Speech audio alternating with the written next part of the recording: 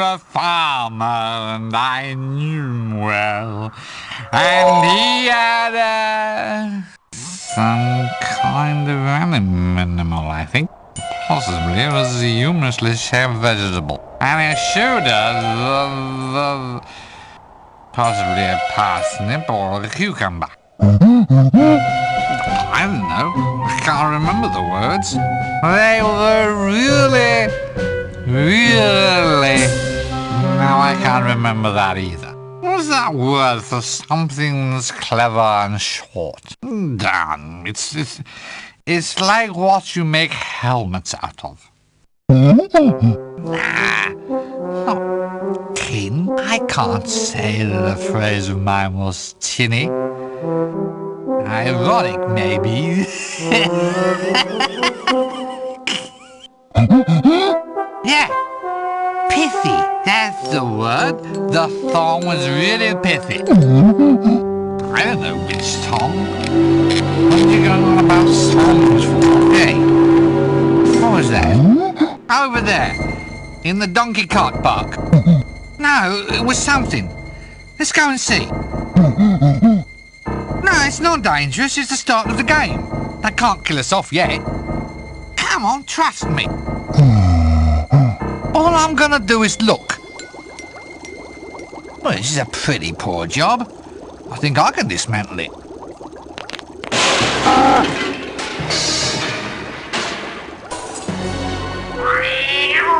Nearly a catastrophe. Don't sweat it, pal. We've got 9 minutes and 7 seconds left. You know what we could do? We could drive this thing out of here. Oh, damn. No donkey. Oh, you could pull it. Yeah, you're right. Looks like we're going to have to do it the old-fashioned way.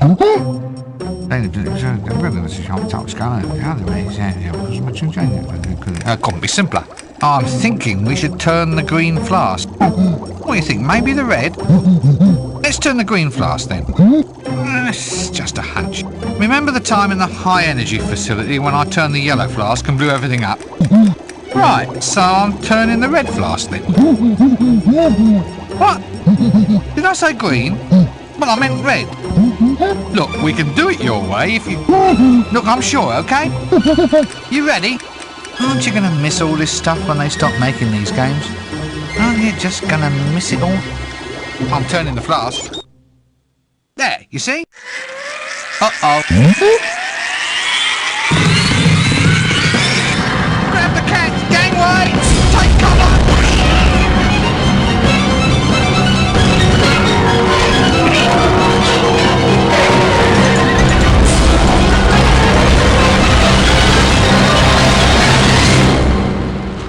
Oops. Well, the animation budget's increased at least. Well, of course that's a good thing. It means they haven't spent as much on plot, doesn't it? They've probably halved the number of insane object puzzles for a start. Sorry, I mean clever lateral thinking exercises, of course. Trust me, I've been through this sort of thing before.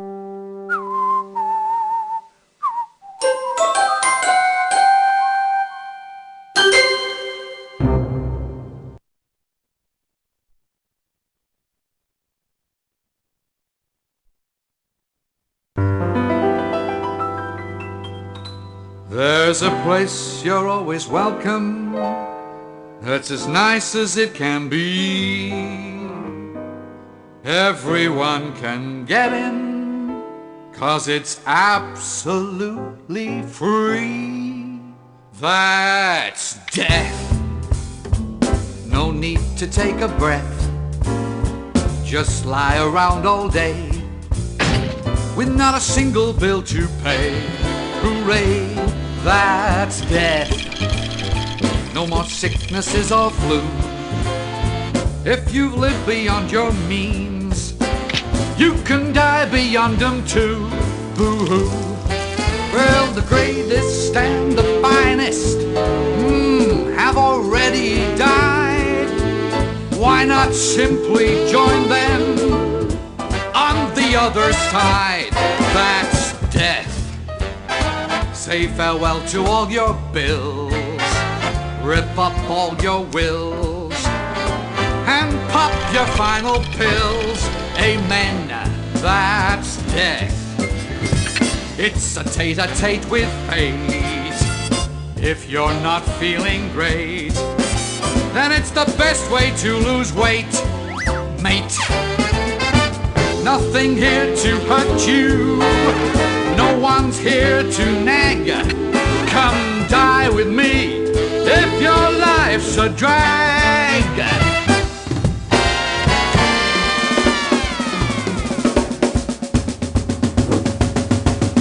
That's death. For wealthy and well-bred, all of them are here, and they're all completely dead. That's death. No more headaches, no more pain. Of the millions who died, no one came back to complain. You can't take it with you. You can't keep what you've got. So why not just lie back and simply rot? Just simply rot. It's so cool, it's hot.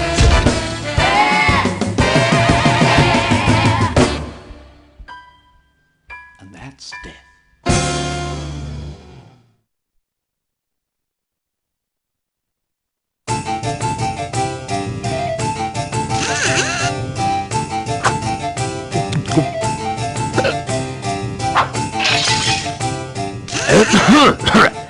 Colleagues, gentlemen, and fellow wizards, here's looking at your bottom.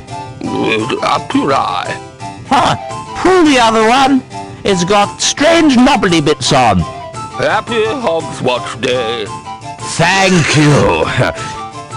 Colleagues, we are gathered here today for the final departure party of our dear, soon-to-be departed comrade, the wizard Windle Poons. Hooray! Good old Windle, don't forget to go straight. 3, 2, 1, 0!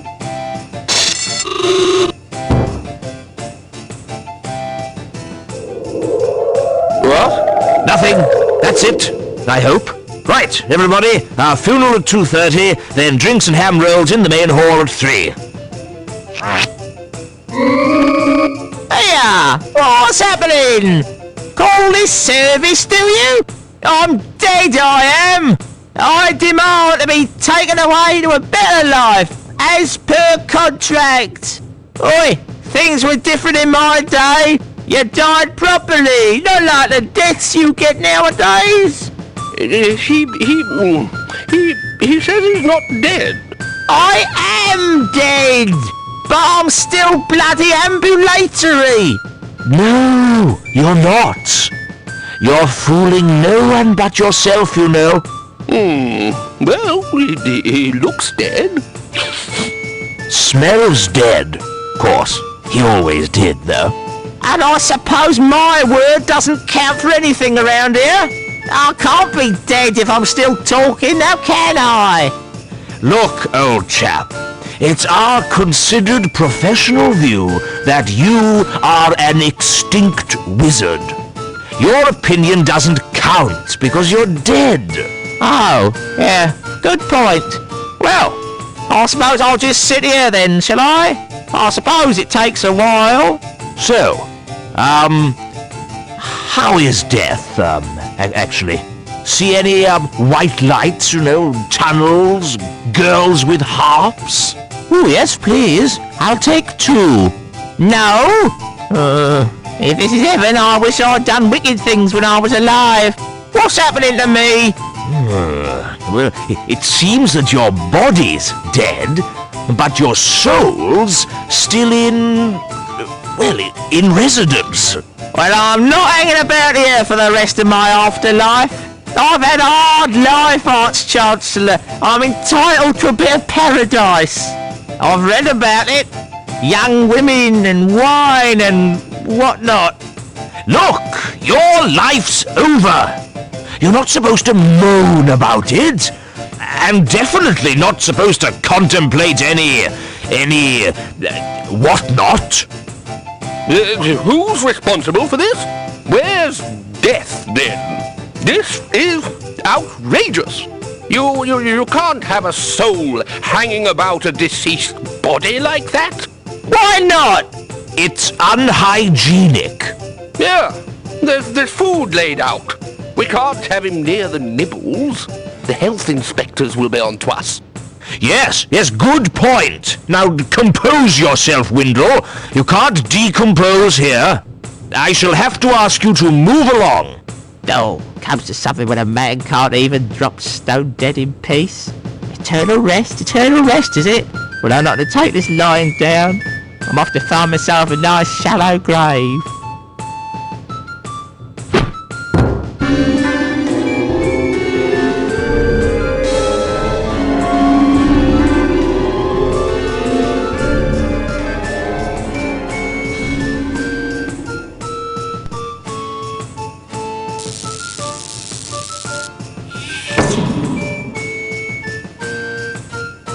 There's been too much of this sort of thing lately. Rincewind? Rincewind!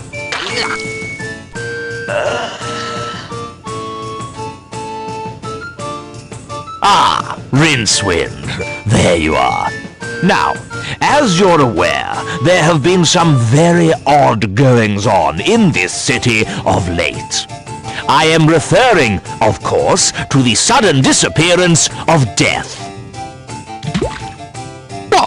No one's dying? Oh, they're dying, but their souls aren't being taken away. They're dead and alive at the same time, and now it's happened to poor Windle. Death's gone, and we need to summon him back. So, here you go. We need to perform the rites of Ashkent. I suppose you have a list of mysterious ingredients that I now have to run off and collect. What? How did you know that? I just had a dreadful suspicion. All right, so what have we got to find? Well, it's a rush job, so just the bare minimums will do. We need 3 equal-sized sticks of wood and 4 cc's of mouse's blood. It shouldn't take you more than a few minutes. Bets, anyone? What is it now? Let's just say that, we needed more than the bare minimums. Not to say that I'm questioning your judgment. I'm just, planning for the future is all. Well, the rest is all just flash and style. This is a death rite after all. You know the routines. A bit of sparkle and glitter in the air, vile Charles stench erupting from the tomb, and lovely dribbly candles. That sort of thing. None of which we'll need at all. That's right. Just the wood and the mouse's blood. There never seems to be any way of getting a decent moment's rest around this place.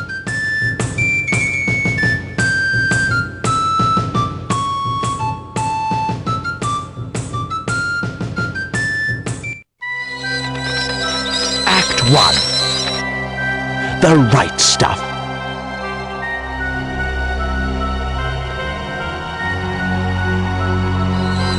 That leads to the high energy facility. That leads to the university gardens. That leads to the dining room.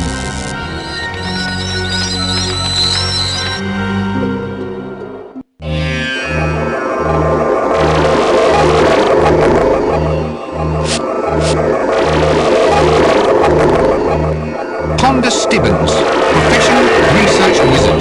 Personality, maniac. Avoid at all costs. So, what are we here then? Thorns! Billions and billions and billions of thorns! Pardon me while I just edge closer to an appropriate escape route, will you? Please don't let me disturb your meditation on world domination. Oh, lovely. A giant drink mixing machine. Drink mixer? You call the greatest magical breakthrough of the age a drink mixer? Yes. Well, alright. Maybe it is a giant centrifuge now. But one day,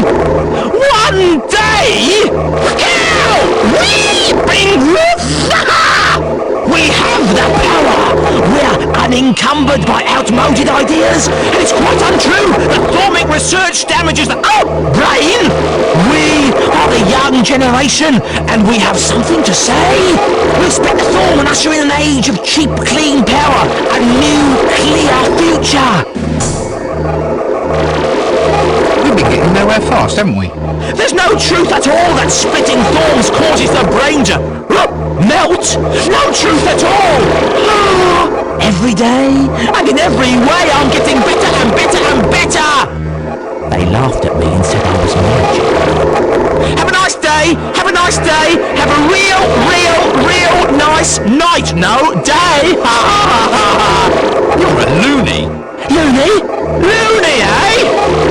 Well, we'll see about that. They called Mad Dog McAxeman a loony. Well, that could be because he used to dress up like a crayfish and go running up and down the high street. That wasn't him. It was another one. No, it wasn't. He was the idiot who accidentally ate his own feet, for heaven's sake. Yes. Well, people always scoff at what they don't understand. Oh! Well, I understood he scoffed his own feet. So, what is a thorm, actually? A thorm? You want to know exactly what a thorm might be? Good heavens, no! That's why I asked. Oh, yes. I can tell you all about thorns. Well, aren't you going to say please? All right. Please tell me what a thorm is. A thorm is a magical particle, the quintessence of magic itself. Inside this Thorm accelerator, I can take magic and whir it up to a massively increased speed. Imagine high-powered magic! Spells 1,000 times more efficient than before! With this power in my hand, I Give your creature life? Be the envy of your friends? Get girls through hypnotism? Make in your spare time? Oh yes, all that, and more. Come in, Starbase 9! Look, you're a busy man, or at least humanoid. Would you like to see a brief documentary clicky display about my work? No, thank you. We have a guidebook, complete with an interview of me and a series of diagrams charting my incredible progress in finding out what makes the universe tick. No, that's all right. I know what makes me tick. I'm tick when I accidentally put sugar on my sausage. I don't see this as being a new age in magical energy. Still, might be a few arts grants in it. I could try gargling lager and curry, then take a ride with a piece of canvas. For a personal reflection. For a good conversation starter. For when everything else fails, why not try a little sarcasm? Or asking a general question. Ending the conversation. Excuse me, I think it's probably time for me to take my medicine. Students these days, aren't asking.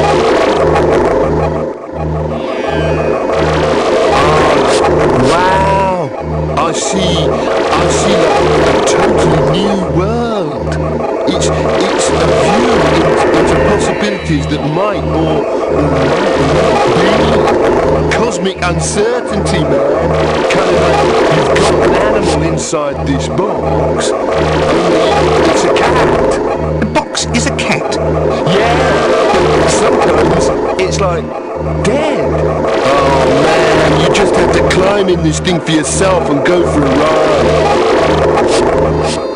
Oh, lovely. So you're a research fellow, are you? Free housing, a wage and medical benefits, and this is what we get for all our outlay? It's not such a good job. I'd leave it if it weren't for the perks. What have you been doing? It's like a manifestation of cosmic energy.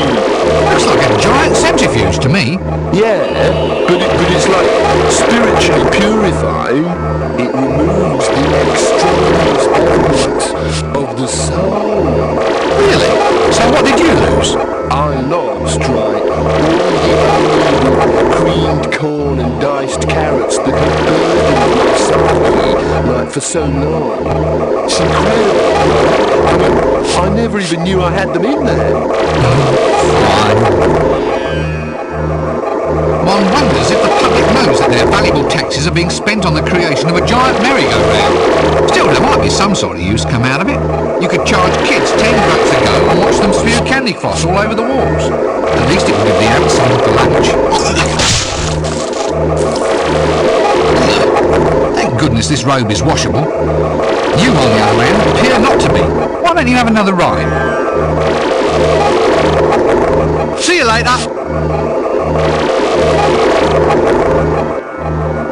A foam accelerator, eh? It looks like a giant drink mixer to me. Form. A form is the basis and traditional unit of magical strength. It has been universally established as the amount of magic needed to create one small white pigeon or 3 normal-sized billiard balls. In this very room, the form has been successfully demonstrated to be made up of wrestles, which literally translates to thingies, or reality fragments. Current research indicates that each resin is itself made up of a combination of at least 5 flavors, known as up, down, sideways, sex appeal, and peppermint.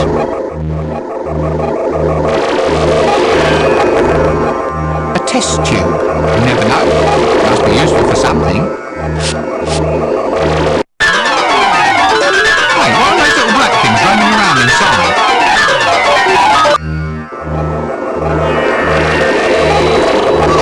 It's, one of those things where air wheezes in and out. Like a political manifesto, only not as tarry. There, that's the word. Scaz.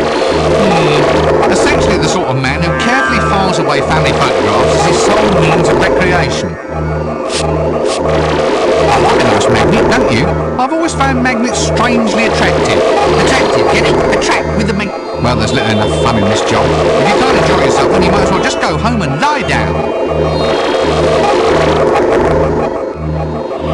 Ah, hello there. Yeah, right, yeah. Yes, absolutely. And you are? Scaz, that's a name I have. Yeah, right. Oh, lovely. Well, that's this conversation off to a good start then. What are you doing here? Just answer the question. I'm, trying to get it together, I mean, what are, any of us really, actually doing from a cosmic point of view? Yes. What are you doing in this room? Oh, right, yeah. Well, working, on this new magical engine for working things out. It works things out, By working them out, it crunches numbers into little bits. Amazing. What's it called? We, call it hex. Why? Well, because in the working things out engine business, everything has got to have, a 3-letter name. Is that because you can't understand longer words? What? Somehow when I look at you, I feel that a 3-letter name just isn't enough. What? I don't understand. Really? That's astonishing. It really is. So this is where all the grant money goes these days. Hey, there's no point getting all, uncool and heavy. Anyway, I don't deal with money. It's all Kevin's doing. He knows how to talk to the university council. Kevin? Who's Kevin? One of my research assistants. He's a, invertebrate politician. Invertebrate? illiterate politician. I think there's a misprint in the script. No, invertebrate. He's an ant. Currently, he lives in that test tube over there. Now go like away, because you can't stand around here all day. It's too difficult. What are all these leggy little objects you have running around the place? Oh, those. Oh, they're ants. Ants? Yeah, ants. They got legs, sticking out bits on their heads. You get them in sandwiches at picnics, ants. That's what they're like, that's what they're called. I'm perfectly aware of the existence of ants. What I want to know is why you have them running freely about the innards of a complex mathematical machine. There, in fact, is the essence of my, very cunning plan. You see, when we were designing X, we worked out, what with it all being so new and everything, we were bound to end with, a lot of bugs in the system, and that'd mean people would be complaining the whole, time. Every time it wouldn't work properly, they'd call us and tell us there was, a bug in the machine kind of thing. So why have you put an antil inside? Alright, well, the cunning bit is, we thought what we'd do is put all the bugs in right at the start, so there'd be no room for them later on. Smart, eh? Amazing, and somehow so prophetic. Right, but we don't call them bugs anymore. We call them creatures. Then, if a problem occurs, we can say, no, it's not a bug. It's just an undocumented creature, and the whole system relies on them now. They race about inside there, opening up little gates, closing them, opening them again, running about in little wheels, dragging bits of information from one storage bin into another. It's working really, well. I'm not so sure about that. How do the ants feel about it? They seem to like it. We found the machine works if you put living things in, see. We put in a mouse the other day, and it worked really fast when we put some RAM in, until they butted their way out. Do you ever, how shall I put this, lose any ants? It's funny you mentioned that. It was only yesterday when I lost 100 of my best. It was awful. The machine was totally debugged for a while.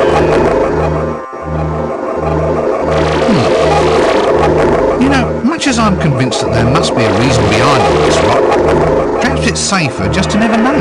Maybe I'll just rob the place of every little object that might be of use and just leave it at that. Pick up bird, open door, throw axe at dwarf. It was so much simpler in the old days. Let's just stop all this now.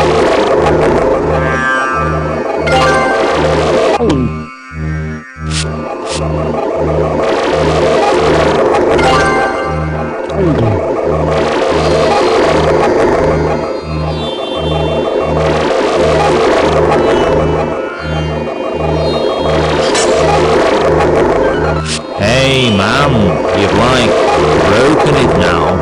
All the ants have run away. You've debugged it.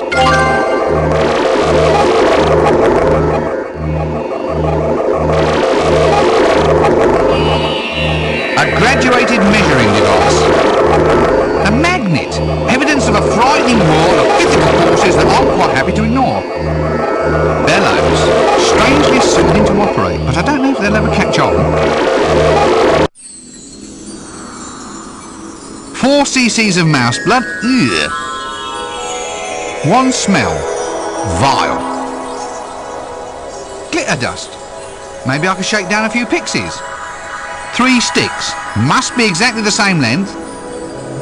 Not just your ordinary candles. No, we need dribbly candles.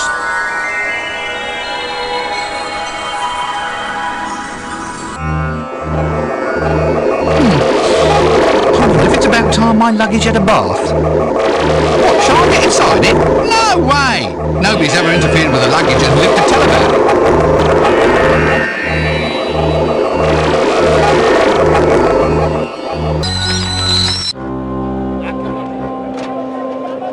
A sort of rest home for the dead. Ah, the Shades. I know it well. An area where curiosity not only kills the cat, but also weighs it down with bricks and tosses it into the river. The focal part of town where the new clicky theatre is. Used to be one of the more jolly guilds. Now look at it, just a pile of rubble. Really? I'd swear this shop wasn't here before. Where water meets land, although in this case it's hard to tell which is which.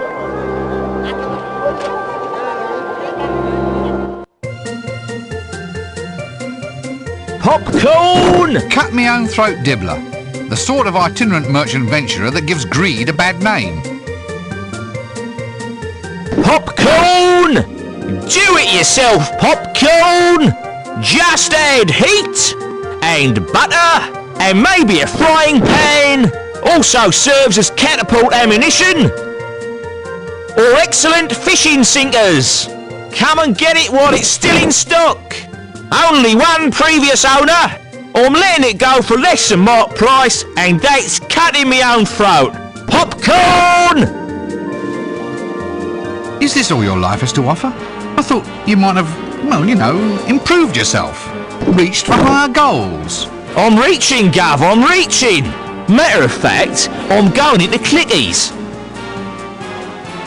Clickies? Just what Ankh-Morpork needed, eh? Exactly! Yeah, for you, irony means sort of like iron, doesn't it? So we're into Clickies now, are we? At last the monkey has found the banana plantation. Yep, moving pictures. Here, have a read of this.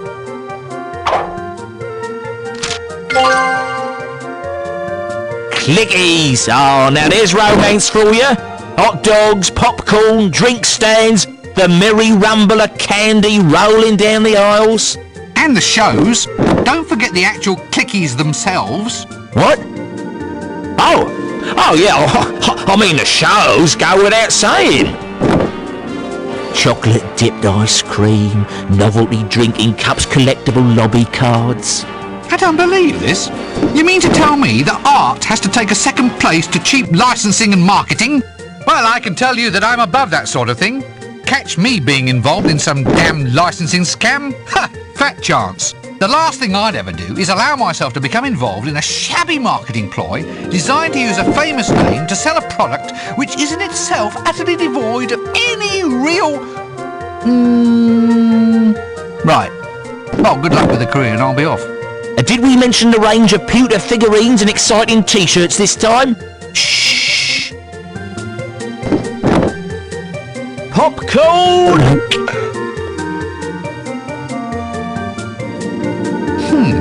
Trolls prefer blondes. Why, do they go better with broccoli? Odium? What's an odium and why should I care?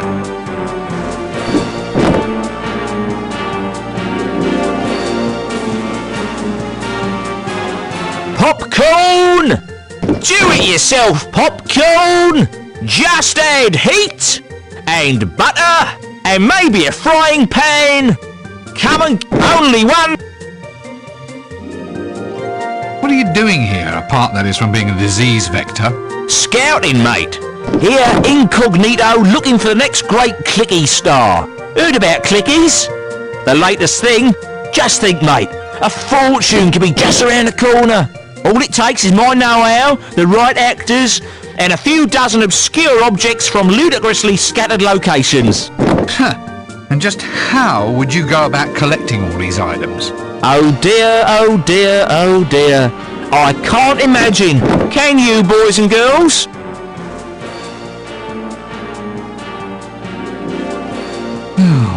No. Don't knock me back until you've seen the goods, sir. Smashing stuff. Fine popping grains lovingly swept from the warehouse floor. Why's he got little rat's hairs mixed up all through it? Just keeping the grains warm, sir. An added extra and no additional charge. Oh, all right then. Anything to keep you quiet.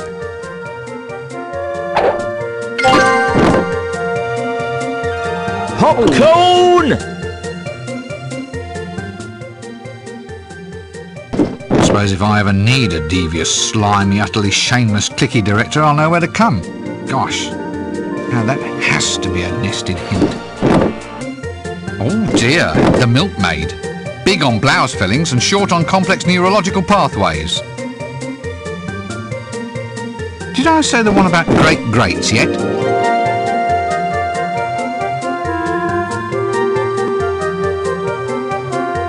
This one looks good.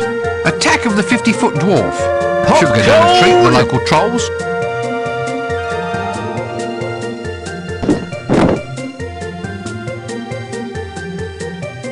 Boo-boo-be-doo, boo-boo-be-doo, boo-boo-be-doo, be-doo-be-doo, boo-boo-be-doo, boo-boo-be-doo, be-doo-be-doo, boo-boo-be-doo, boo-boo-be-doo, boo-boo-be-doo, be-doo-be-doo. Oh, no, I just don't think this is working. By the great beard of someone unusually well bearded. What happened to you? I thought you were a milkmaid. I was a dairy products distribution agent, thank you. All that's behind me now. I'm a thespian. I'm sorry. An actress. A star of stage and screen. I'm starring in a new clicky called Trolls Prefer Blondes. Oh. And why do trolls prefer blondes?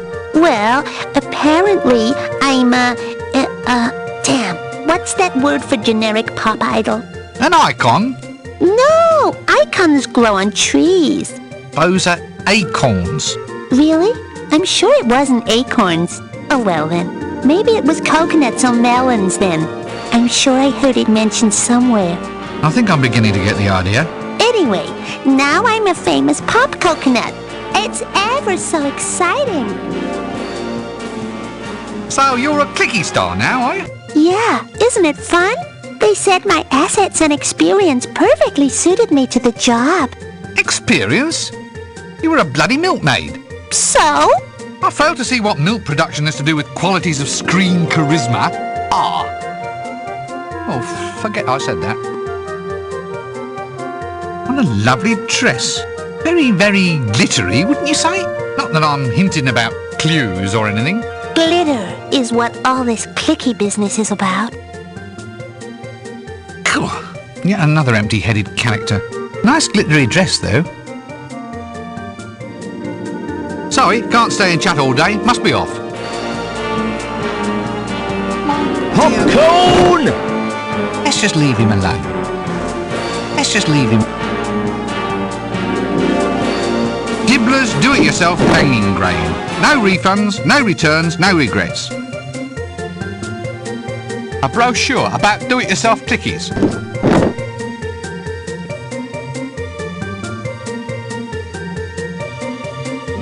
Pop...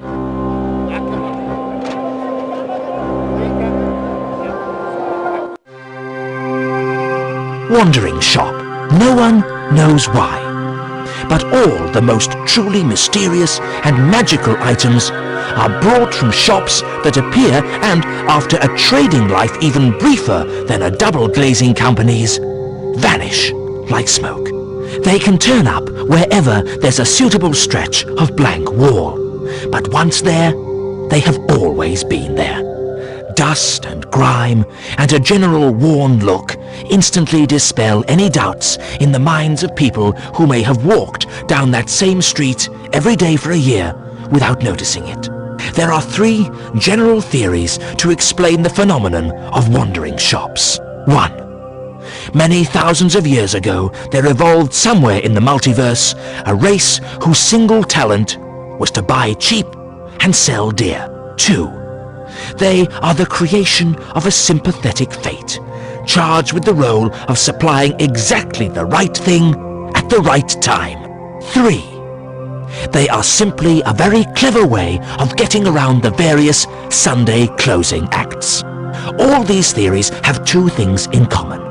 They explain the known facts, and they are completely and utterly wrong.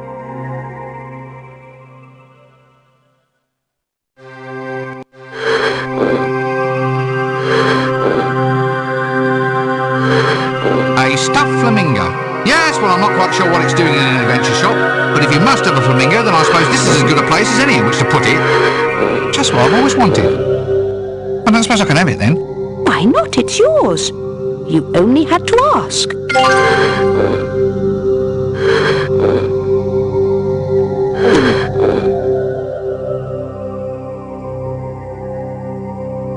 One alligator, badly stuffed. Well, every magical shop has to have one, I suppose. That looks nice. Can I have it then? Certainly not. It's not for sale.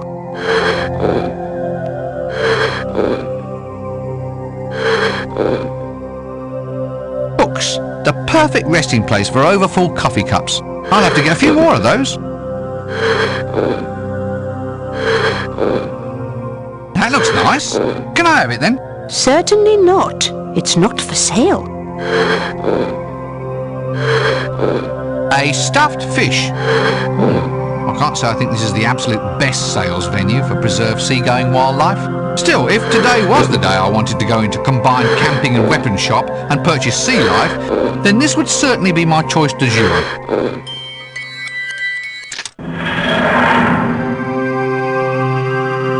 That looks nice. Can I have it then? Certainly. What? No mumbo jumbo? No sudden insistence that I go on a special quest or anything? What? Me? Order a princess about? Whatever are you thinking? Frog-scented incense? Extra smoky? Frog-scented? In the middle of summer? These people are barbarians. That looks interesting. Could I possibly have it then? Certainly. Candles, excellent. These should do the job nicely. Jars. Yes, once again, a closer inspection does in fact reveal that they are jars. What's the matter? Don't you trust the written description? That looks nice. Can I have it then? Certainly not. It's not for sale. Nope, can't reach them. I better ask her first anyway. A strange machine. I don't know what it does, and I'm fairly certain I'll rest better tonight for never having known. Maybe it has something to do with this being called a wandering shop. An old woman. Well, I say old, but given the cruel abuses of this dingy level of technology, the possibilities of childhood malnutrition and debilitating diseases in later life, that gives a fair range, doesn't it? And even if she is old, I mean, old is a relative term. She's older to some people and younger to others.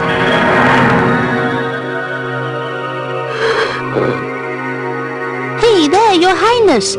And aren't you a pretty little girl? I'm not a little girl, I'm a powerful and dignified magician. Why are you dressed up as a princess then? I most certainly am not. You've got a tall, pointy hat. All princesses have tall, pointy hats. Look, it's not... And a dress. A tall, pointy hat and a dress. That's a princess in my book. So how do you explain the beard then, eh? Eh? I thought that was just probably your peasant blood, dear. A lot of men find a bit of hair sultry and attractive. I wish a lot of women did. I can't really see that this shop serves any valid social purpose at all. It all seems like a total waste of resources. Well, that's nice coming from a princess. Look, for the last time, I am not a princess. Okay, Your Highness. Look, all joking apart, what are you selling? Well, Your Highness, this here is an adventure shop. It has all the marvellous things people need when they decide that their main calling in life is to find a hole in the ground, collect some friends, and then go delving into the underground, armed only with swords, rope, 10-foot poles, halberds, 6 torches, and a flask of oil. Good gracious. And is there actually much of a demand for this? No. It's all collectible trading cards these days. Dimwick, the smothering. It's taken all the fun out of the business. I can't even shift magic items anymore. Magic items? What, elven cloaks, magic swords, boots of speed, that kind of thing? That's the stuff. We don't really stock the boots anymore, though. We did have boots of domination, but a female barbarian already bought up those. Anyway, do have a browse, Your Highness, and let me know if there's anything you want. Candles? You do candles?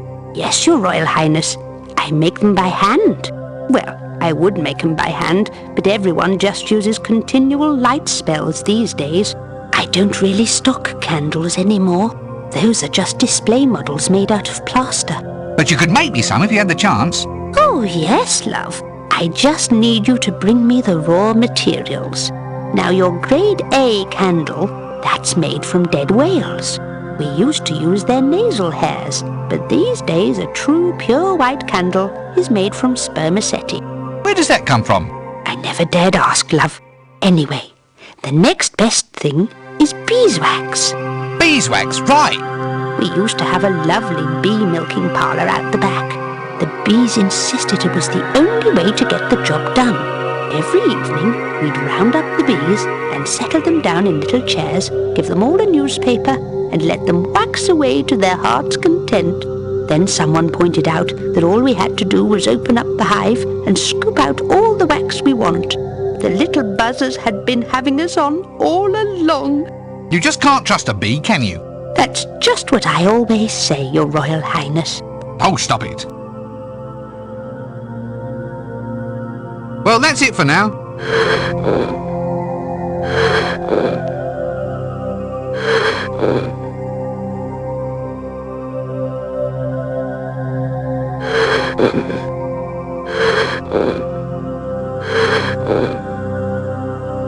Let's just look.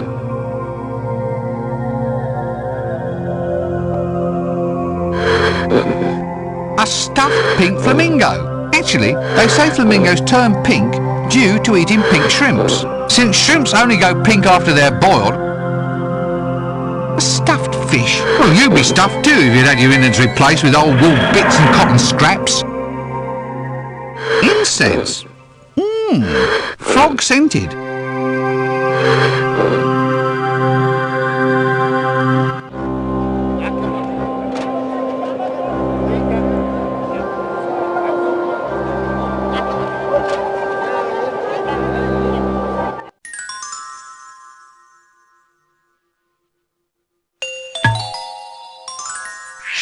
Clown's hooter. How I can blow my own horn at last. I think you might... My old pals, the Fool and Chucky. Great gods, you two again? Yo, Chucky, Chucky, Chucky. But you're dead. You quit life's stage. You're resting. Chucky wants to be the ghost of all jokes past. Being dead is grand. Look, we even get flowers. Oh, Chucky, Chucky, Chucky. Great gods, you two again? Yo, Chucky, Chucky, Chucky. But you're dead. You quit life's stage. Now look. Knock, knock. Who's there? Cohen. Cohen who? Cohen, answer the door. Oh, Chucky, Chucky, Chuck, Chuck, Chuck, Chuck, Chuck, Chuck. Why is it everyone else toddles off to heaven or hell and you two get to hang around here? Chucky, Chucky, Chucky, Chuck, Chuck, Chuck. I'm stuck, stuck, stuck, stucky. You can't leave. I mean, you're dead, but not gone before. You're haunting.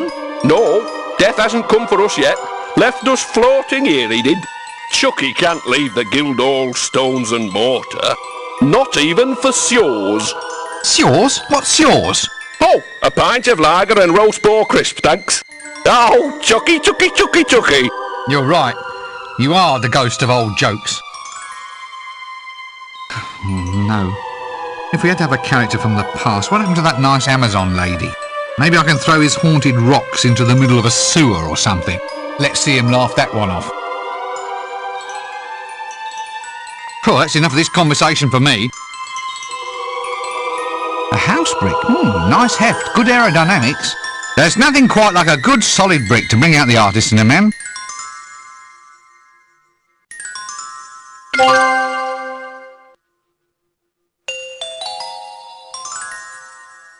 Got leg here, got leg here. Now pay attention.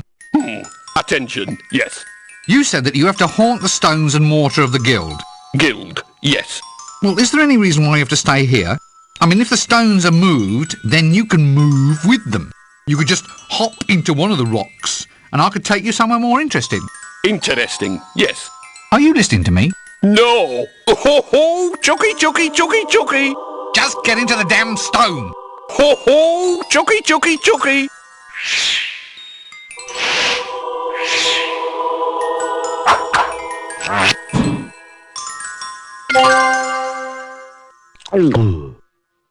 Don't you find something strangely soothing about an ambulatory box which can consume 50 times its own mass in food, clothing and furniture?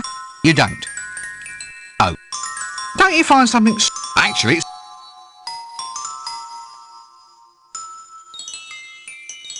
That leads to the sewers.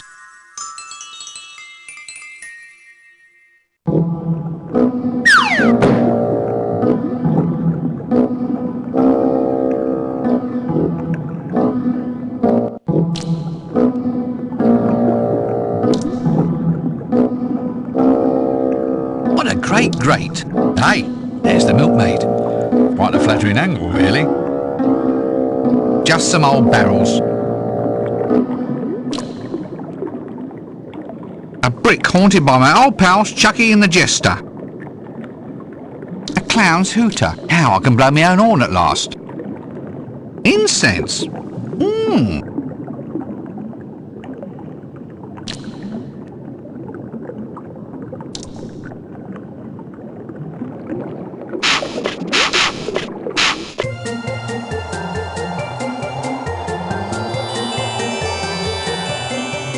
Miss?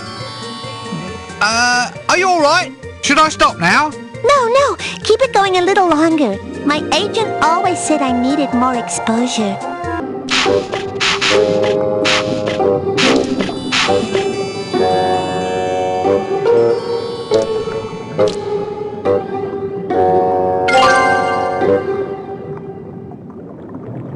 Glitter dust, eh? Well, I'm sure this will come in very useful.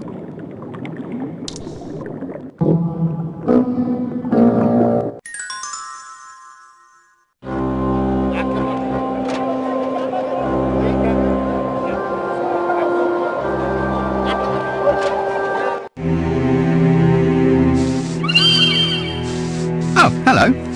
And what in the world are you?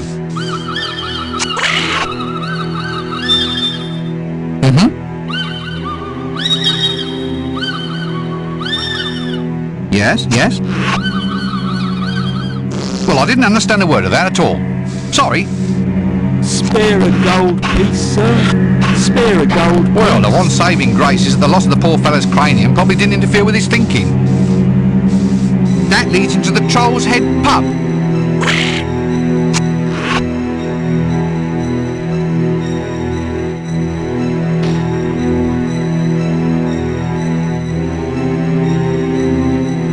So this is the dead collector, huh? When I was a lad, I just used to collect butterflies. I suppose it's just a matter of scaling up. Oh, lovely. A cartload of corpses. Still, I suppose it's nice to get out for a bit of a ride in the fresh air.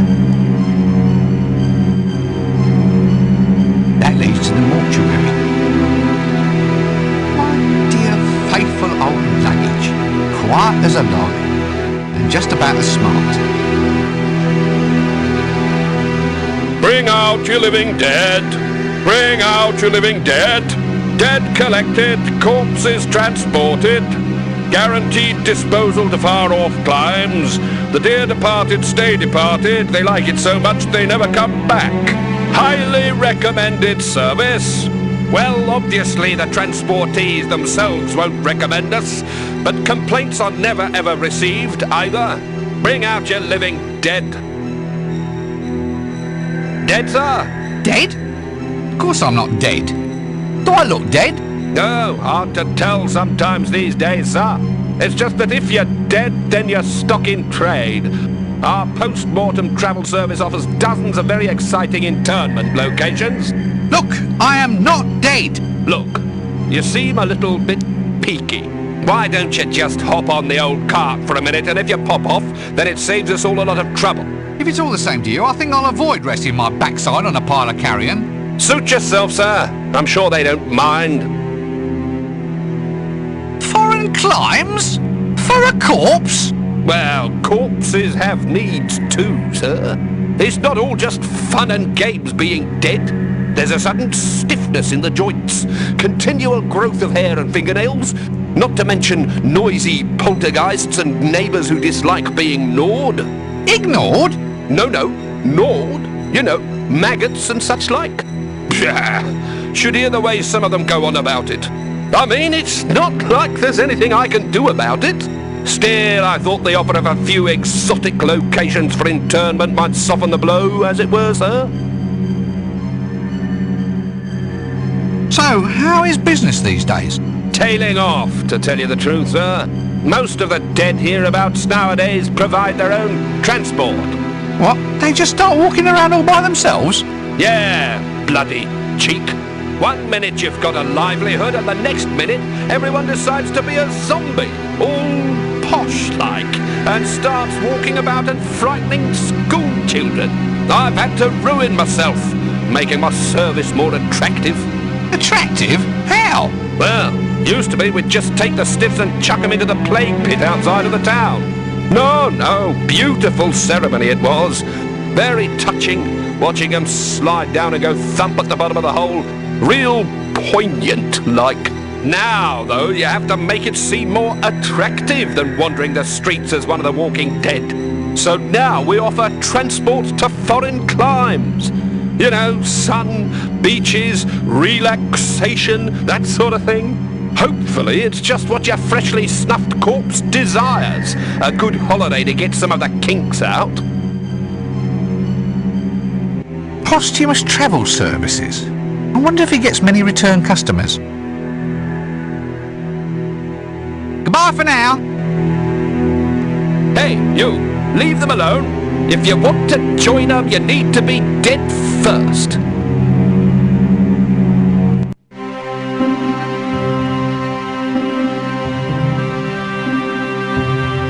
Can you imagine what horrors that could be kept in here? Fortunately, it's locked. Jars, eh? I'd say somebody around here has a pickling fetish. Granny Weatherwax. A tough lady, this one. Best to let her get the beauty sleep she so obviously needs. I guess this is the bucket they all kick before they go. Slops. I don't think we ought to examine this one too closely. Reasonably sharp and not too much goo on it.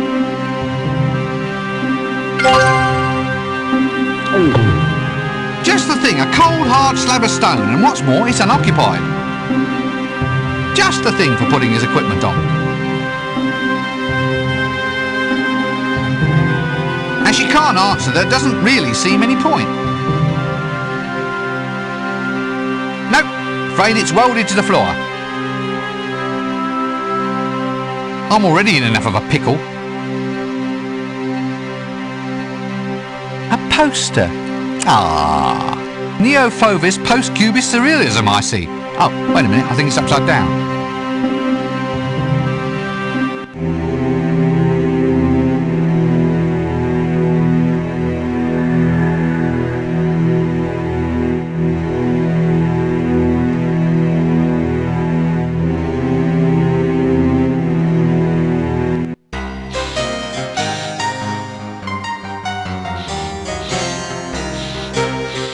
Barkeeper, I'll have a pint of Winkle's Extra Flatulent, my good man. Down here! Oi! I said I'll have... Oi, come back here! Don't you know who I am? I am Casananda, the second greatest lover who ever lived, and the ladder salesman extraordinaire. Come back!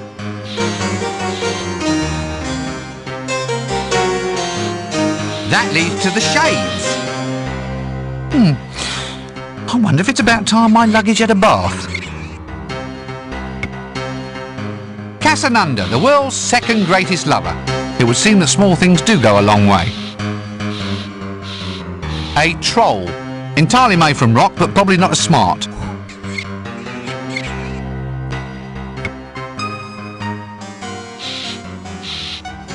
And you are? I am Casananda, ladder salesman and lover extraordinaire. I don't know if there's anything particularly ordinary about that.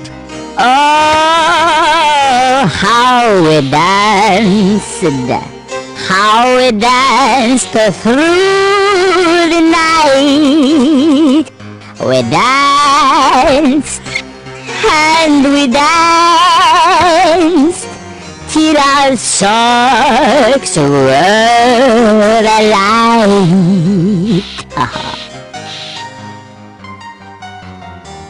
So you're the world's greatest lover, are you? Second greatest, really. But the way I look at it, if people think you're number 2, then they know you try harder. So, what does the world's second greatest lover do with his time? Oh, I'm always looking for fresh challenges, sir. I look at it as my duty to bring a romance and step ladders into the lives of beautiful women everywhere. This ladder of yours. Ah, the finest ladder in all of the disc. The old equalizer, you might say. It allows the lover of a reduced altitude the opportunity to kiss his lady on the cheek instead of on the... That's quite enough of that. Now look, I need a ladder. Can you get me one? Oh, no, I only have one. And I need it for my romantic adventures. Introduce me to a beautiful woman, closer to the ground. A wild woman, a fair and beauteous flower. And the ladder shall be yours. I hope it comes wash and wear. Find some woman comatose enough to listen to that lot without screaming. That's a laugh for a start. I've found your perfect woman, I think. Or, to put it more accurately, I have found your greatest challenge. She's over in the mortuary. You mean she's dead? She doesn't seem to think so. Hey, that's good enough for me.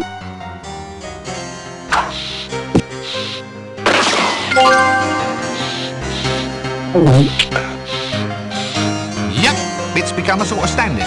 Find a strange bar, you'll almost certainly find some matches in it somewhere.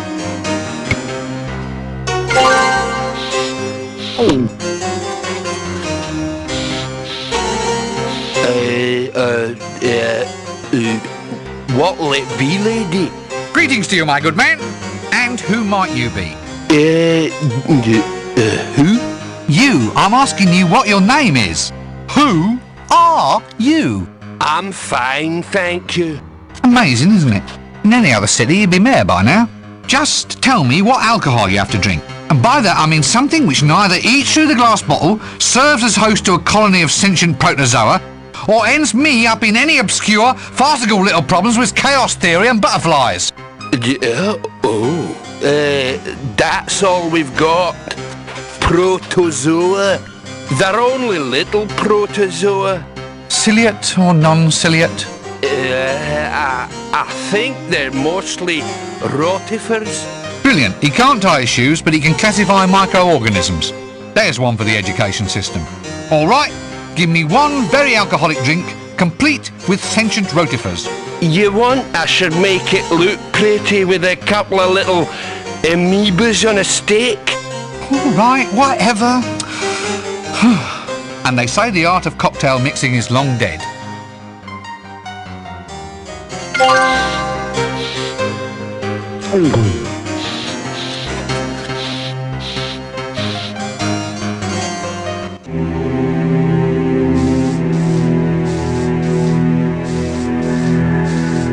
A vile smell?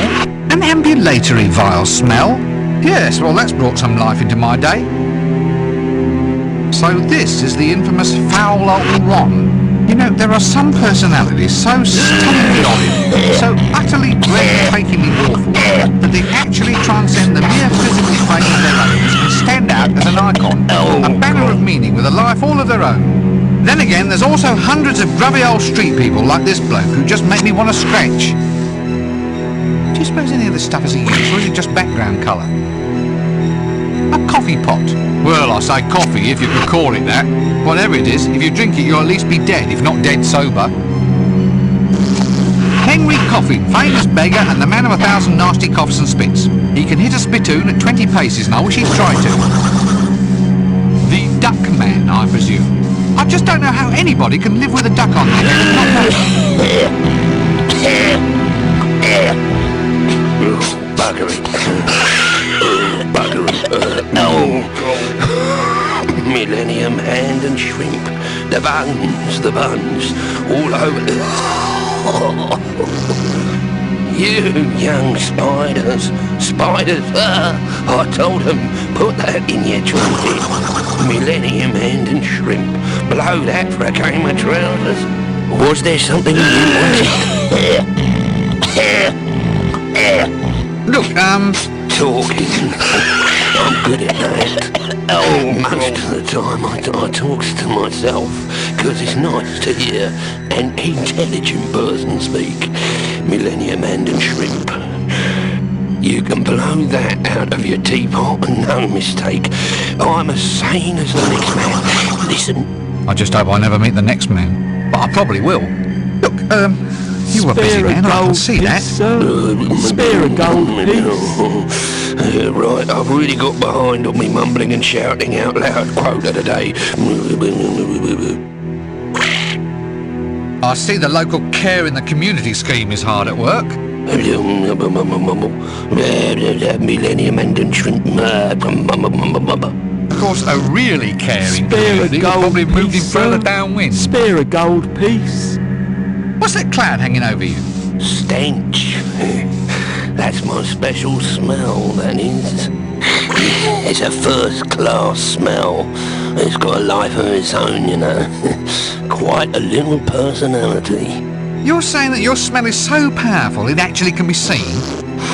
It likes the boots, you know. Spare a gold piece, Nothing sir. it likes better Spare than a gold to piece. settle down with a good old boot.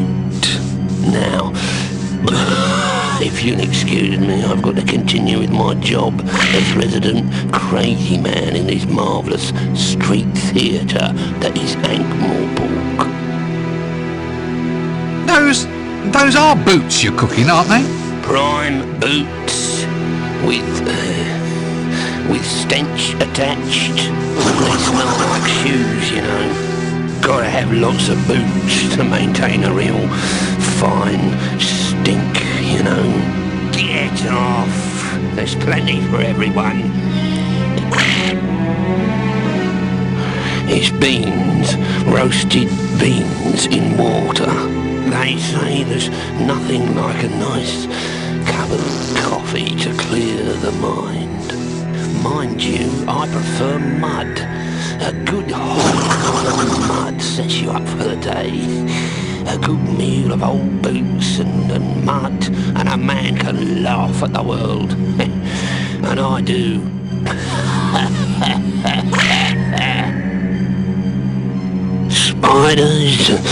Spiders, mumble, like sticky paper and lying. Millennium hand and shrimp, lying. Some might say that this chap lacks a firm grasp upon reality. Yeah, bugger 'em. Bugger 'em all. My personal theory is that he has a very firm grasp upon reality. It's simply not a reality the rest of us have ever met before.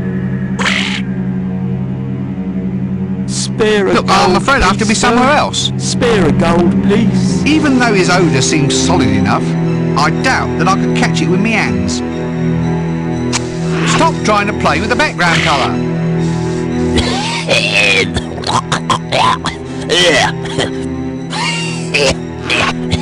Here, spare a groat for a... Spare a... Here, dame. Got what I was asking now. Oh, please, just go away. Here, give me some money, mate. Just get... Spare a gold piece, sir. Sorry, sir. Spare a gold piece. I didn't realise you were so close.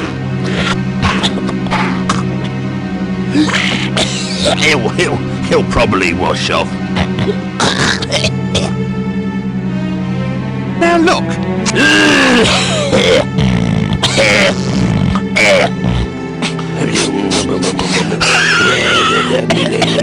Oh, Never mind.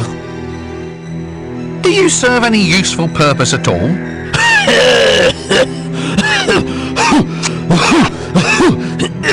Yes, mate.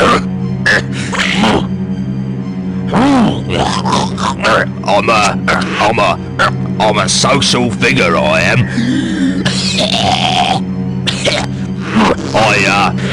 I get non-invited to all the best functions in the city, I do. What do you mean, non-invited? Oh, you know, they sends me the address and they pays me money not to turn up. I can't understand why myself. Oh, I'm sorry about that, go.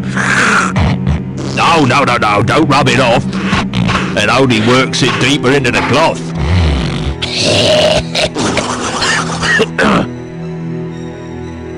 I'd probably have more to say, but I'm afraid I keep being distracted by this bloody dreadful smell. Excuse me, I think it's probably time for me to take my medicine. Spare a gold piece, sir. Spare a gold piece. A whole gold piece? Most people don't earn that in a month. Well, the streets are swarming with beggars, sir. So I just thought I'd establish myself in a different niche market. You know, beggar to the upper gentry. Oh, really? So, as I say, sir, any gold pieces to spare? Perhaps raw bullion? Shares, futures, that sort of thing? Oh, stop it. And go and do something about that duck. What duck? A whole gold piece? Most people don't earn that in a month. You wouldn't say there's anything in the slightest bit unusual in your appearance at all? No? Why? Nothing that, say, when viewed in a mirror, might give you pause for thought? What's a mirror, sir? Ah, we may in fact have reached the root of the problem. However, it's a silly problem, and so I am suddenly going to stop talking to you. Look, about this... What, sir? Well, it's just... Do you feel any, poultry-ish presence in your life? No? Not that I can say I've noticed. So you wouldn't say, for instance, that you have an unusual choice in hats? Hats? I don't wear a hat. Or pets, perhaps? No, sir. Never keep any pets. They say an owner always ends up looking like their pet. And who'd want to go around in life looking like something silly? Oh, yes, I see your point. Oh, yes. What's in the pot? Coffee Olay. Olay? No, Olay. We stole it from a bullfighter. Got to stay sharp, sir. Otherwise the bull might get in an illegal punt. Ooh, fresh coffee. Can I try some? No. Oh, God. Nah, don't think I really want to handle this one. Correspondence would be welcomed. Excuse me, I think it's probably time for me to take my medicine. A saw! At last I have seen a saw! An old clay pot. I wonder what that was used for. Spare a gold piece, sir. Spare a gold piece. That leads to gimlets.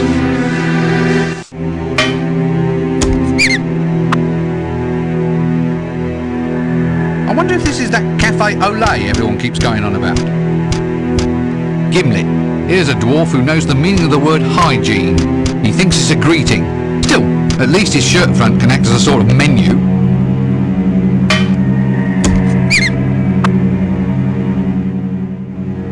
Hey there, sir. Hey there. What can I cook for you? We got the meals for one and all, a fixed price menu, and everything come with a pickle. What's on the menu? Oh, mice, sir. Mostly mice. Ethnic dwarf cuisine, sir.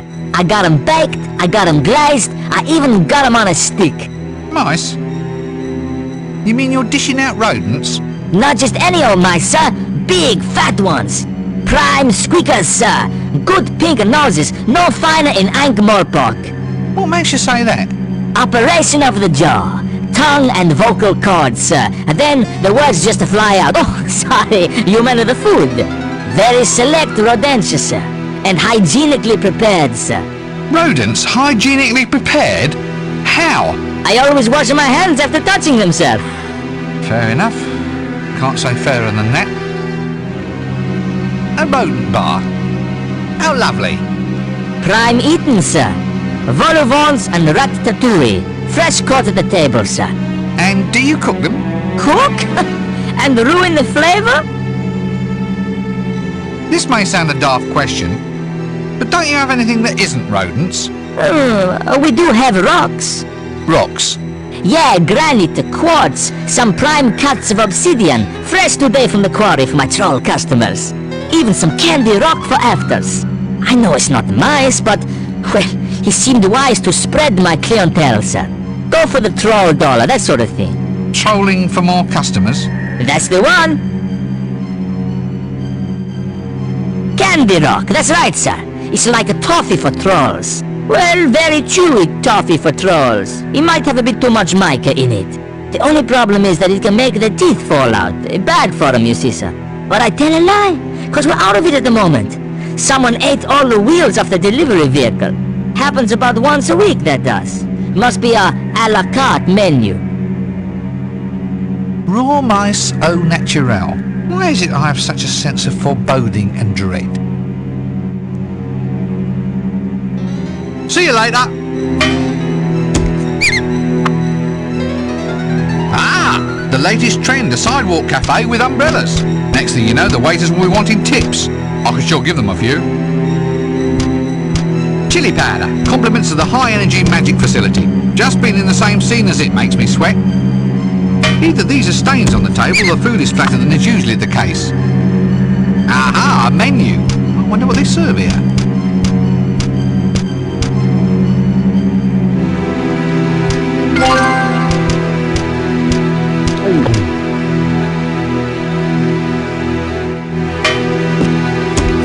Let's see what we have here.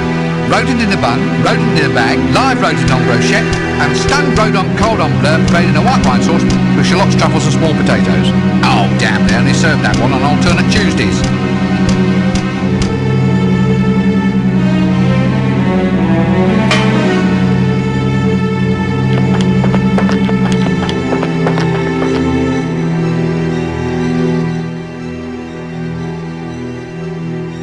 Hey there, sir. Hey there. What can I cook for you? We got the meals for one and all. Fixed price All right then.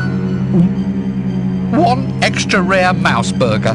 Right, sir. Hey, I think I can hear one of the little squeakers now.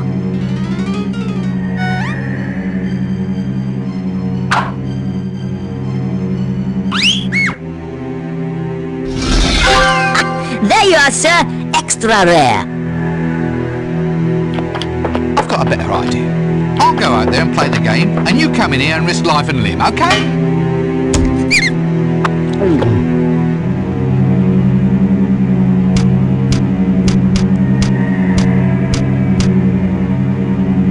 Mousy, I will hold him and cuddle him and name him George, or something like that.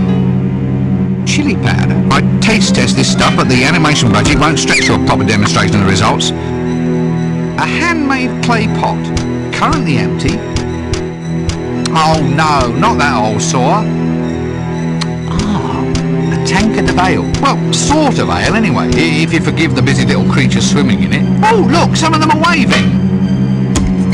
Matches. Normally I'm not allowed to play with these, but today we'll make an exception. A ladder, long and solid, just the thing to beat myself unconscious with and finally get a bit of kip. A sharp cutting blade. Glitter dust, eh? Well, I'm sure this will come in very useful.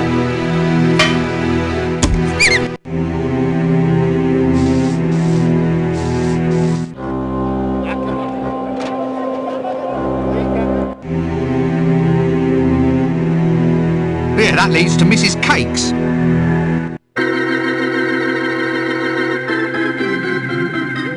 A genie bottle, eh? Obviously a good home for beings of the non-substantial persuasion. Sort of a sense of foreboding here.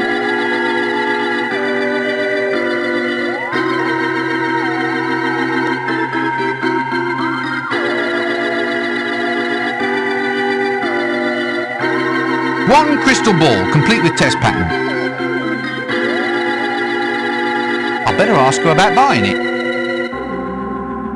Mrs. Cake, you'd think a hat that size would sap her strength, wouldn't you? Is it? Oh, I haven't been outside. Hello there. Nice day. Eh? What? How dare you? Well, now you're just talking rubbish. Order your thoughts, young man. Is it? Oh, I haven't been outside. Hello there. Eh? What? How dare you? Well, now you're just talking rubbish. Order your thoughts, young... Is it? Oh, I haven't been outside. Hello there. Nice day. Eh? What? How dare you? Well, now you're just talking rubbish. Order your thoughts, young man. Is it? Oh, I haven't been outside. Hello there. Nice day. Eh? What? How dare you?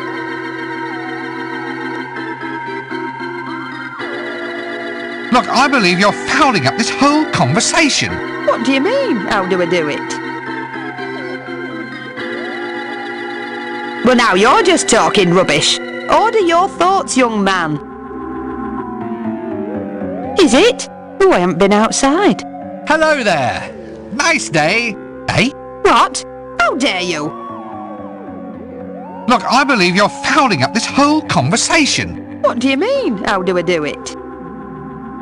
I just don't believe the hash you're making of a simple conversation. How are you managing to do it? Ooh, yes, that's what I am. Why, does it show? Well, now you're just talking rubbish. Order your thoughts, young man. Is it? Oh, I haven't been outside. Hello there. Nice day. Eh? What? How dare you? Well, now you're just... Oh. Is it? Oh, I haven't been out... Hello there. Nice day. Eh? What? How dare you? Look, I believe you're fouling up this whole conversation. What do you mean? How do I do it? I just don't believe the hash you're making of a simple conversation. How are you managing to do it? Ooh, yes, that's what I am. Why, does it show? She's talking like she already knows what I'm going to say. Is she a clairvoyant? Well, it's nice to start all over again. I'm sorry about all that. Sometimes I forget I've left it on, you see. Hello there. Nice day. Oh, damn it, we're back here again. Eh? Oh, sorry, I forgot to turn my precognition off.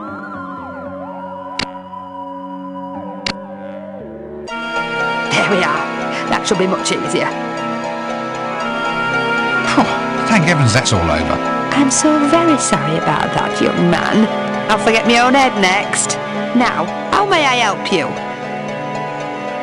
A psychic, eh? Well, who'd have thought it? You did, dear, about 3 minutes from now. Do you really get away with all this? Just pretending to read other people's thoughts for a living? Well, it's not as if I'm making money at it. Ask most people to cross your palm with silver and they look at you like you're some sort of beggar. The only fringe benefit these days is the ectoplasm. Ectoplasm? What do you use that for? Never you mind. I am too. You're not really a psychic. I will. Prove it. All right, ask them. I know. Answer my questions. Blue. Describe my favourite colour. A rash. Describe what I got for my birthday. Fat, toothless and covered with sauce. Describe my breakfast. Frilly underwear. Nope. I just can't remember what I meant to ask just then. I do, and you ought to wash your mind with soap and water. Now, why don't you just go off about your business, or I'll tell all the nice audience about what you keep in your sock drawer. Might I borrow that genie bottle you have up on the shelf up there? I tell you what, you can have the bottle, but only if you get me some nice fresh ectoplasm. Ectoplasm? What? That stuff that drips down walls? Sort of ghostly goo? That's the stuff. Nice and slippery. Won't the wallpaper get all sticky? That's what the punters want these days, dear. They don't think you're a proper psychic unless there's ectoplasm sloshing all over the place. Where does ectoplasm come from, anyway? Ooh, you can wring it out of spirits if you can catch them. Squish it out of them like wringing laundry. special core for ectoplasm? Gives you pause for thought. Be seeing you then.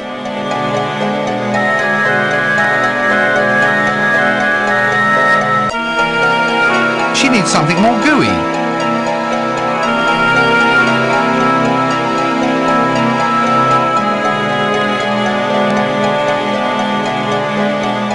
A closet, just the place for the odd skeleton or two.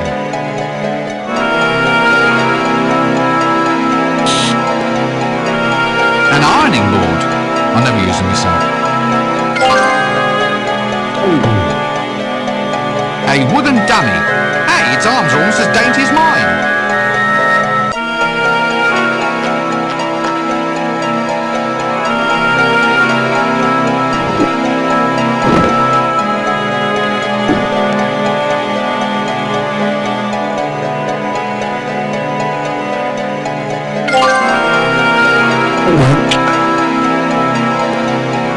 Try as hard as I could, I doubt that I could break an arm off. A good assortment of jars containing all manner of the latest accessories for the modern medium. A dressmaker's pair of scissors.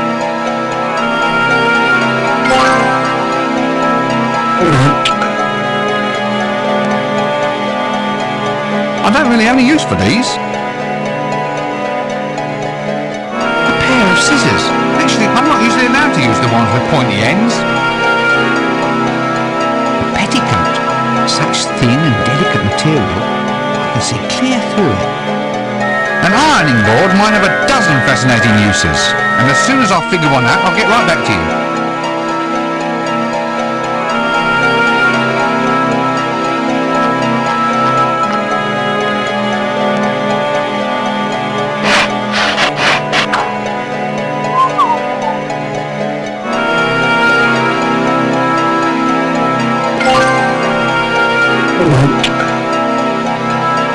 A wooden arm?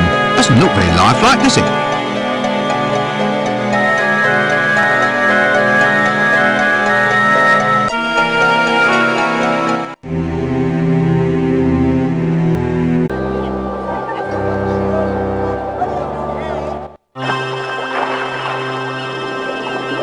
Very knocked down about that wall.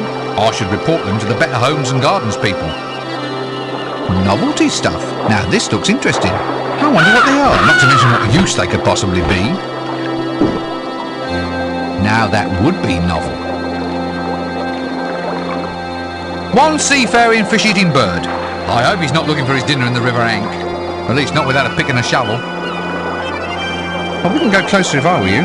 It's only called water because of the position it occupies between the river bottom and the sky.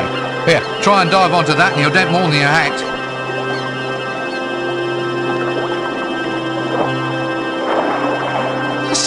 Fish? Well, you'd be stuffed too if you'd had your innards replaced with old wool bits and cotton scraps. I better not poke it too hard, it might burst.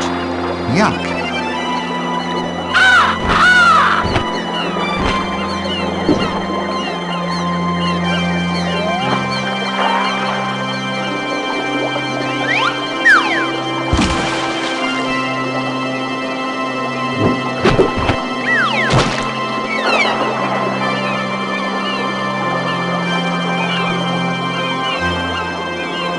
I've heard of stunned mullets, but never a stunned mallet.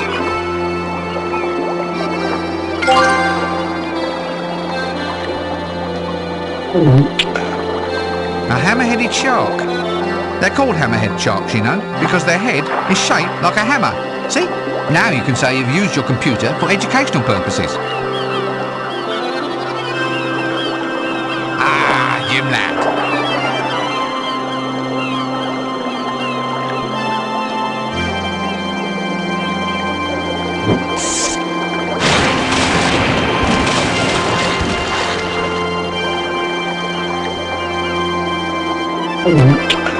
A hammer-headed shark. Now, fascinated. I think you might be confused. A hammer-headed shark. Actually, if you... One slightly stunned wading bird. Not surprising the way it dived onto the river bank. Ah, Jim lad. Just the thing for hanging something on.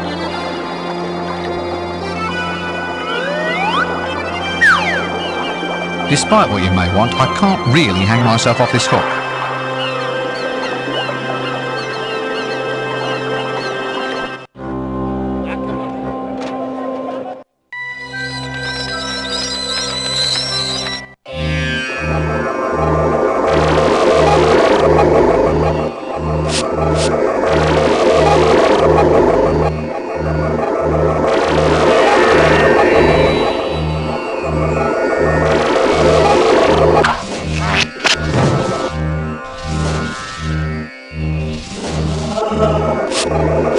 No. Don't you know it's wrong to mix spirits? Oh, chucky, chucky, chucky, chucky.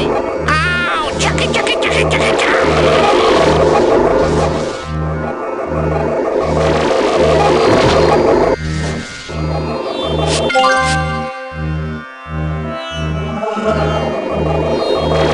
Ectoplasm! At least I hope it's ectoplasm.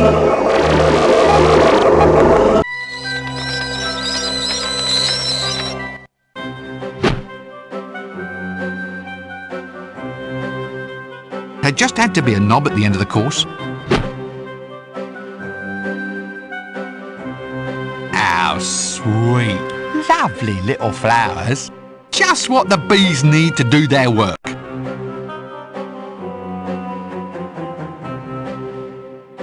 Beehives. I think worker bees are so nasty only because they do all the work and the queen gets all of the other. But you know, a bit of romance, a bit of soft lighting, maybe a little cup of nectar shared with the drones, and I think worker bees could be as nice to get on with as anybody. Or am I just talking rubbish? All right, it was only a thought. I'll get back to the game then if you're so keen to always be practical. I don't know, you try to add a little bit of philosophical depth, and do you get any thanks? I think not.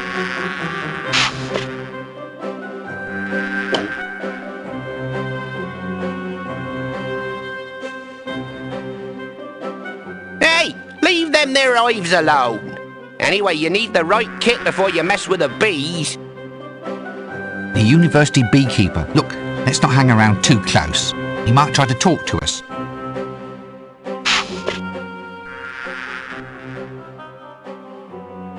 Keep off of them bees there, sir. Sorry, I didn't quite catch that. I said, do please keep away from the bees. They're very dangerous. You need the right equipment, see? A veil, smoke, that kind of thing. Oh, come on, they're not that dangerous, are they? Oh, yes. Yes, indeed. Last fellow here who tried to mess with that hive ended up stung, bewitched, and turned into the helpless love slave of the bee queen. Really? As the gods judge me, sir. He was off there collecting pollen day and night just for the privilege of seeing her mandibles crease up in a smile, sir. Awful. Awful the degradation he got put through, sir. Oh, gods, it must have been horrible. Yes, sir. The pollen made me sneeze something awful. I think at this point I should, buzz off.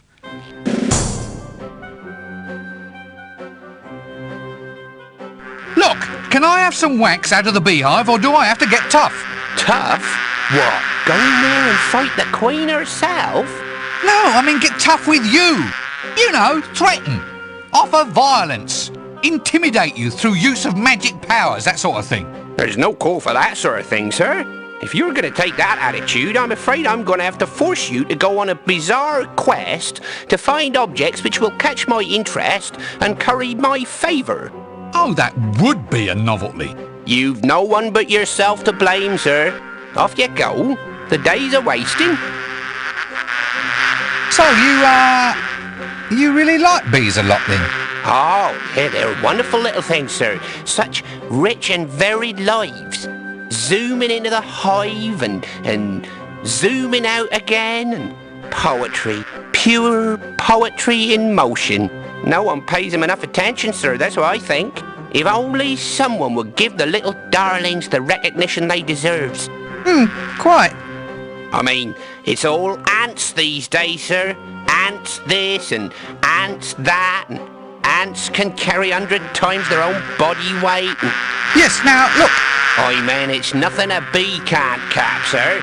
Look at your basic regurgitation process, or the fascinating little dances bees perform. Point. I see a flower filled with nectar. Point. Watch out for the spider's web over in that tree. Point. The clover's coming into bloom. Where's he gone then? I was just getting into the really interesting bit.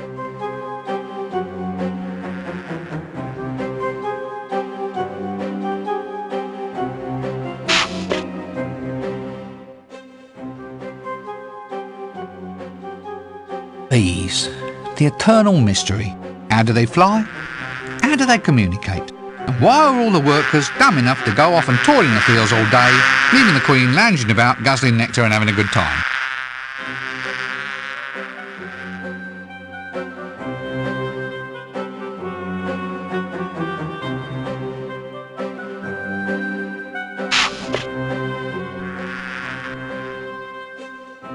Look, here's something that may interest you.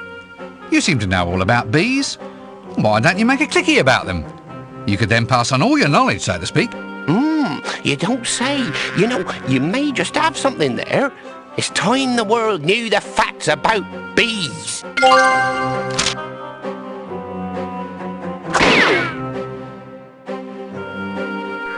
Bees, nature's little workers. I guess we could all learn from them. You have to be kidding. Perhaps when we finish the game, then I might try it on.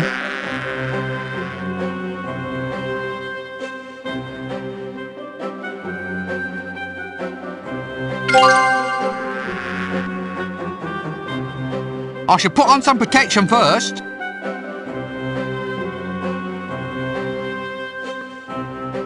Perhaps when we finish the game.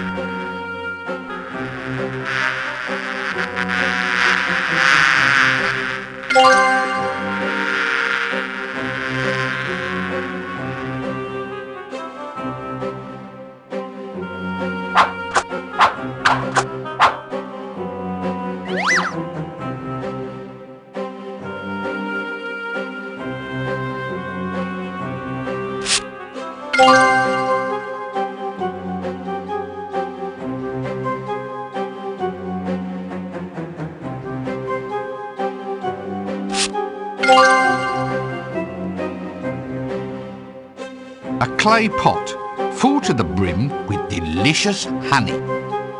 Finest beeswax. Well, maybe not finest, it's usable beeswax anyway.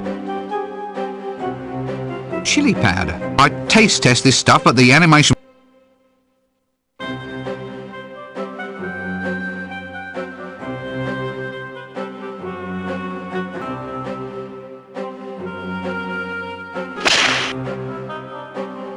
The bursar, a man apparently unravaged by any sense of guilt. Otherwise he'd stop mucking about and give me a little bit of help for a change. One croquet hoop. Or, if we're being foreign, we'd say hoopla.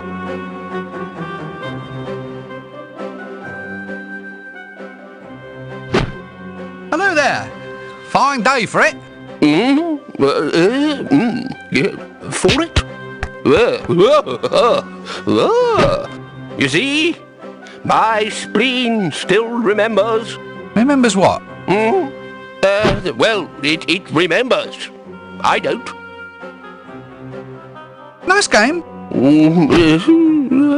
What? Bloody varnish industry. That's what's behind it. What? It's them. They drain all the sap out of them, you see. Tree vampires, that's what I call them. Look, Makes the wood too light. No stiffness to it. See these croquet mallets? Not heavy enough to make a decent clout. Find me another mallet, boy, and I'll show you how we did it in the old days. The simple charms of a quiet life. I could just stand here and watch it all day. The pure green grass, the gentle sun, the tedious old fools hitting balls with long sticky things. Yeah, you're right, really. Let's get out of here before we find ourselves joining in. Oh, that's enough of this conversation for me.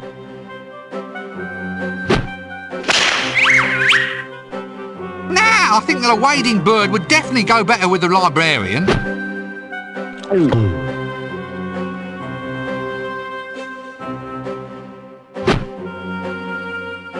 Come to think of it, the Dean's more your stuffed flamingo sort of guy.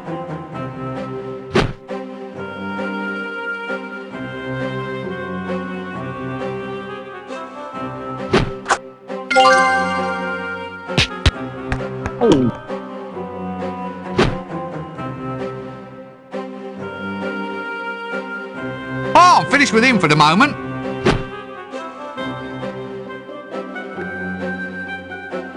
The Dean. Possibly the next best thing to administrative staff a university could have without actually hiring anyone who can do sums.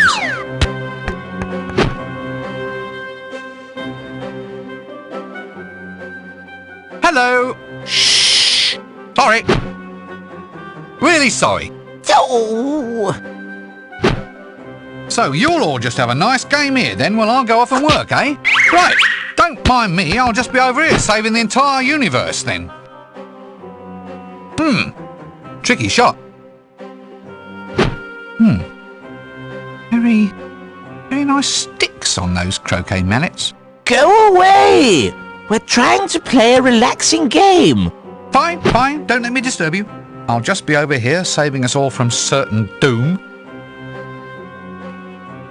Goodbye!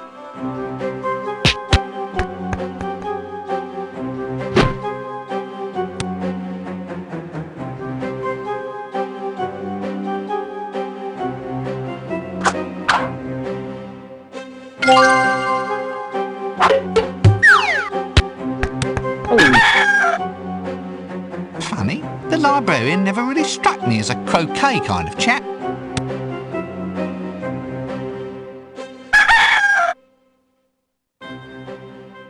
Well, that threw a monkey wrench into the works. No, it's just a turn of phrase. I swear it just slipped out. I in no way intended to pass any sort of derogatory remark about your chosen form. Not here, nor ever. I personally find that having an arboreal primate as a companion has been an enriching, nay invigorating experience. Well, that settled him down. I do wish he'd just let it rest. I don't see it matters if people accidentally say monkey. So, at least you chaps are having a good day of it. Balmy afternoon, breezes blowing, sun shining. I suppose that makes it monkey shine then. Well, he's the one who said it first. So, seen any good sticks around here at all? Oh well, I'll just go off and keep looking then. So, oh, you know, the sooner I get Death up and on his feet again, the sooner I might open up some more avenues for promotion around here. Look, I'm afraid I have to be somewhere else.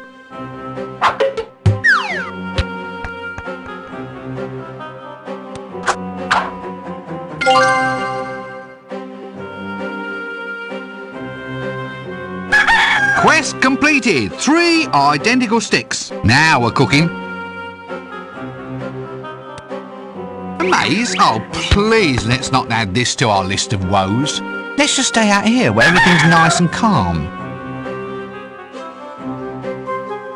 A rooster. It's one of the few organic life forms on campus that is almost definitely not an ex-faculty member.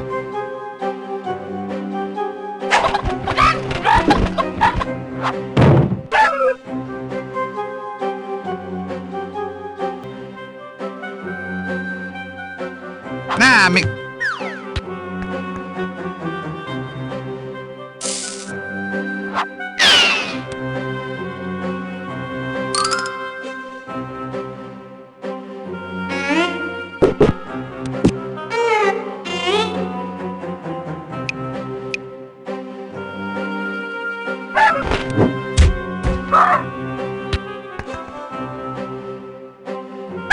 Nearly had the little blighter. If only I could make him less sure of himself.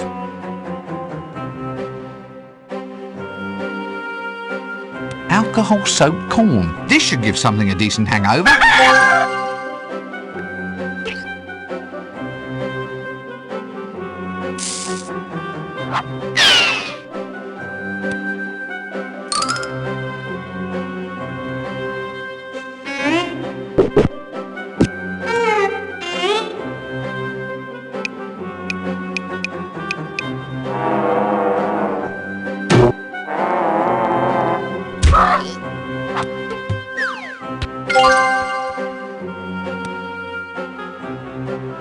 One rooster, totally plastered. So this is the university compost heap. Everyone always goes on about recycling as though it's such a thrill. It's a load of rot.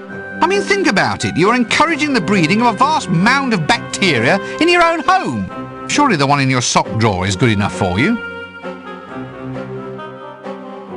A birdhouse in the university? I thought the Arch-Chancellor had ordered all the local wildlife to be shot. Oh, no, that was the students. Well, that's all right then. Just so long as he wasn't being cruel to animals. An imp. Small, offensive, and more than just a little bit suspect, I think. But I must admit, his little metal boots are rather neat. Not to mention smelly.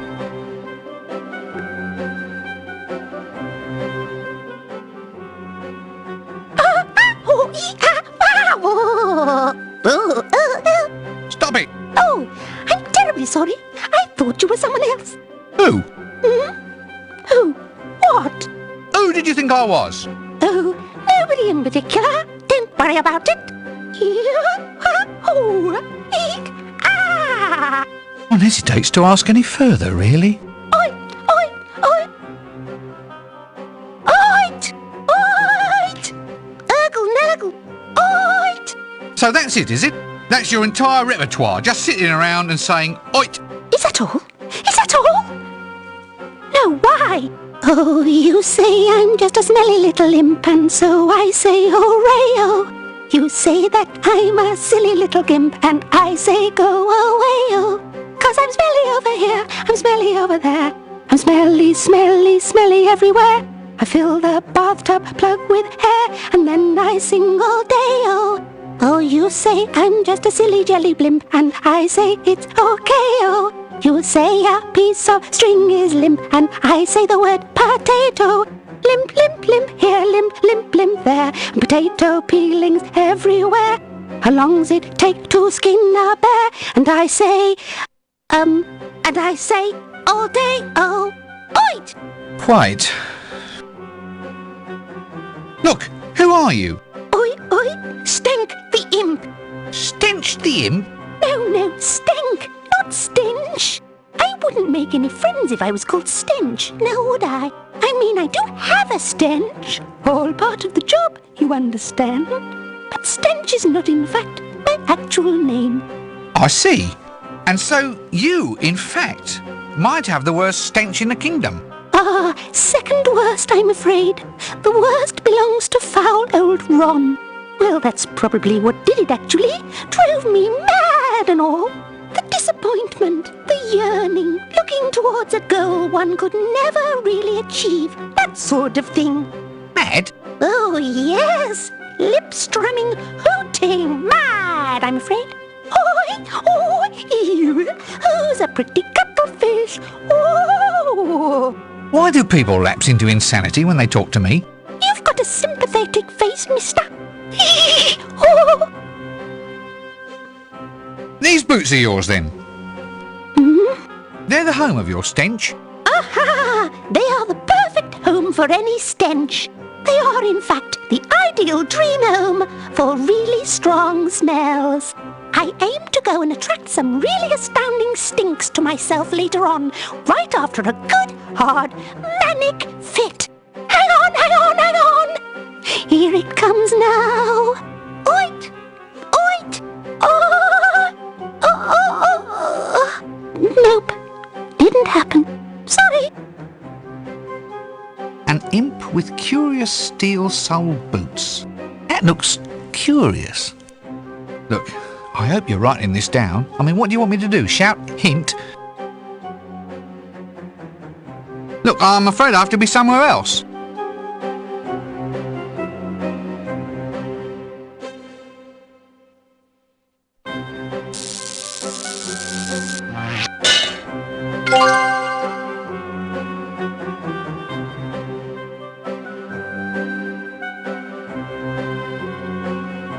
Boots taken from an imp. Look, observe, but pray do not smell.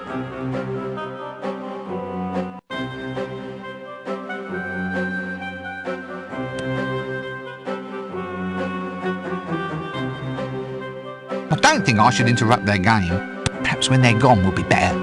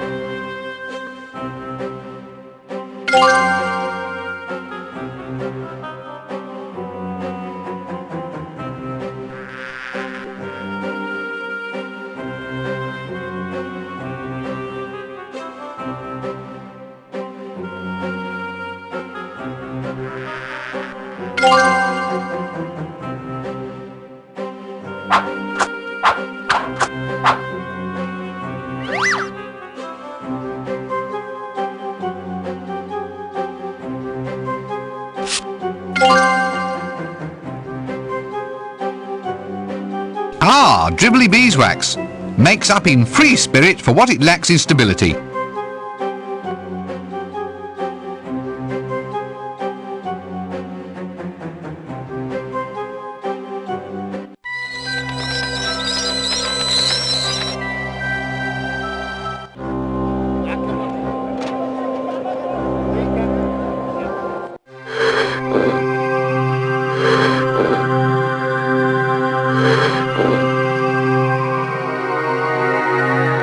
Well, here we are, fresh beeswax.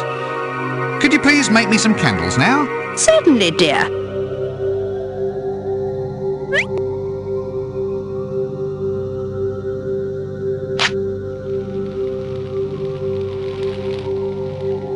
There we are. Candles, Your Highness. Oh, well, they're very neat. Can't you make them more, well, more dribbly? Oh, so it's for sinister arcane magics then. Foul, mind-twisting blasphemies from beyond the outermost edge of nightmare? Well, yes, a bit. Oh, well, you should have said, dear. No, beeswax isn't suitable for those. You're either going to have to go out there and hunt down a whale and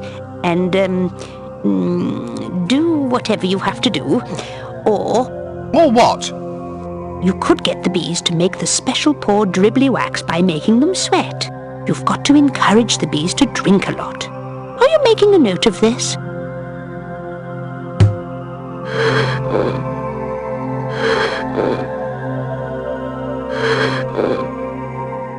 Here's some nice sweaty and dribbly beeswax. Could you make me some candles, please? Certainly, my dear.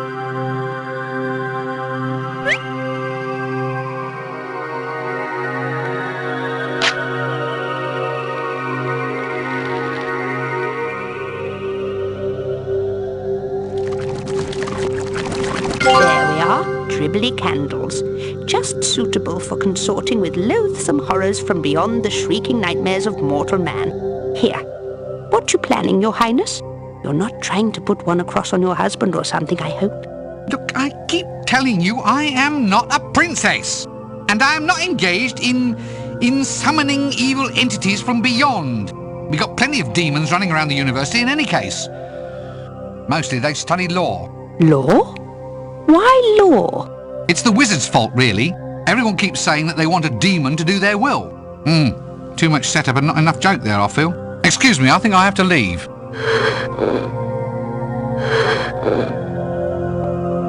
Dribbly candles, a masterpiece of modern craftwork.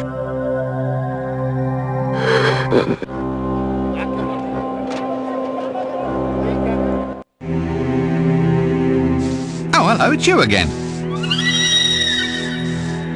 He says, hello, how are you? And shouldn't you be getting a move on and get Death back on his feet? That's very clever. Where did you come from? You'd have to ask my mother and father. They never tell me. That's just a familiar little joke. Yeah, a very familiar little one. That's just a little bit of sarcasm. You just wait until I get my own body back, young man. I'll give you sarcasm.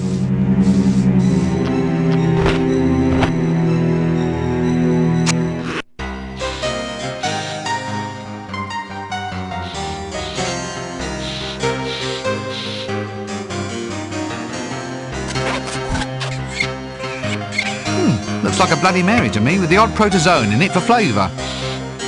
One vampire, and a pathetic-looking one at that.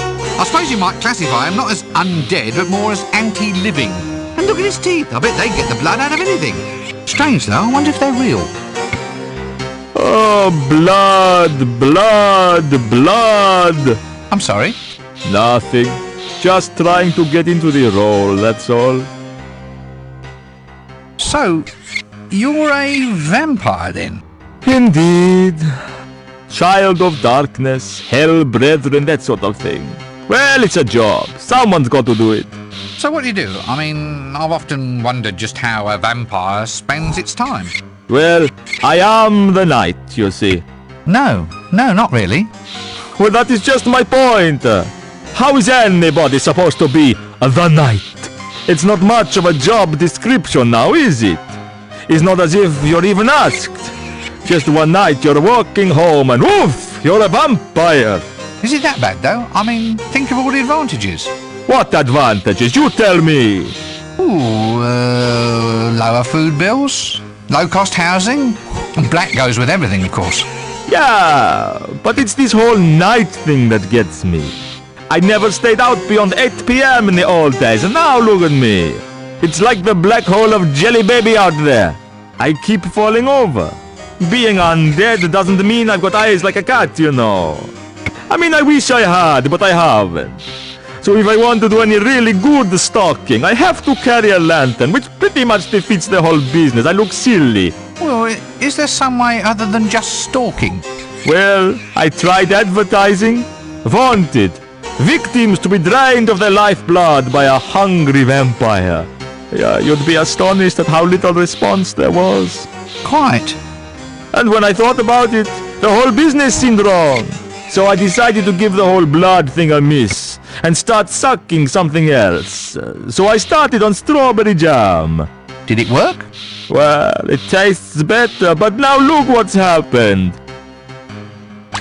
See? I rotted my teeth. Who ever heard of a vampire with false teeth? I'd sympathise with you more if I didn't have this awful foreboding that I'm going to have to use you later on as part of some overcomplicated little scheme. You're not a vampire? I am! Look! I've got the cloak! I've even got the frilly shirt. Think I'd be seen wearing this lot if I was alive? Look at this! That's for draining blood, that is! Yeah, terrified now, eh? Frozen by my powers. Hypnotized by the terror that strikes out of the night. Gothic horror is dead at last. I wonder if anybody will miss it. So, this is it. You're just going to sit in here and avoid being a vampire at all? Haven't you got somewhere better to go than a seedy little bar? Where should I go? Oh, you ought to see my home, my friend. A coffin at the graveyard. You call that comfort, 'cause I don't. I'll creep into the crypt at the dawn and not a moment before. A toothless old vampire drinking a Bloody Mary without much Mary? Can life or undeath offer any deeper degradation than this? If it does, I'm sure we'll soon find out. See you later!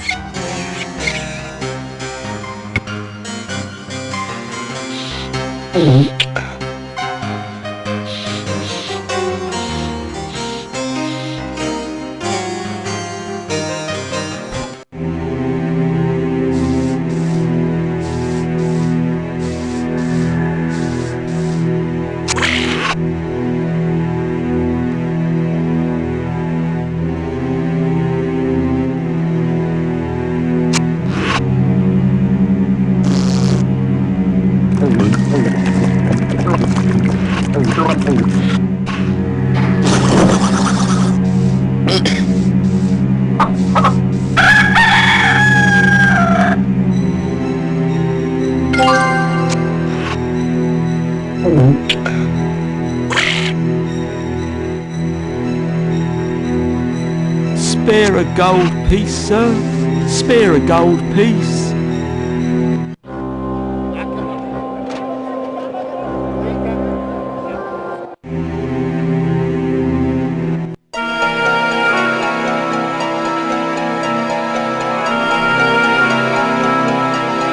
Here, take it and choke.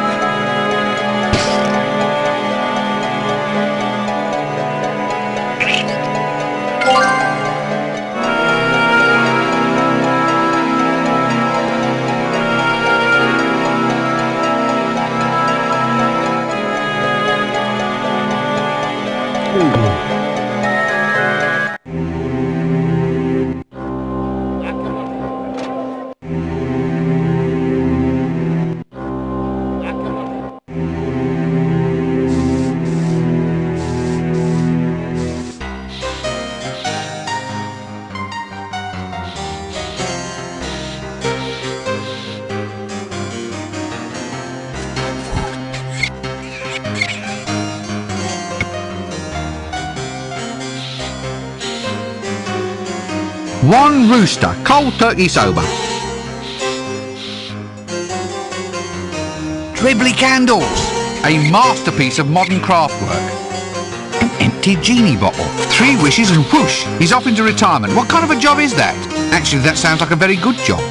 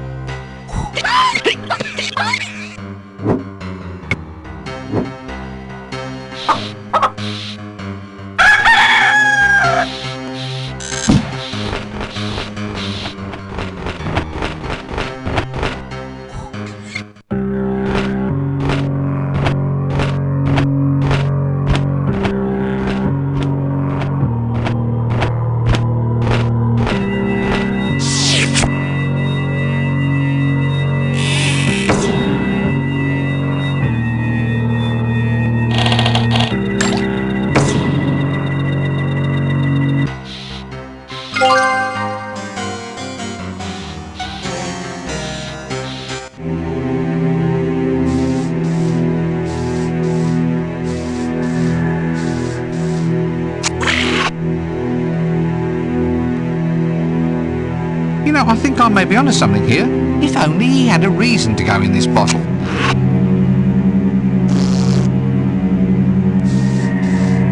Boots taken from an imp. Look, observe but pray.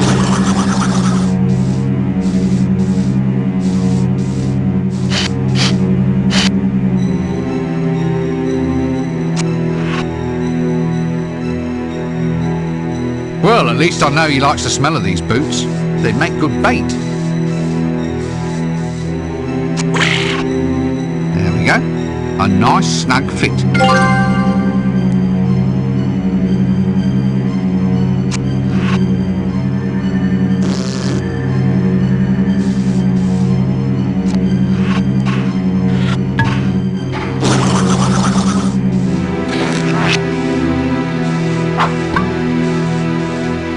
Great. I've just captured a smell. I wonder if I'll ever be able to shake it off.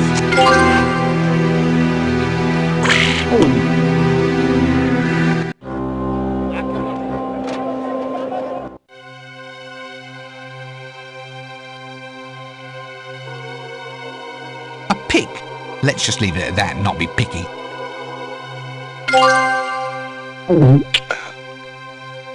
What's this one say? Only sleeping? He's fooling no one but himself.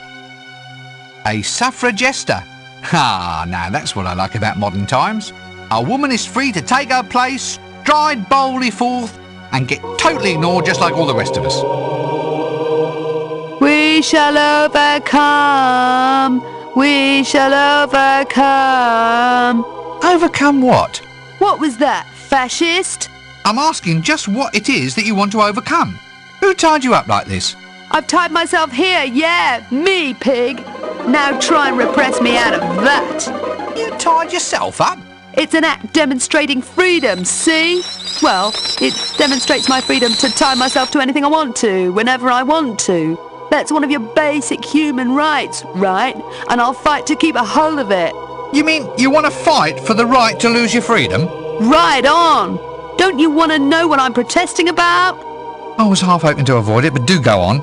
I'm protesting for the right to have female members of the Fools and Jesters Guild, and I will not be moved. Why are you protesting about it over here in the cemetery? Why don't you go and do it outside the Jesters Guild? They never have anything worth tying yourself to over at that end of town. I like this, though. Quite a nice little steak, if you don't mind my saying so. Not an absolute prime choice, mind, but getting there. Then by all means be my guest. Excuse me, I think it's probably time for me to take my medicine. We shall overcome. We What's shall this one? overcome. If unattended, please ring bell.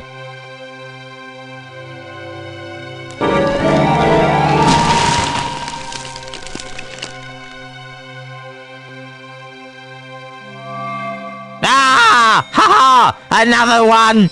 Go find your own grave, you rotten fool! Windle? Windle? Gad! That's my private name. Ah, you still remember, lad? Oh, great days they were, great days. Life? Pff, you don't know what life is until you're dead. It was great, all that breathing and walking around in the fresh air. Oh, I tell you, if I had my time all over again, I wouldn't reincarnate. So, how are you adjusting then? Oh, I'll never get used to this grave, I'll tell you. The walls are so thin. All you can do here is lie around and listen to what the neighbours say. So, what's it like? Being dead, I mean. Oh, I've had enough of it. The hours are too long for a start. Here, keep the wretched dead and alive hole. Wait, what am I supposed to do with a grave? Use it as a small swimming pool, huh? I can't swim. I never said you had to fill it with water, did I? Yoicks and away! Right, well it looks like I have a real mission then. I either restore death to his rightful place, or else we'll be up to our armpits in gaunt, dark-eyed young gothic girls dressed in black, all pretending that they can quote romantic poetry. Actually, that doesn't sound bad at all. Nah. Onward!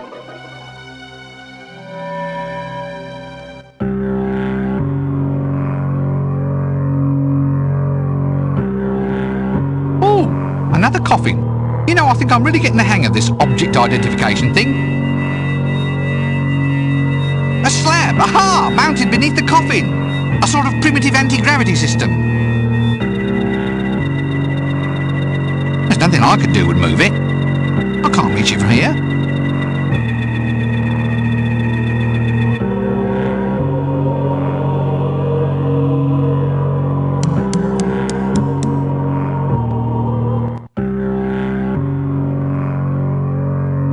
A drinking glass. Now, why would anybody have a glass beside their coffin?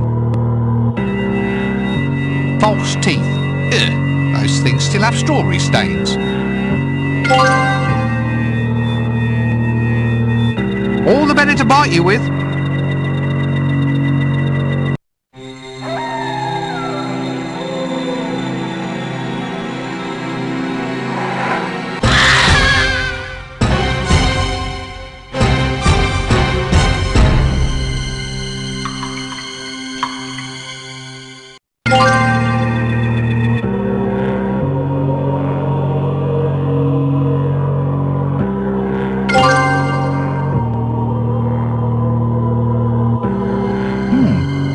Undead mouse.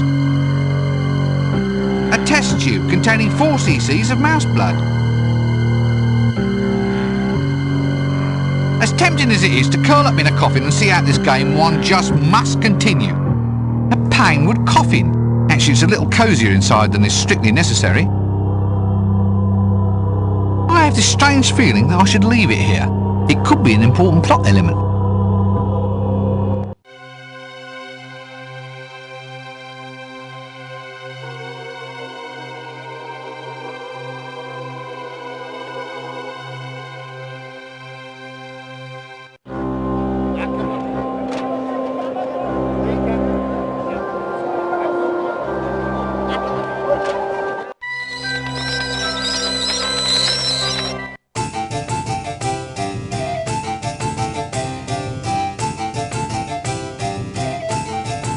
Food.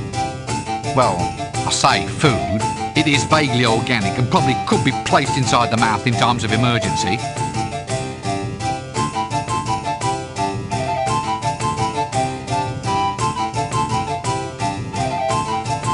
I wonder why they always make coffins so sturdy. I mean, who do they think is going to break out? Yeah, sure, so they'd let me spend the game holed up in a coffin.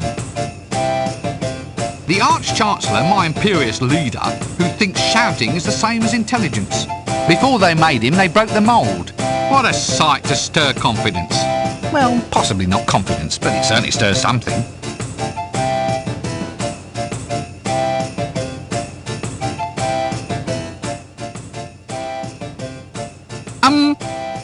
You're sure you really want me to do this job, then?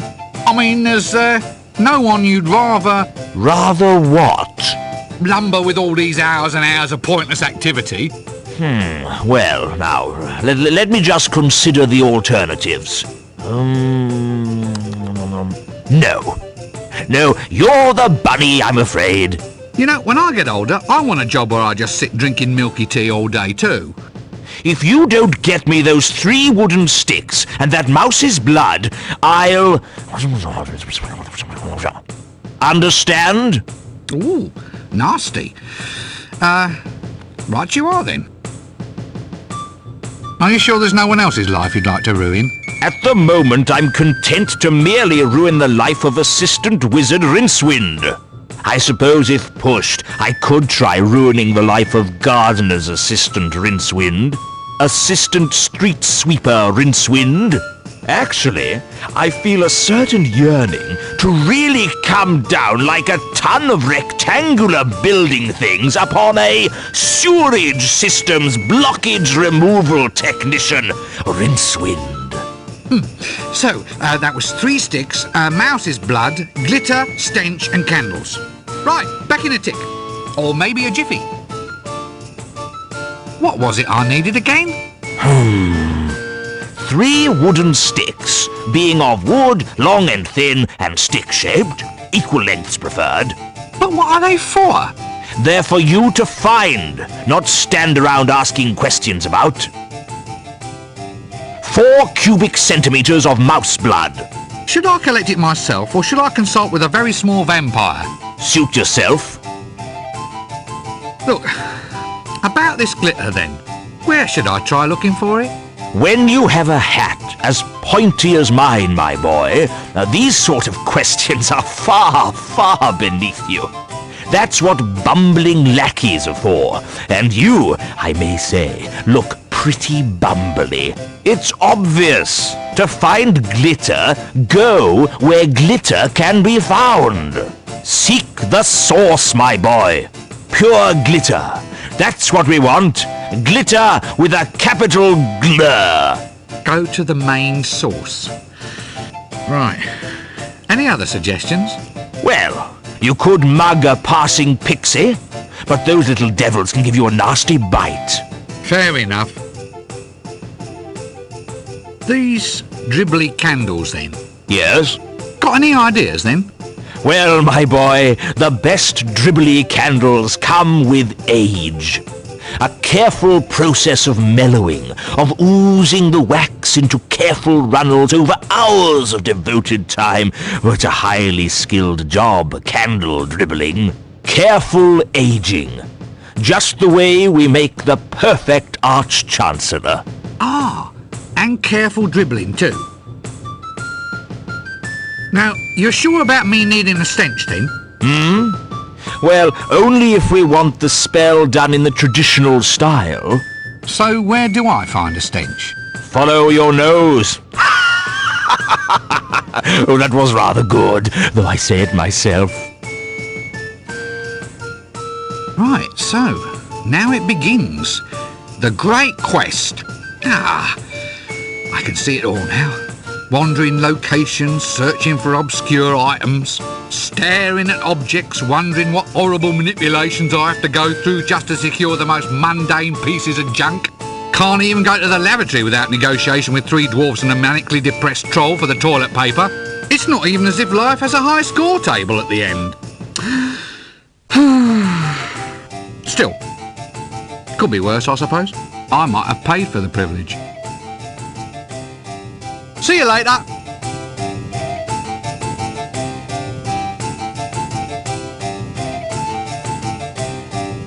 Look at this. Sticks, 3 thereof, all exactly alike.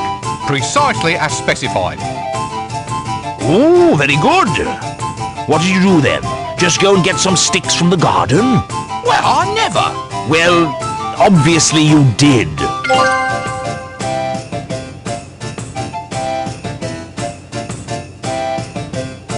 Here you are, one vile stench. What's this then? Looks more like a genie in a bottle. You'll get a lot more than you wish for if you open it.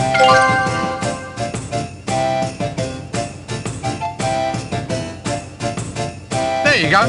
Bet you thought a mouse didn't hold that much blood. How exactly... No, never mind. Some things are best left unknown.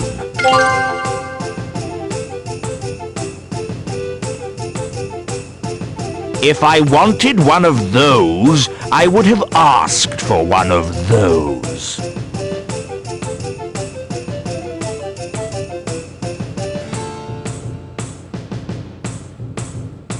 Here we are then.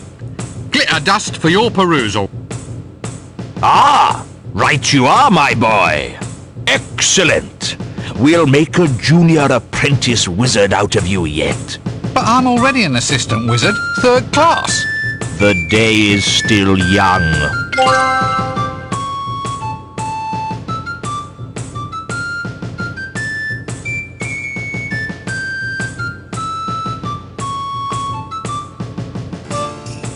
Here we are, genuine dribbly candles. And it wasn't only the bees that sweated getting these. Not strictly necessary, but I suppose they'll look nice. Right. Well, that's it then.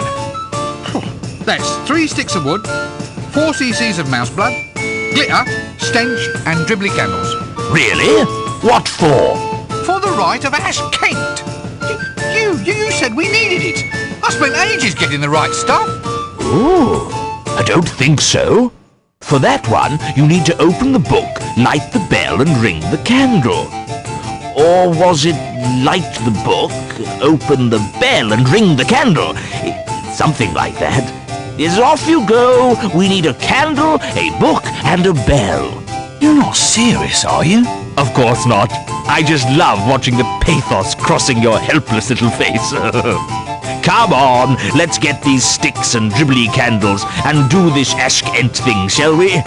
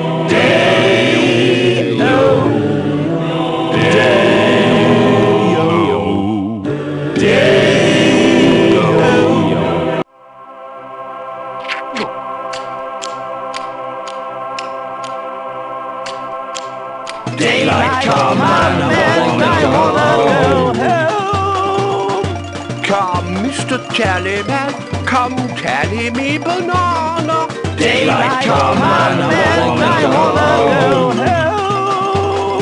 home. We're gonna summon death here, then have jelly for our afters. Daylight come and I wanna go home. Knee boom, leg boom, head boom, hop. Daylight come and I wanna go home. Oh, good grief. Didn't quite come out as planned, did it? Who started us off on this? Look, I worked long and hard to get this stuff. Can we at least treat this ceremony with a little bit of... Damn it, I've lost my train of thought now. What's that word I was looking for? The one used for describing distinction. Differentiation of treatment. Repression? No, it's not going to be repression, is it? We can't treat a ceremony with a sense of repression. Dictatorship of the proletariat? What? The dictatorship of the proletariat. That results as an inevitable reaction against repression. Look, I think this would work better if everyone just got back on track. It's time we acted with a little bit of class. Class, that was it. The word was class. What word? I don't know. But I'm sure it was important. What was?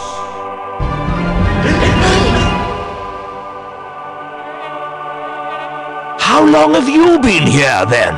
Since the banana. Will this take long? I'm on holiday. It's good here. Sun, sheep, sand, hats with corks. No worries.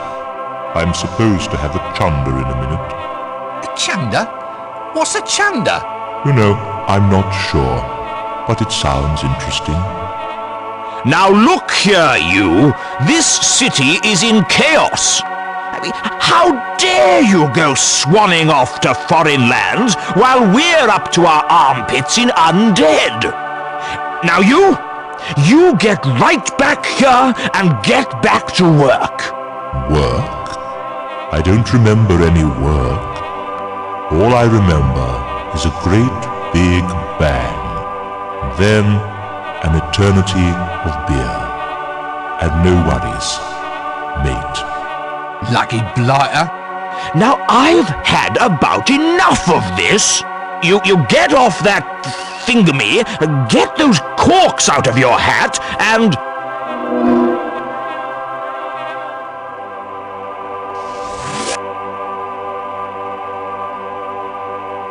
What?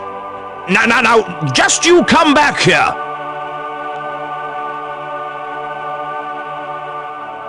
I have a plan. Oh, no. Rincewind, lad!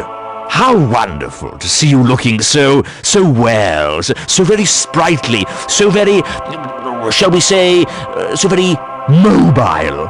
You want me to go find out where Death has gone? Oh, only if you don't want to spend the rest of your life staring out across a pond at all the other toads. Frogs? If you prefer. If we had a proper union like the alchemists do, I'd have a few harsh words for you. Like a dictatorship of the, Oh, shut up. Act 2. Come die with me.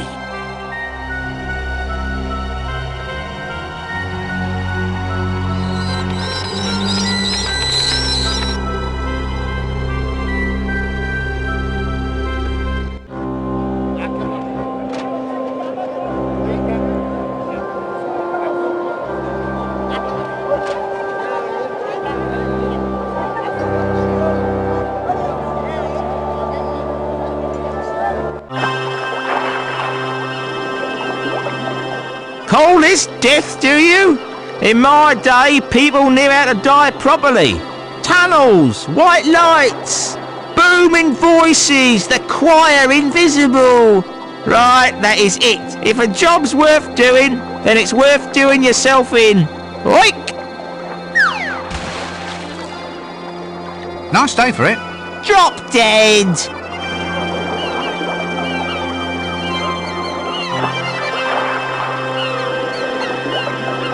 One ship, probable weight 400 tons, probable top speed 3 knots. The trouble with this sinking ship is all the rats have stayed aboard. Well, splice me timbers if it isn't a nautical seafaring matelot with a yo-ho-ho and a deep resigned sigh.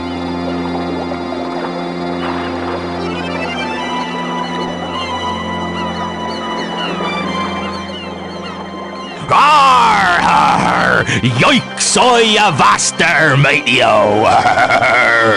Oh, 'tis a fair sharp upwind as blows past the scudding sails, or else there ain't no Evo in the sea biscuit, me blighty-o. I'm sorry. Oh, sorry about that. I thought you were a sailor.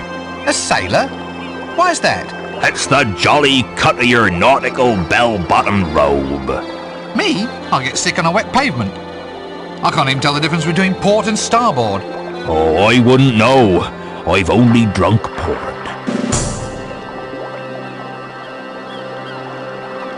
All salty sea phrases aside, do you actually sail anywhere interesting? Oh, aye, lad, aye. We go to the sunny continent of 4X.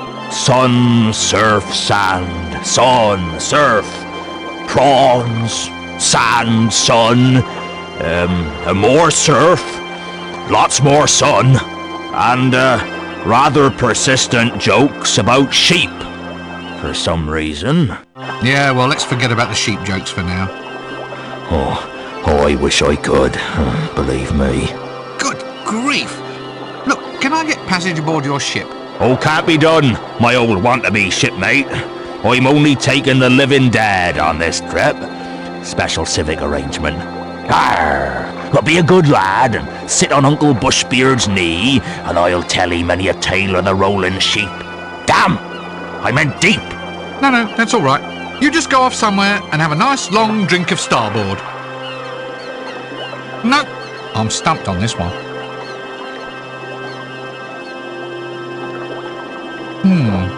A ship to far-off foreign climes. That's what I need, but how on earth to get on board?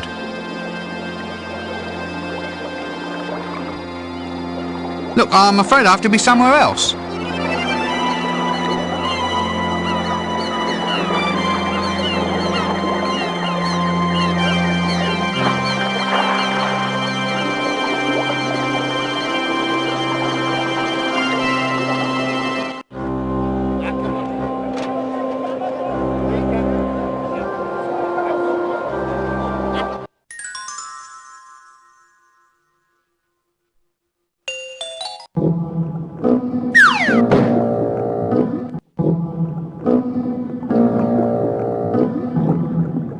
That leads to the Pork Futures warehouse. Pork Futures. Probably no other world in the multiverse has warehouses for things which only exist in Potentia. Here, however, the Pork Futures warehouse is a product of the patricians' rules about baseless metaphors, the literal mindedness of citizens who assume that everything must exist somewhere, and the general thinness of reality around Ankh. The net result is that trading in pork futures, in pork that doesn't exist yet, led to the building of the warehouse to store it until it does. The extremely low temperatures are caused by the imbalance in the temporal energy flow. The image of pork that may exist sometime in the future. Nothing like thinking ahead, I suppose. I hope this ice isn't made from that river water outside. Nah, it can't be, it's the wrong colour. Well, I doubt whether I can move it by hand.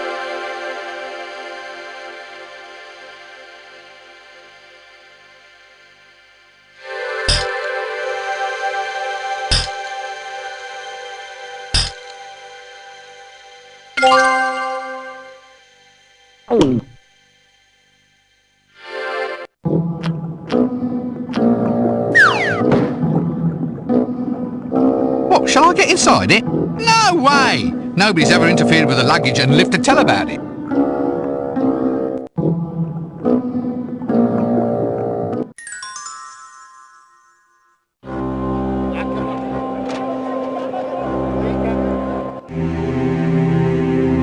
Hello again. He said... Yeah, he said, what are you doing standing about here all day when the cosmos is going down the privy? Hey, I think I'm getting the hang of this. Just fancy! 20 years of school and finally you've mastered the ability to talk to a rat! Your mother must be so very proud, if you ever had a mother.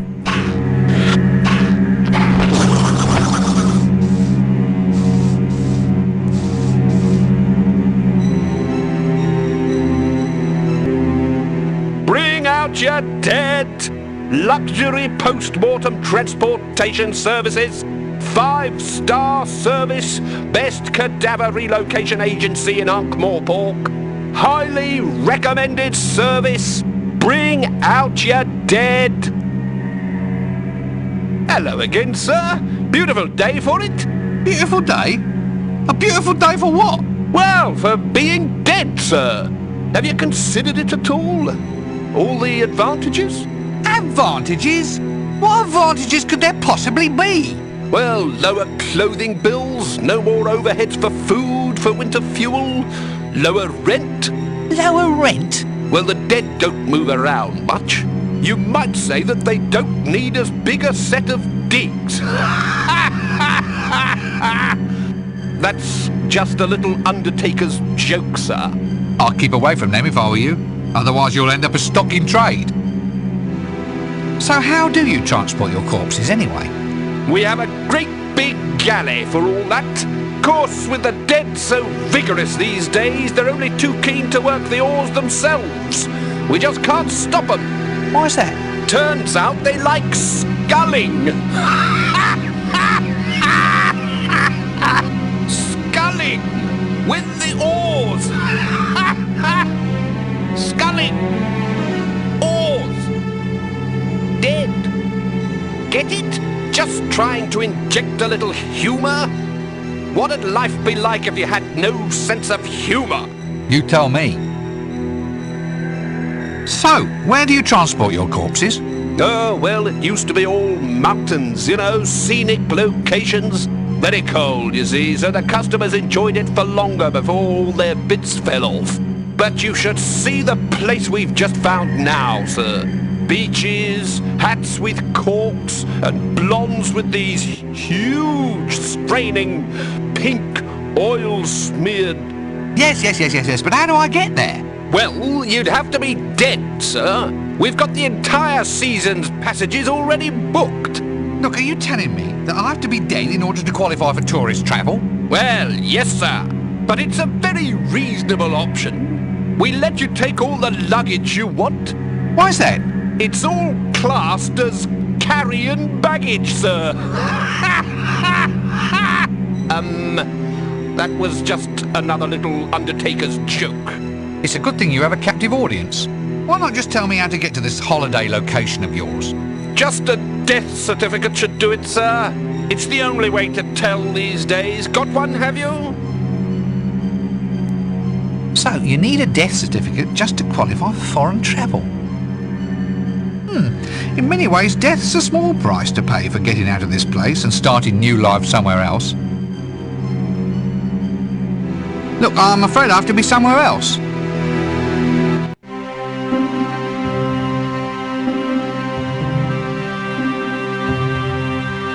Can you imagine what... The City Mortician. I wonder if this is what he wanted to be at school. How'd you learn? I mean, you start off small with goldfish and so on. I mean, it's a necessary job, don't get me wrong, but it's a... Well, it doesn't sound like a number one choice, that's all I'm saying. I've forgotten what started me off on this now. I think I've been catching too much of that embalming fluid. I wonder if he caters for takeaway.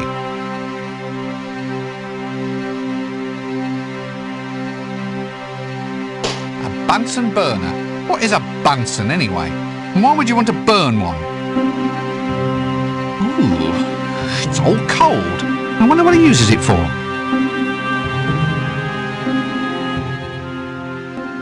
Hello! Dead? Why, come in, sir. Come in and decompose yourself. I'm not dead, I was just being polite. Not even a little bit dead? Not fading away?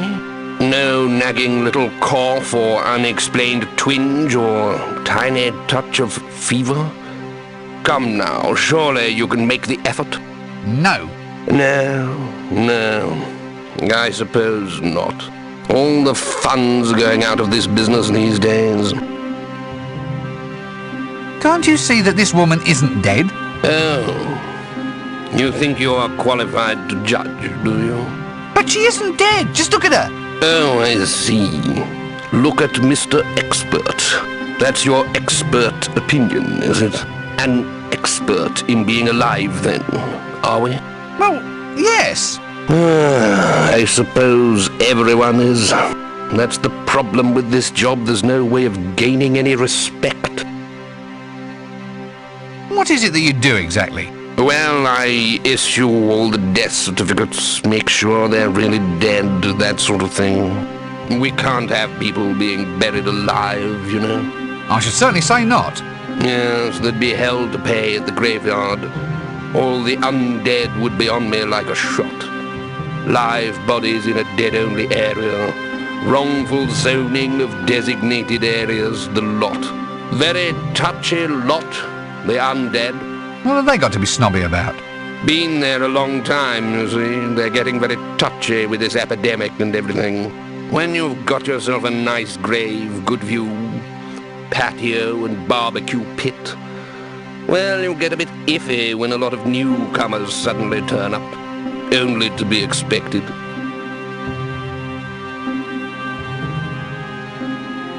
Can't you see that this... Oh.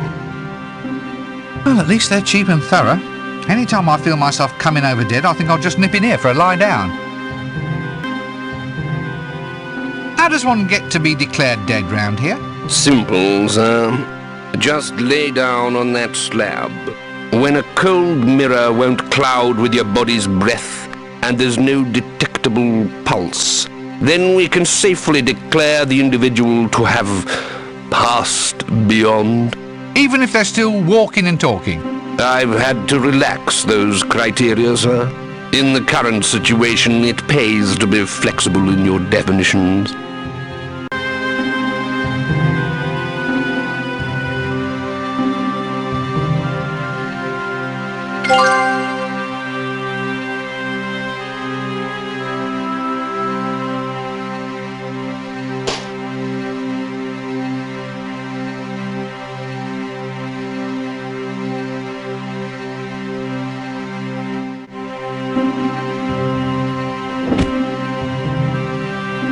This should fool him. Alright, look, I'm feeling a little bit dead. And so I thought I'd better just pop along and see you. Right. A very wise decision, if I may say so, sir. Now, we'll do a few little standard tests. Firstly, I'll check your breath, see if it clouds up this mirror. Okay, now I'll check your arm for a pulse. Looking good so far, sir. Just one last test. Your body temperature. No, wait! Perhaps we can talk about this! Yow! Bad news, I'm afraid, sir. You still seem to be in the land of the living. Are you sure? Afraid so, sir. I can't really offer any hope. You might go on like this for years and years. Well, I suppose I'll just have to go on then. Never mind, sir. You never know what tomorrow might bring. Chin up. For all you know, you might be dead in no time.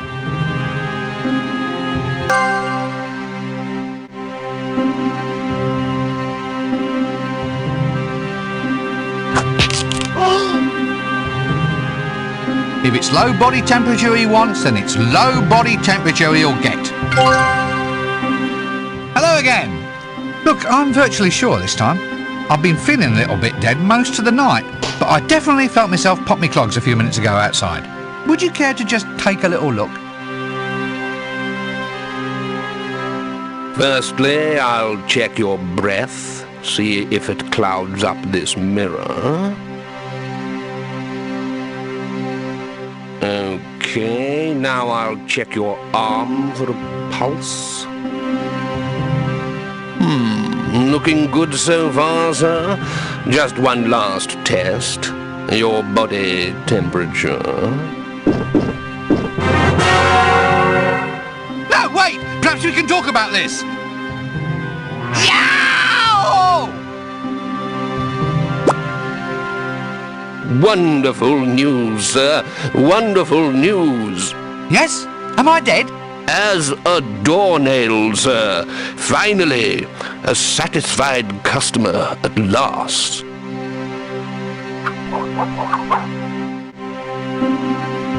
Now then, here's a death certificate, which also entitles you to cut-price headstone carving, embalming, and free drinks at the yearly Mortician's Ball. Mortician's Ball? Doesn't sound like much fun to me. Oh, you know, sir, once the old embalming fluid starts flowing, of course it kills you at the end, but what doesn't, eh? Well, have a nice death. And please don't hesitate to call round again if there's anything I can do for you.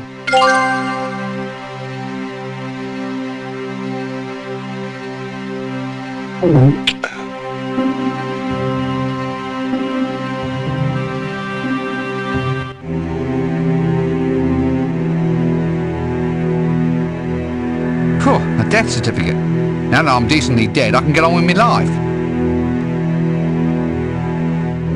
Right, well, hop on, sir. We'll soon have you off to a post-mortem holiday. Did I tell you the one about the carrion luggage? Afraid so. Ah, well, can't win 'em all. Or any of them, come to think of it.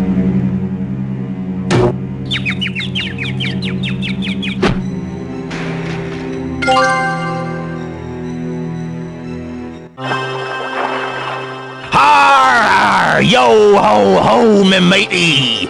Shiver your timber, a vast improvement! Stop that! Oh please, it's genuine nautical gibberish. No, I've told you about that. I'm only doing business with you if you stop all that ridiculous yo-ho-ho business. It's demeaning. But it's establishing character. No, it's establishing that you are a loony. This is supposed to be a sea voyage, not Captain Sea Dog's little shipmates holiday fun club. Look, if we're going to sea, then we ought to establish ourselves as acceptable stereotypes of sea-going characters. It all stands to reason. Now you can't hold me responsible for the paradigms which grip our customers. They expect this sort of thing. They don't think you're real without all that avast the main brace business.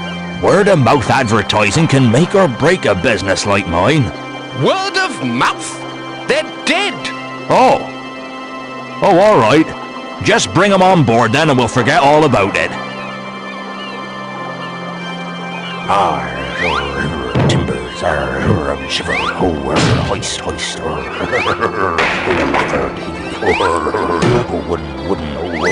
man, no. What? Nothing. Just, clearing my throat. There's something very odd about you.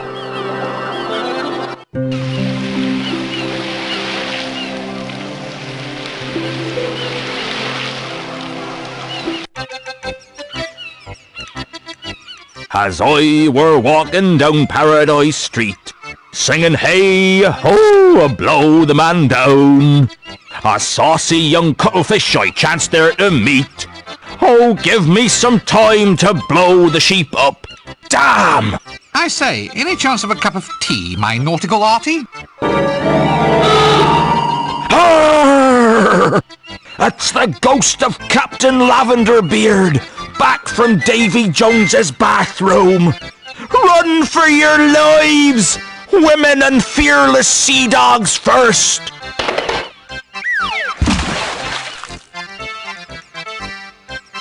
You know, I seem to meet more crazy people than sheer coincidence should allow.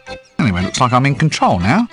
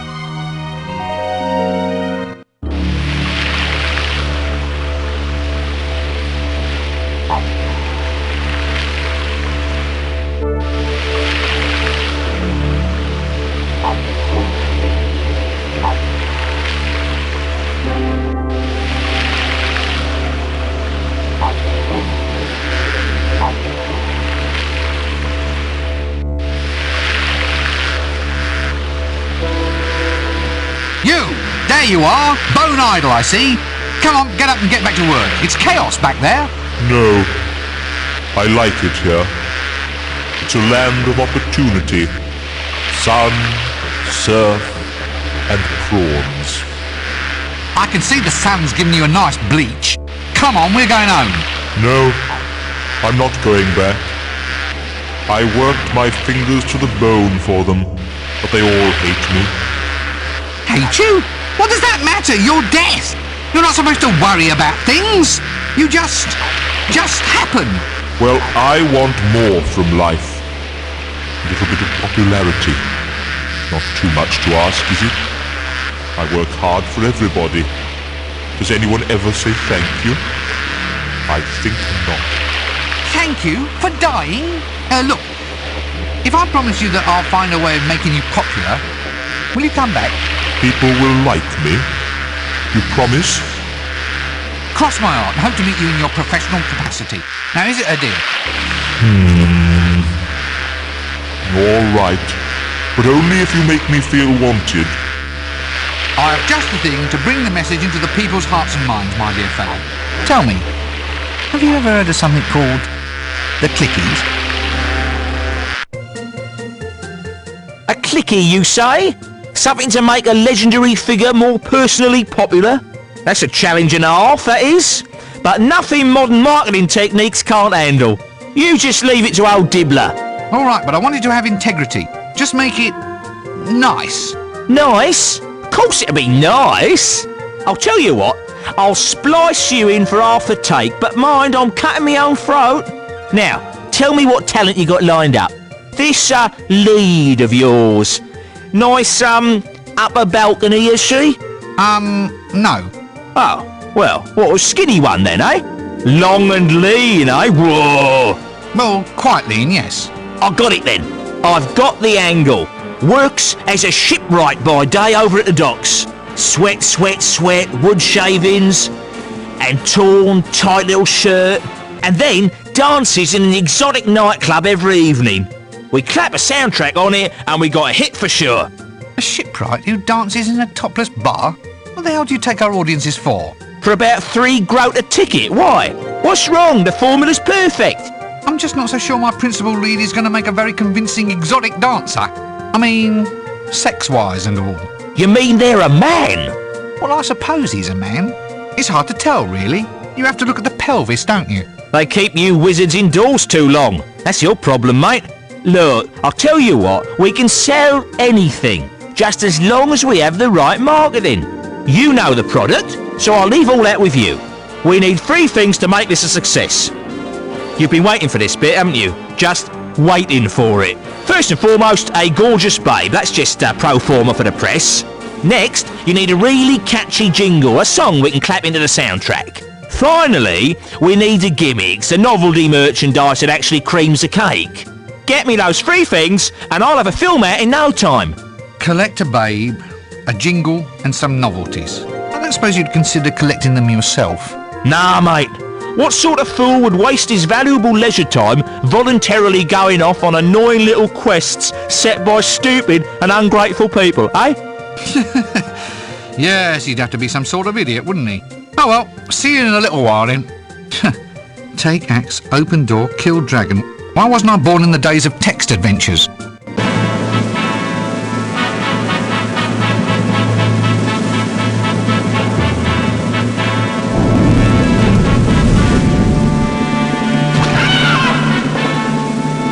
Death, old chap, we are gonna make you a star.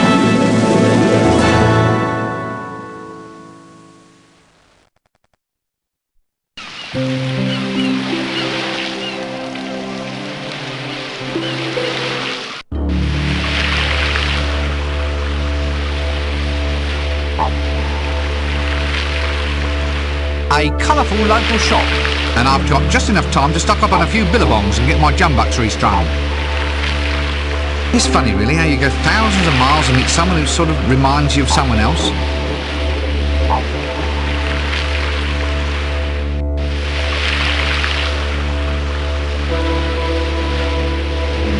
Baskets!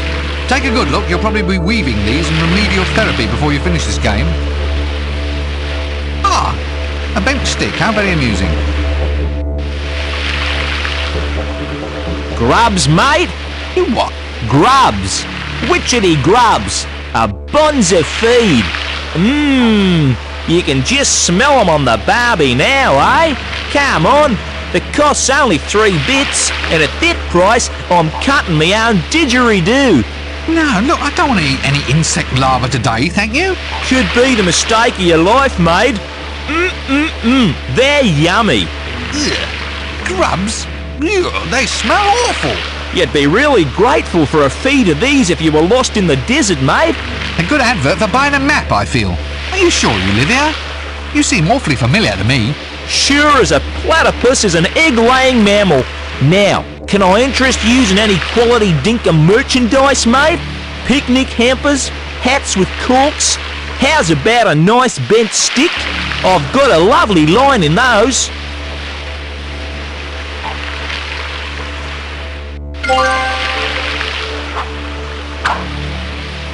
No, now look, why don't you sell anything useful? Useful? It's all useful. See? Here, best thing for that? Take a couple of raw insect larvae, cures it like magic. Like magic? Well, if it cures it, it'll be magic. Come on, mate. 2 for the price of 1. I'm cutting me own bludger. Go away.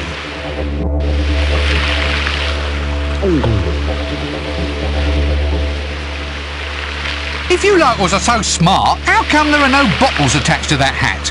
There were, but the flies have already been and took them. Come on, mate. 2 for the price of 1. I'm cutting me own bludger. Stop saying that. I'm sure it doesn't mean anything. Ah, sorry. You've worked that out, have you? Yes, we only talk like that when there's foreigners about. The tourist board insists that we maintain the image.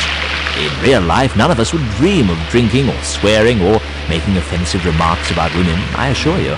Now then, where was I? Ah, yes. G'day, Dinkum Chunder, Struth, I'm worried about Darlene. Yes, very bonzo. Now go and be colloquial over there, will you? Stand the flaming crows. Oh, now you've got me doing it. This picnic hamper, it's not filled with bugs or anything, is it? Nah, mate. I'd charge extra for the bugs. It's a bargain. I'll give you the handle for free, but I'm cutting me own billabong.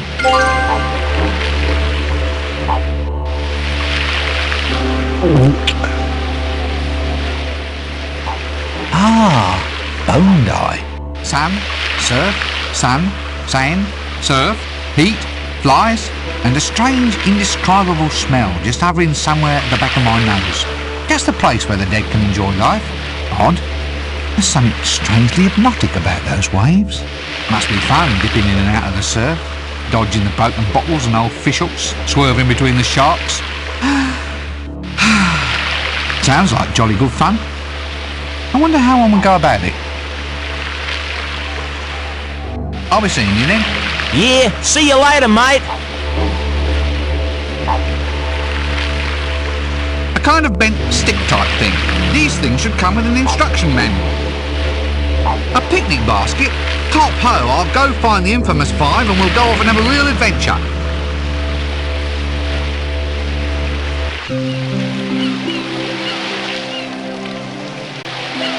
A place where false dreams come true, or at least can be put on celluloid. The greatest city on the Discworld. All roads lead to Ankh-Morpork. Nor was that away from Ankh-Morpork. Obviously where the undesirables hang out. Jelly Baby, good name. I wonder if it describes the place or the people. I sure hope it's not one of those mirage things. Tall and pointy, what possible use can they be?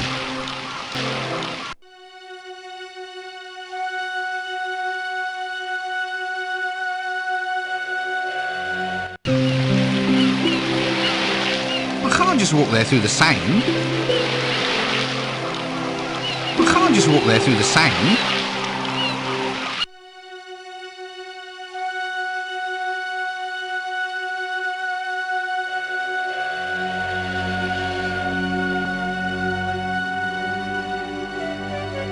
That leads to the used camel sales yard.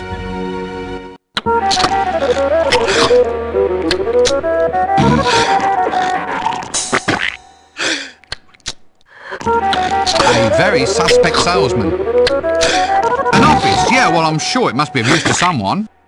The shuddersome thought, of course, is that these creatures actually breed, meaning that something actually finds them attractive. Well, whatever it is, it seems to be composed mostly of knees. It's a mammal. I'm afraid further definition is currently a point of argument.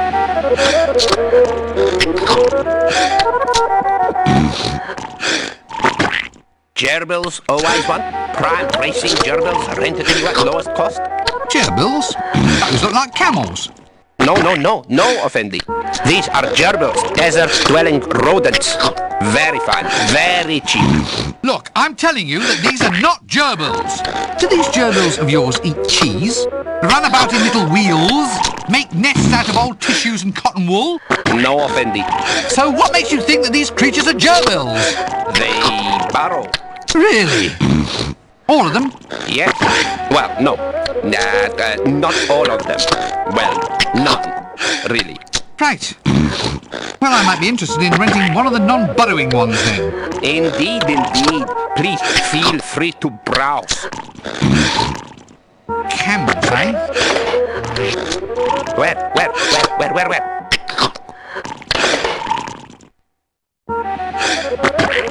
It's the heat, you know. It does things to a man's, to a man's... Right, let us for now establish that these are camels. This being so, how much to rent one for a brief journey? 5 dinar, Effendi. And to buy? 5 dinar, Effendi. Why are they the same to rent as to buy? I cannot stand the noise they make as they sit in their wood shavings eating cheese. Now look, I thought we had that settled. Oh, all right. 5 dinar then. But only if you invest some of it in professional psychiatric treatment.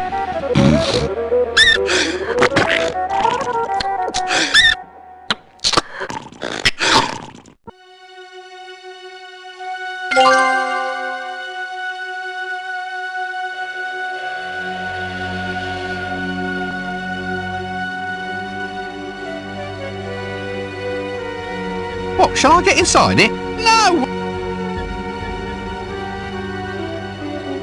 Lo, behold the majesty of this tall stone pointy thing.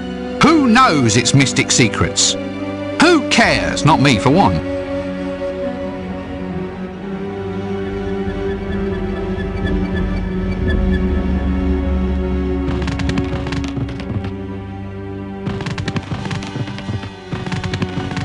Oh, yes, very nice.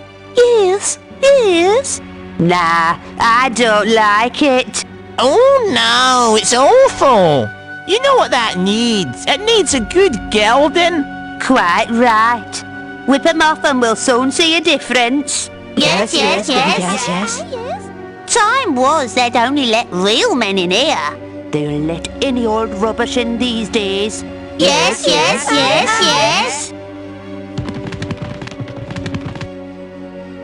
Mystic temptresses of the East. Not quite as I imagined them, actually. So why do they get such good press? I suppose they must have a good publicity machine. Oh, goody. This is the schematics on how to make your own personal pyramid.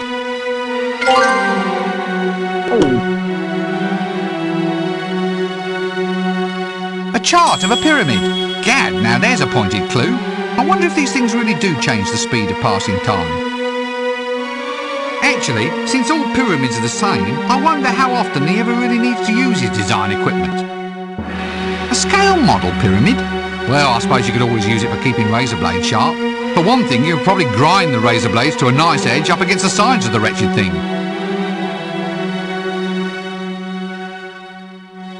Is there much call for your line of work here, then?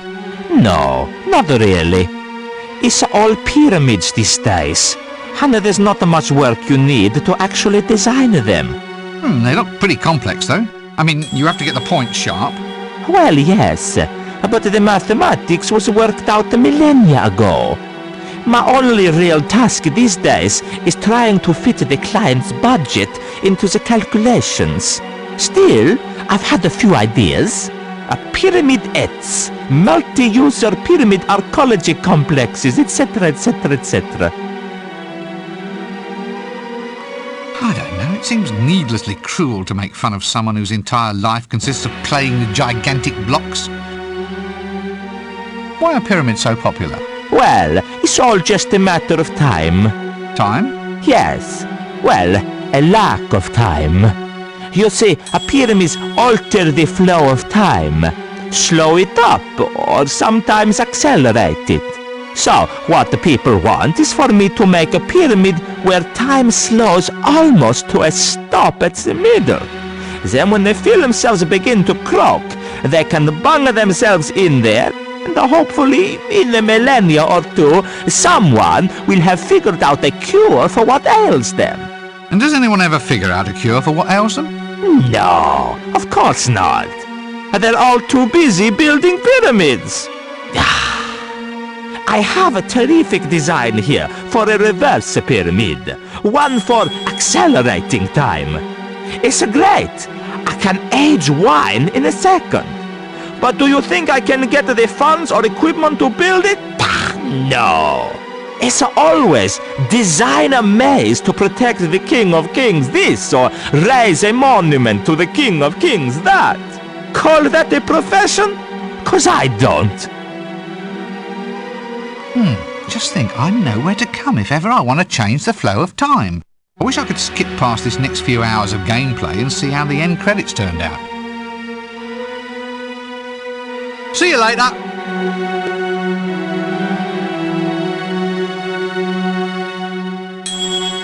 Plans on how to make a model pyramid. Useful stuff if you ever need to start a business sharpening razor blades. That leads back to Jelly Baby. Another shop. Local business must be booming. That leads into the Pyramid Architect's shop.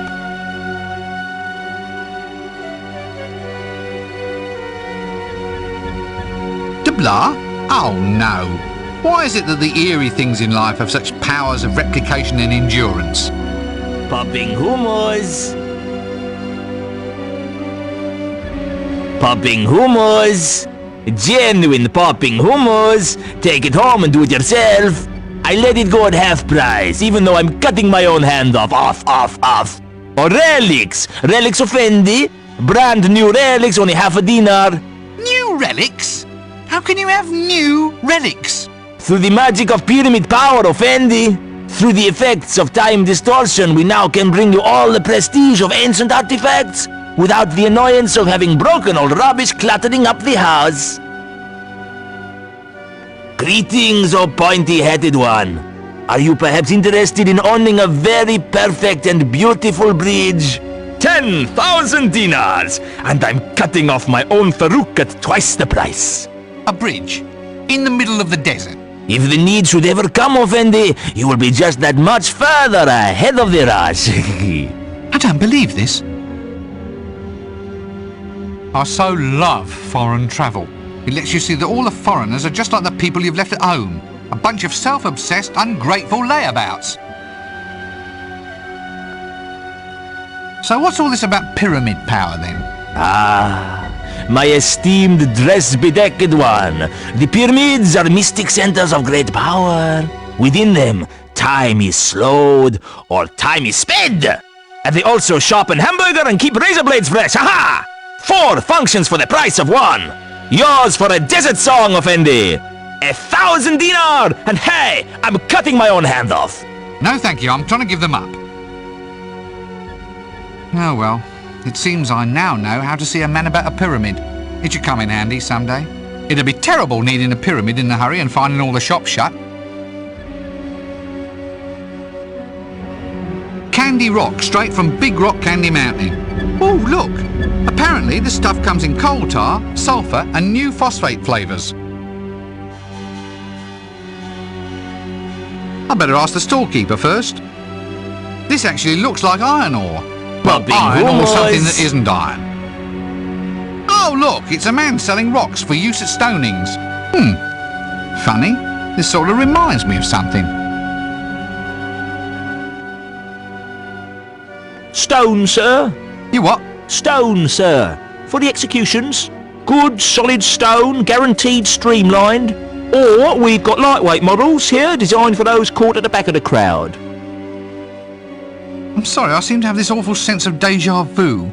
Should I mention the fact that women aren't allowed at the stoning, sir? It's amazing, I think I've had this déjà vu before. You know, there's something familiar about this whole scene. And you, there's something familiar about your voice. Yeah, the graphics may have changed, but the voice is definitely the same. Oh, don't know what you're referring to, sir. Now, can I interest you in rocks? No, not just at the moment, thank you. You're a rather rock-loving sort of fellow. Do you have any candy rock? What, like trolls eat and lose all their teeth on? Yup, there's a slab of it just here. It's terrifically popular. Well, you can throw it at someone and no one gets hurt, see? Good stuff for stonings. I mean, you get to stone the victim all over again on another day. So this candy rock, can I have it then? Oh, certainly. I mean, why bother even paying any money?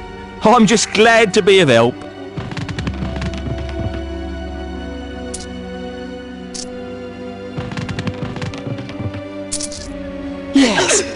Yes. Sorry about that, sir. It's just supply and demand. Maybe you should try the next stoning. It should only be in a full moon or two. Someone's sure to have done something stonable by then. I can't wait for 2 full moons. I'm on a timetable, I am. What am I going to do now? Have you ever considered, sir, engaging in a long and almost pointless quest to achieve the same results we almost had squared away a mere few seconds ago, sir? Do I look the sort of person who'd go... I do, don't I? I really do. Designer rocks for the upper crust. Bit of a geological pun there, I don't know if you noticed. I better ask the storekeeper first. A piece of knotted string in the guise of a human man wearing the name Uri Geller. Perhaps I should attempt to communicate. Witness the all-powerful mystic-type skills of what would be the Far East if that direction existed here. Watch now as Uri Geller manipulates the metal objects with the modern powers of his magnificent brain. Strain! Oh, the end has fallen off. Greetings, little fakir of the pharaohs. Greetings, my good man. Here, see, now revealed before you the wonders of the fakir's art. Flashy, blam, splinge. Yes, I don't think I quite follow. Do you dare to doubt my powers? Aha! Now I shall strike the infidel with my magnificent straightening-type powers. Straining.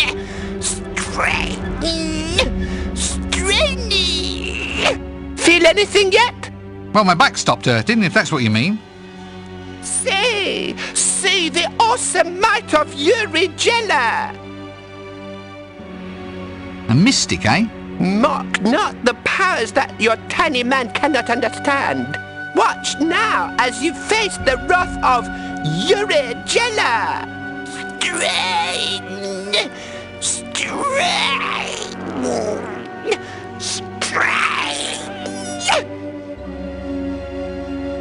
All right, so what do you do? Uri Geller uses the power of the mind to restart hourglasses and to bend and unbend the metal things, and to find out tomorrow's news today. So does it work? Uri also has a special skill at putting things on top of other things. How lovely for you. Look, you being a mystic and all, you wouldn't happen to know anything about jingles, would you? Uri Geller knows all about jingles. You bring Uri bells and he will make them jingle. You want big jingle or little jingle? You'll be hearing bells soon if you don't pay attention. I mean jingle as in short, catchy song. Some meaningless little tune that goes around and around in your head all day. Ah, now Uri understands. You mean like philosophy, but to music. Yeah, that's the one. Yes, Yuri knows a philosopher. He in desert. Yuri, try and remember. Strain! Strain! Strain!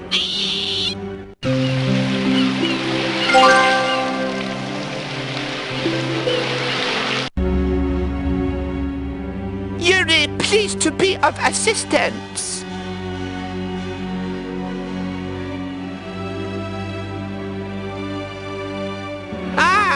Witness the all-powerful... Watch now as...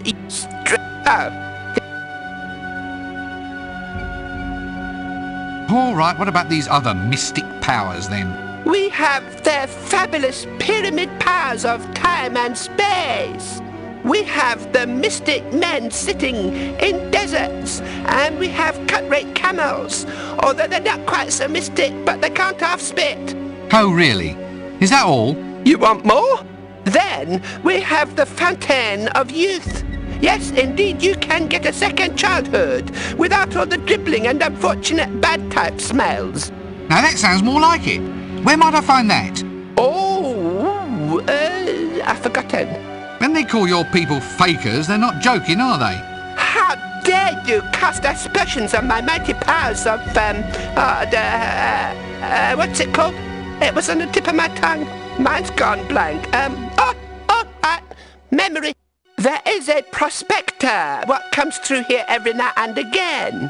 He goes everywhere. He's been around for centuries. You ask him if he's ever seen a greater sage than Uri Geller. All right, what about these other mystic powers then? We have their fabulous... So much for the mystics of the desert. A mad spoon straightener, a flock of hooting biddies, and some tall stone pointy things that you can't even wear.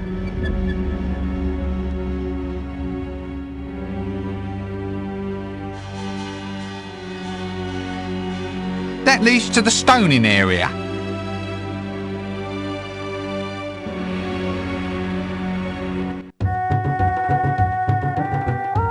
Yes, I'm looking closer. I think it's still a wall, but we're still waiting for the last few votes to come in. Now that's a wonderful stake. Tall, straight, pure teak wood. These people certainly know how to give bondage a sense of class.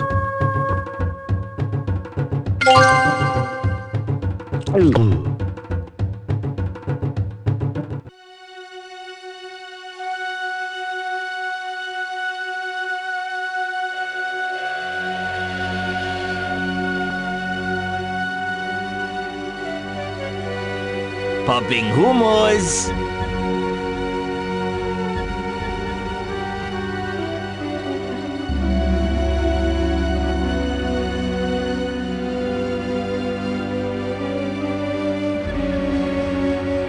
My desert steed, a fine and mighty racing gerbil.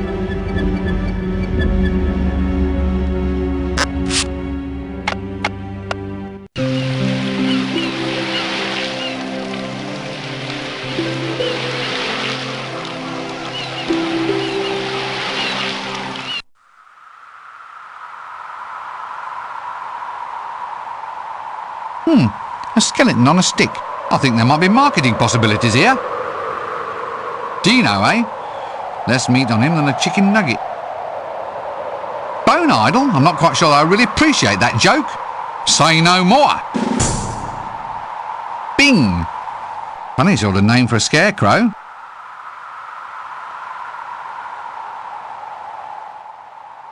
My bones, I've lost one or two. I'm not alive, of that I'm certain. Sorry to disturb you.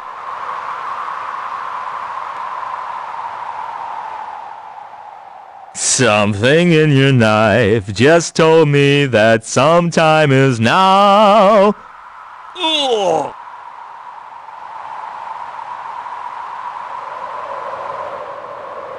Ba ba bum ba boom ba boom boom boom ba ba ba ba boom ba ba ba ba boom ba ba ba ba boom boom boom. Ba ba ba ba boom, ba ba ba ba boom, boom, boom. What on disc are you lot doing up there? Nothing much, just hanging around. So, why were you tied up? Well, it's got tons of advantages.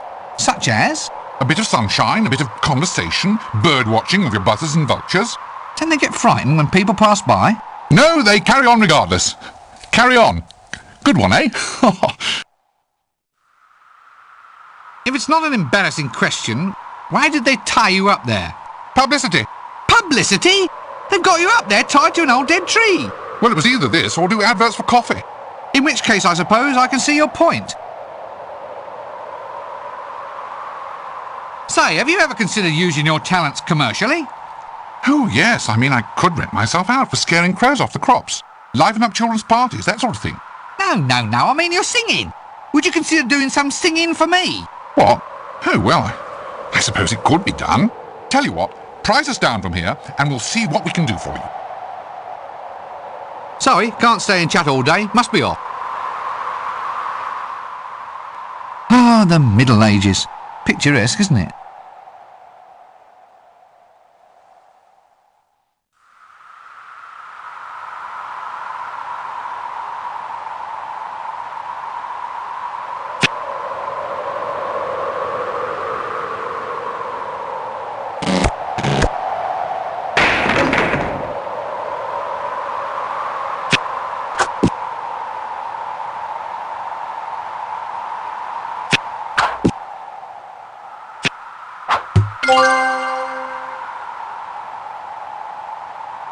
For telling Dibbler, you found the band.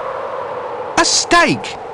It might be better if it were lovingly wrapped in bacon, lightly fried, then brushed with sauce.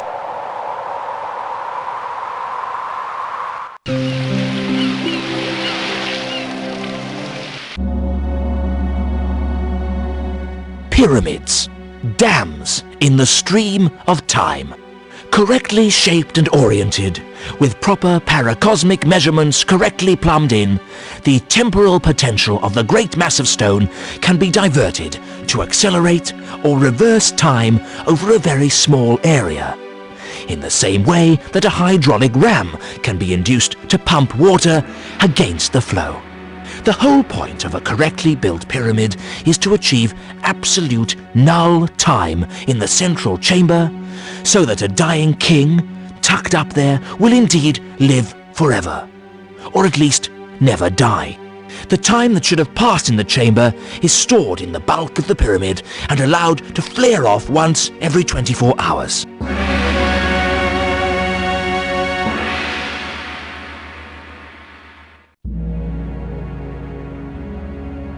Mysterious hieroglyphics. They say that if you stare at these things long enough, they begin to sprout talk balloons. Another tall stone slabby thing. They really went for that ethnic look, didn't they? Aha! A tall stone slabby thing.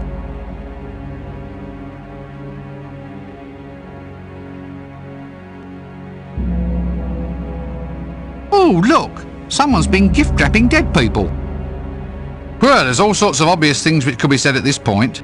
Let us maintain our dignity and simply say that this is the preserved and embalmed body of a dead person, and treat the situation with decorum and respect for the deceased. You're waiting for me to say some sort of crash punchline, aren't you? Well, you're not getting it from Mrs. Rincewind's little boy. If in fact she was Mrs. Rincewind, I mean.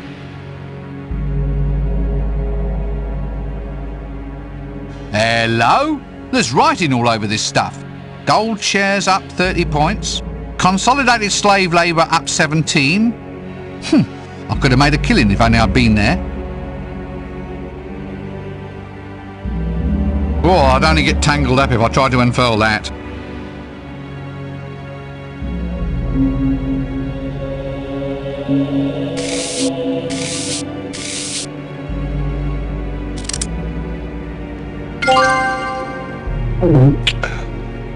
Oh, a pot of glue. I do so love sticky stuff.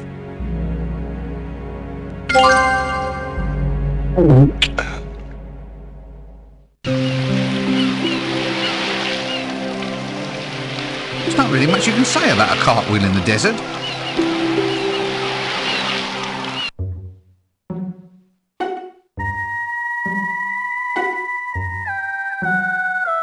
Oh, Angus! Angus!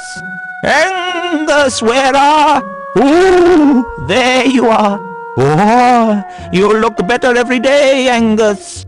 What with the sun and the sand, an exclusive diet of mushrooms. I'd go quite mad if it wasn't for you, Angus. No! No, no, no, no, no, no, no! You can't play a king on a 7. You cheating little... Get off! How many cards do you have there, anyway? Ah, a holy madman on a wheel. He must be sage of the desert. He'd be in real trouble if I had some onions. One cartwheel, broken. What it's doing out here, I just don't know. Makes a comfy seat, though. A desert prophet. Oh, lovely. He's met as a kite, smells like a pot of earwig stew, and just guess who gets to talk to him. It's already occupied. Angus? Oh, yes, of course. Angus, the figment of the imagination. Yeah, I'm not quite sure I have the mental equipment to handle this sort of thing right now. Hello there up the pole. Angus! Angus! There's someone at the pole! What? Well, put it down right now! You can give yourself a disease like that! Ah! Oh, there's a pyramid walking about on legs! Look, I don't want to be any bother. I'm just wondering why you're at the pole. Not to mention round the bend. Hermiting! It's all the rage in these parts, you know! You can't be wise unless you're hermiting! Angus, we have guests! Put out another sucking pig mirage for dinner! No, that won't be necessary. I'll be fleeing in terror in about 3 minutes' time. So this friend of yours? Oh, Angus? Angus, it's for you! If you want Angus, you should have rung the second bell. It's clearly marked on the door. No, look, I'm not here to talk to... Oh, don't keep Angus waiting. He's a busy man. Busy man. If it wasn't for him, I think I'd go insane. Well, I'll tell you what. You just let him get on, and I'll come back later at a better time. So you're good then, are you? I mean, you know, wise. Wise? Wise? If I was any wiser, I'd be a leopard skin bikini. That wise, eh? Yaha! I'm so wise that I will now provide you with your heart's desire. A jingle written for your sinful modern type clicky film.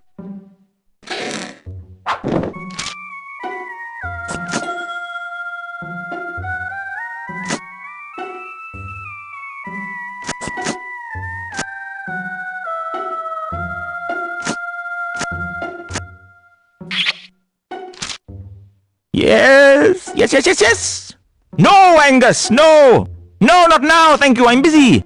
Baste it for 12 minutes, 12! Fool, and fool again! How can you never remember? Aha, there! Here's a jingle written expressly for your clicky project to promote death. Oh, promote the death. What? You've written it for me now? Just like that? No quests or anything? Wonderful! Thank you very much! You're most welcome! So can I have it? No! Ah, I might have known. There's going to be a quest after all, isn't there? Not for me, but for Angus! He says he's sick and tired of being woken up all hours of the night by people coming here and asking us the riddle that has baffled philosophers since the dawn of time. Why? Why? Why what? Why anything? Why everything? Why are we here? Why are you here? Why am I here? Now that's a hard one. Right then. It's not like you're asking me to do anything difficult. Why? That's the question, okay? No problem. Right. Well, I'll just go off and find this answer for your invisible friend Angus, shall I? Is that fine by everybody? Right? Good. Well, here I go. Good old Rincewind has nothing better to do than trudge all over the disc, fetching one bloody thing after another. Right. Now, where were we? Oh, yes. Dealer takes 2.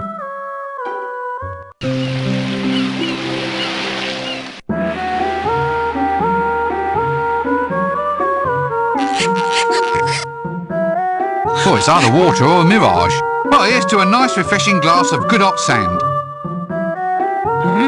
Oh, you handsome little sea weevil, you.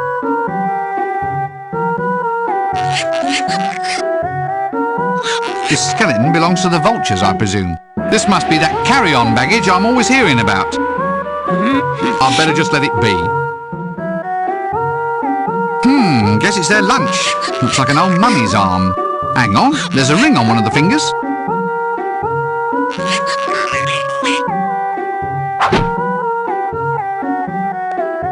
Damn! Looks like I just can't take it from them. They're too clever for that. Nice vulture. Let's not get too friendly, just in case it follows us home.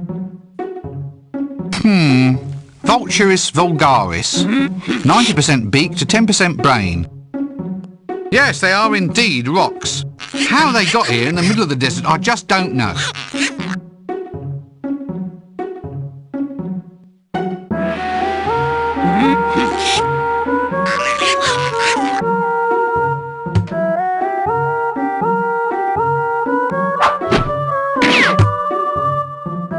Almost fooled them. Looks like I'm on the right track.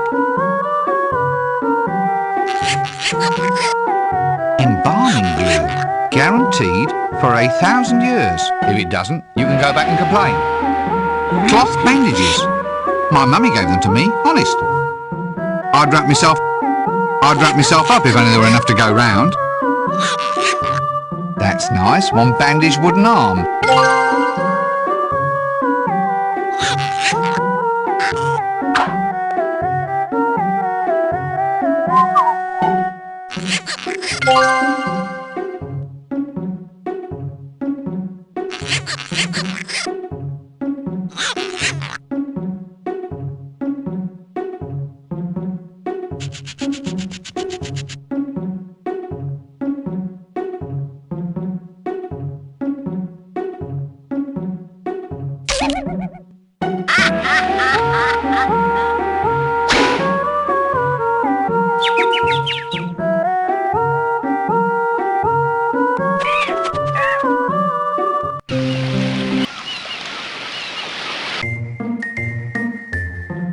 Cheap and tawdry film sets.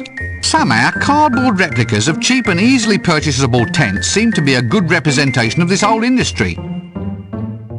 Aha! A mighty castle. Actually, I'd find it more impressive if it didn't keep wobbling about so much in the wind. Oh, yeah. Yep, it's an entrance all right. No disguising that one. That leads to the wardrobe department.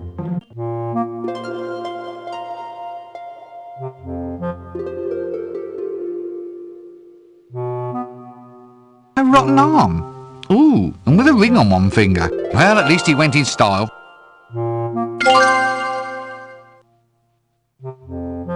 A ring. Aha. And still drifting with the mystic eastern scent of plague victims. A rotten arm. Maybe we can start up some sort of trust fund or a charity, you know. Donate excess body parts to them what need them. Arms for the poor? It might just work, you know. A frog suit. My size to boot. A pantomime horse suit. Now don't tell me, it's sure to be useful somewhere. Yeah, that's right, a chicken. It's got feathers and goes cluck, it's just a chicken. Must we go through this close inspection thing every time? Let's not get too closely into examining that, people might talk. Aha! The suits you wear when you're not really wearing a suit. Not really very useful, I'm afraid. The only things that a suit of armour would protect me against, I'm better off running away from in the first place. Suits. Not good suits. In fact, not even fashionable on any alternate planes of existence, but still suits. A dwarven woman. At least I hope it's a dwarven woman. Greetings, my good man. Woman! I'm a woman! I might be a dwarf, but I'm still a woman. Oh, I'm terribly sorry. I wasn't quite sure how to tell. And I'm not going to give you any hints. Anyway, what can I do for you? Dwarf working in the wardrobe department? That's a bit of a girly job, isn't it? I am a woman. I'm terribly sorry, I'll come in again.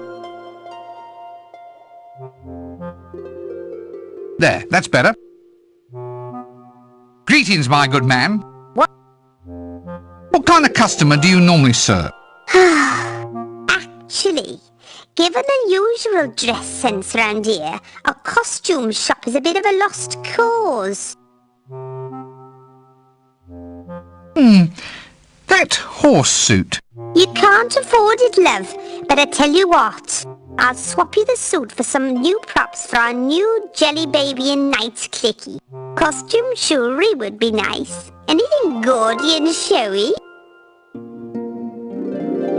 Well, what you waiting for? Go off and quest for something. Are you absolutely sure you're a woman? Of course I'm sure. Some of us are secure in our sexual identity, you know. I think I've just discovered why dwarves are so few and far between.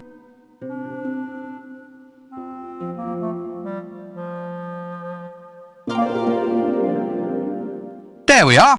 One jelly baby and ring, just for you.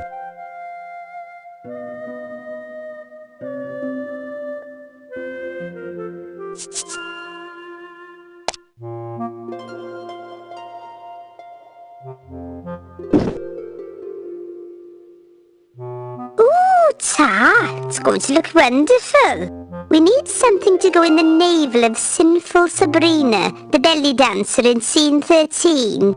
Oh, really? Oh, yes. Actually, you could help Sabrina try on her costume if you'd like. Really? Where is she? Right here, big boy. Just wait there. I'll go get my bells and tassels. Gangway!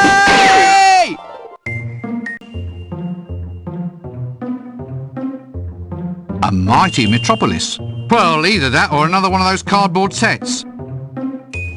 Ooh, lovely. I haven't been crushed by a 1-ton weight in, ooh, let's see now, must be years.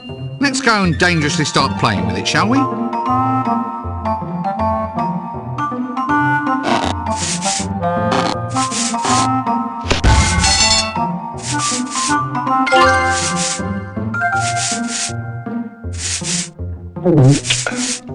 What's the mailbox doing here? 10. The house number's starting to peel off.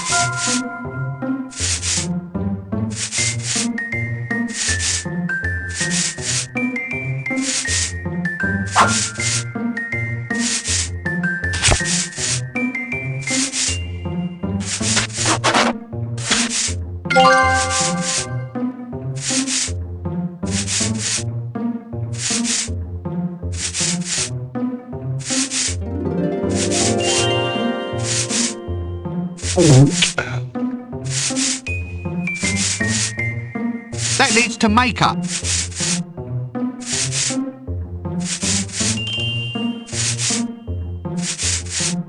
A sticker with a number 10 on it. A million household uses, no doubt. Just have to wait and see. A 1-ton weight. Or, to put it another way, a 1-ton weight.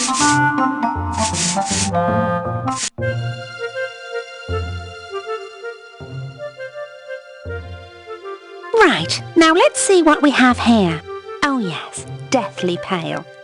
That's quite fashionable these days.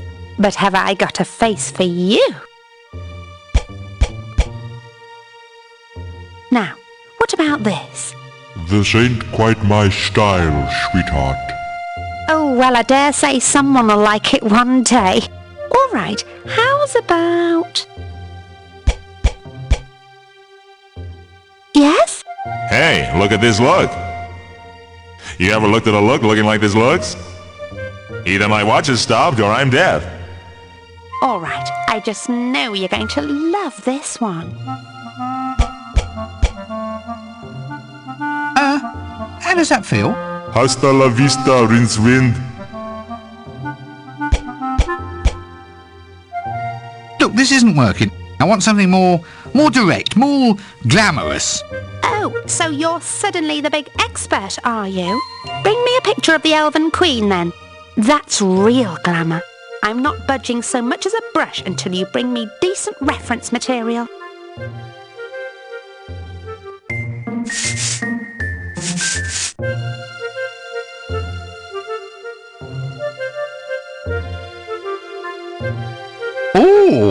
shiny. None of it's quite my colour. Anyway, my skin needs a gentler type of foundation. Death, fearsome spectre at the exit of our lives. Well, it's nice to know he can unwind. Our very own makeup girl. I'd call her airheaded, but local gases might take it as a bit of an insult.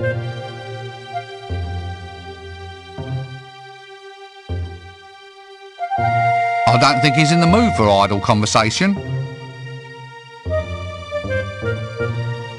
About this picture you need. Do you know how to find any elves? No idea. Why don't you ask the elves? Now I'm going to ask you that question again very, very carefully. And this time, I'd like you to watch my lips. There's no need to be like that. Why don't you go and find a witch or something? They know about elves.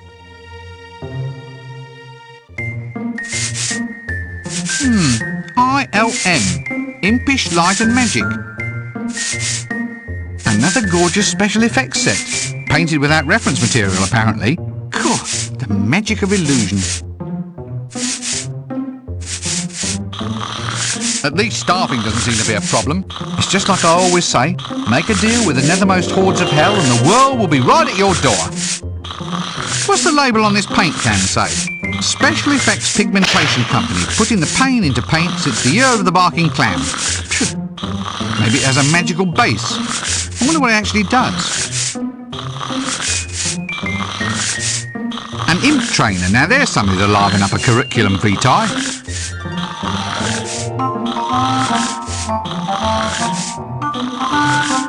I'd better ask before I take one. This one seems a bit lazy. It doesn't appear to have much use. Yet another cheap cardboard set. Yeah, I think I'm finally getting the hang of these. Things. Dangerous things. Dangerous things best left alone. Can I possibly make myself clearer? Ooh! An Impstomatic camera. Just add your own in. Faster! Work faster! Explosions! Put enough explosions into a clicky and who cares what the plot's like? You can put in giant rubber dinosaurs for all I care as long as they explode! Hello there! No time to talk! I need more imps to put inside the cameras! Gotta have more special effects over here. Maybe a lightning strike. Boom! Look, you're a busy man. I was just wondering. Choom! Boom! Pow! Oh, never mind. Right, now what we need in this clicky is more explosions. A gallop-fly crossbow shooting, some buildings falling down, a giant ape climbing a tower, and maybe we can find someone to write a script too. Perhaps we should just draw a curtain over this sad little scene. So tell me, what are all these imps for?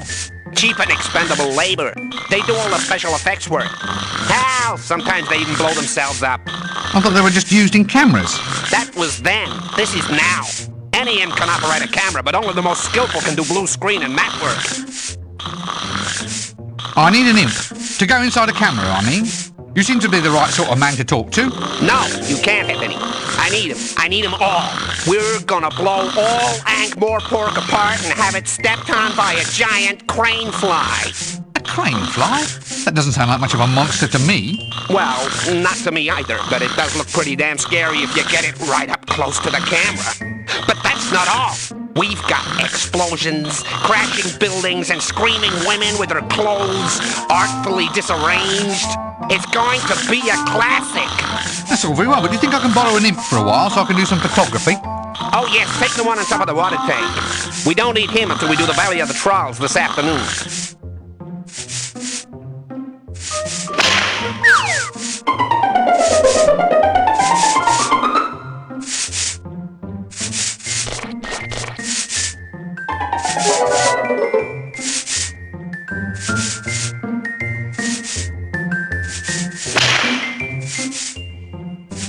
It's a funny old world. Be seeing you then.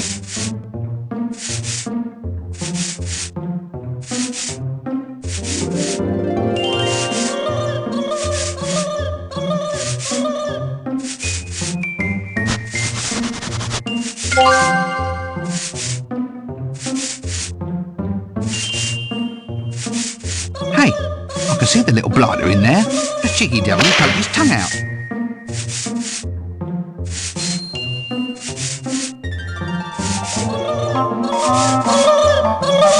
I think you might be confusing me with some...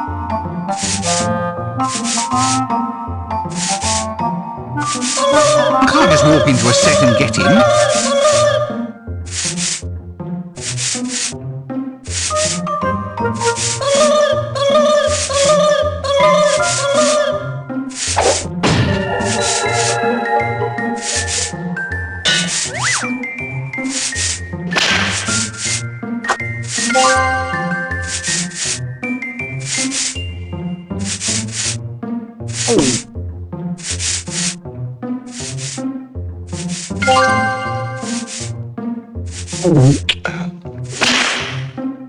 Small, offensive, looks like a road accident in a bag.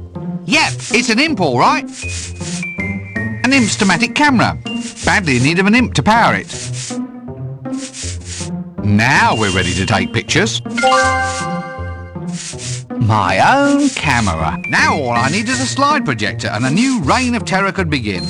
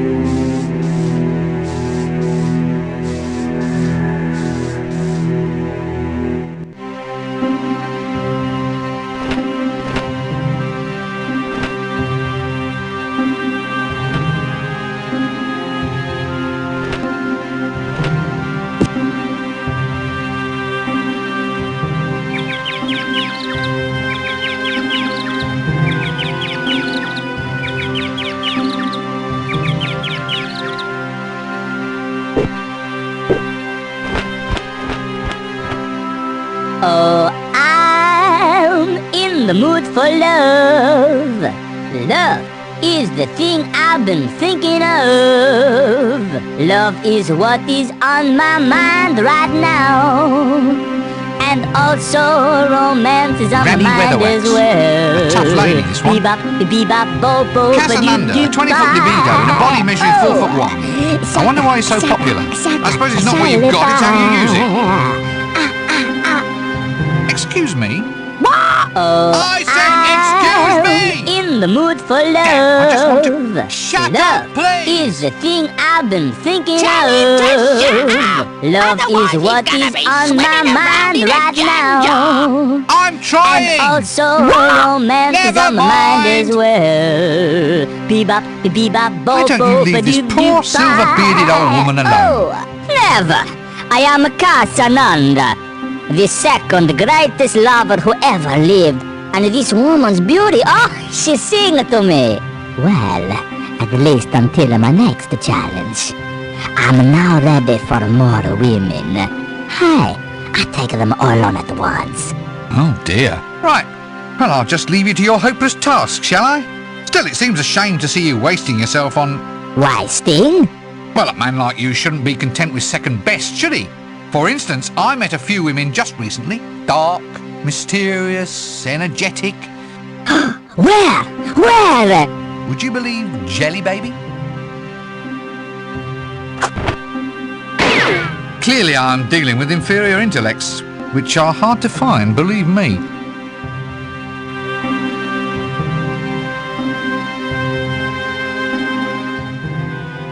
Thank heaven that stupid dwarf is gone. Thank you, young man. I just can't imagine what he wanted. Now, what can I do for you? What are you doing here in the morgue? Practicing. I didn't think it needed much practice. I thought it just sort of happened. Oh, no, you have to work at it. Good grief, it certainly doesn't just happen. It needs work, man. And you have to practice if you're gonna do it right. There's your technique, your projection, and then of course there's control and endurance. Very important endurance. Endurance? But it lasts forever. That's the point of the whole thing. What? Mind projection? I only ever have the energy to do it for 2 or 3 hours, and I'm pretty damn good, let me tell you. Mind projection? Yeah. Into ravens and rabbits and such like. Very important witch talent, mind projection. Why? What did you think I was talking about? Nothing. Never mind. Just forget I mentioned it. Tell me, elves, are they in your area of expertise at all? Oh yes, you've come to the right woman. Elves? I wouldn't trust those magic-wielding backstabbers any further than I could throw a very large heavy thing. And the elf queen is the worst. Glamour, you see. She can hold a man captive without uttering a word. Ah, I see. The evil spell of her eyes, eh? Can't say anyone's ever looked high enough to notice her eyes. You can find the entrance to their world in a stone circle near Lancre. But don't walk in. They spot anything that ain't unnatural, anything that ain't an elf, a unicorn, or an ogre without at least 3 heads and a major dental problem. And they'll have you sucking on your toes and singing tra-la-la-lolly quicker than spit in your eye. They'll do that too.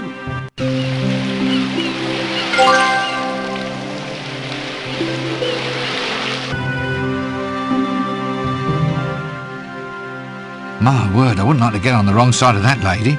Maybe there isn't even a right side. Tell me, elf...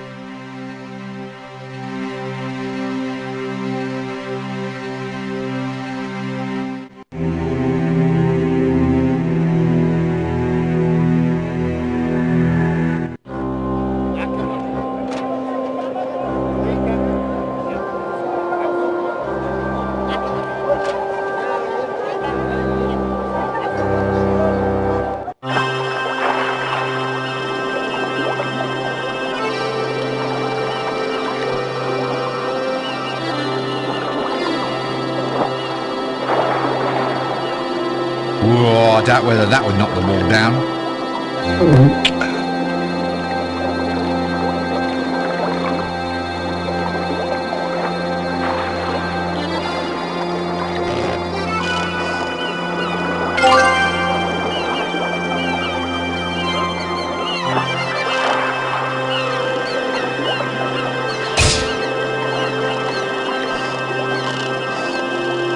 Can you believe it? It needs to be heavier.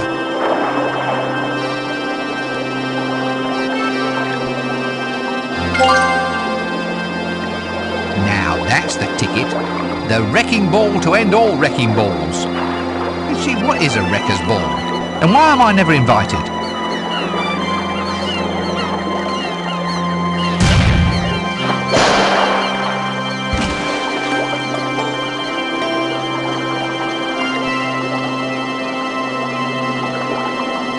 Now that is a novelty. Little Discworld snowstorms.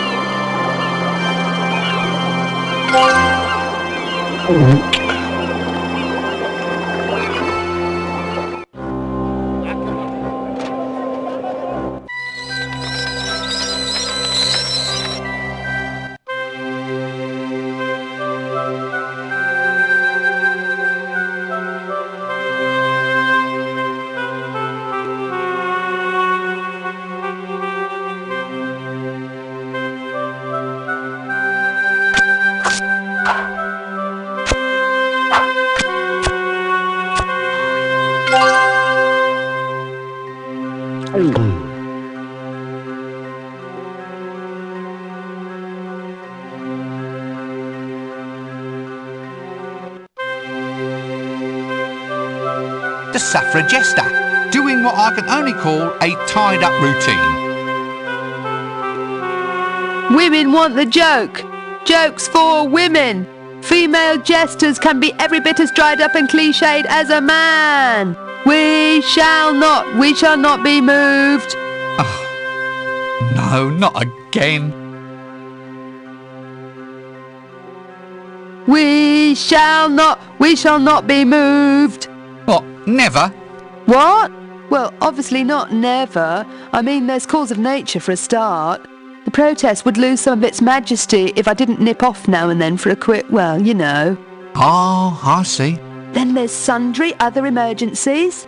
I mean, if a tidal wave, right, came sweeping this way, right, then the protest itself could hardly be seen to suffer if I screamed in fright, untied myself and fled in the opposite direction. Just common sense, really. Live to fight another day, that sort of thing. Still, all in all, we will not be moved involuntarily, except by calls of nature, calls of supernature, or through other extraneous circumstances that we can't really control. Fine. Possibly the most carefully thought-out protest song I've ever heard. It seems to me there has to be a better way of doing this sort of thing. Have you ever considered maybe distributing leaflets? Thought of it, but it's a bit hard passing out leaflets when I'm roped up here, right? I don't think you quite understand my point. But then who does? Is it a good place for this kind of thing? I mean, is the university garden really the most effective place to be getting your message across? Not really. Still, what it lacks in street presence, I feel it makes up for with a certain rural charm, don't you? Ah, sun in the trees, the wind in my hair, the rather interesting feel of hemp bounds as they restrain me. Are you married at all? Excuse me, I think I hear my mother calling. Leaving us, of course, to ask the question, just how does she manage to tie up both of her own ends?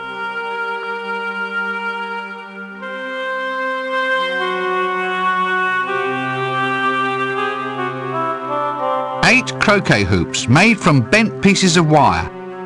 Ooh, pretty. Little glass snow scenes of the Discworld. A rotten arm. Ooh, and with a ring on one finger. Well, at least he went in style. A ring. Aha.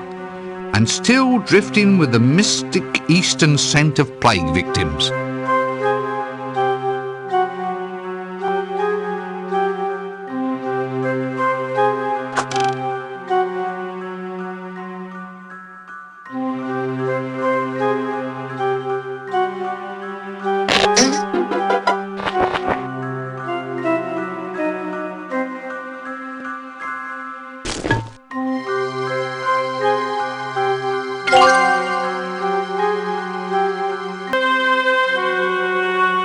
Let's just leave her alone. Let's just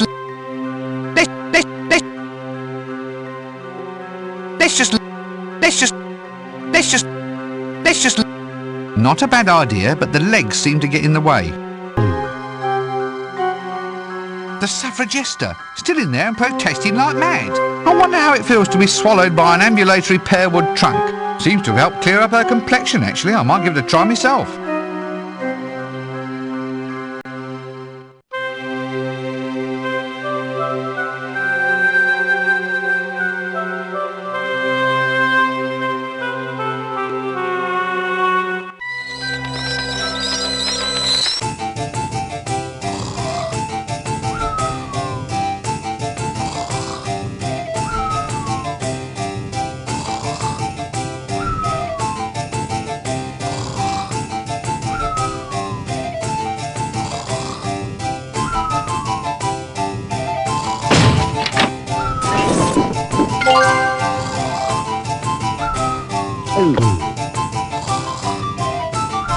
A hamper filled with scrummy food.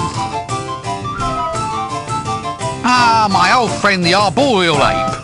That's the nice thing about Ankh-Morpork. It's an equal opportunity kind of place. He's always ready to knuckle down and work for peanuts too.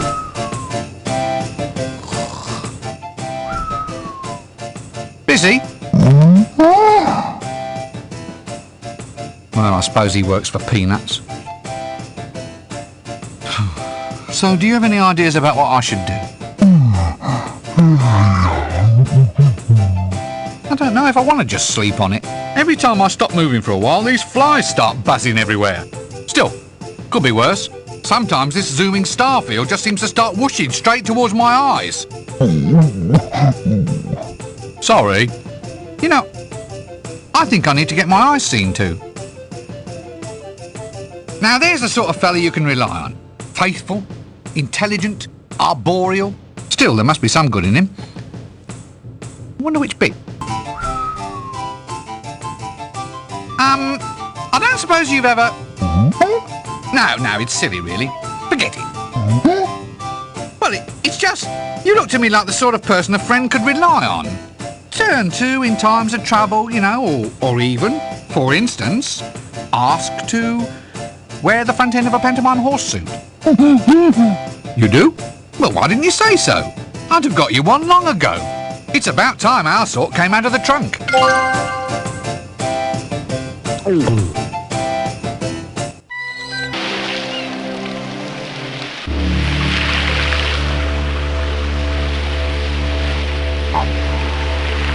Ah, the sea is restless.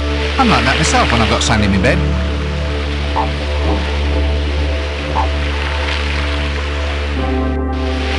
A swim doesn't seem like such a good idea. I could get crashed by all those big waves.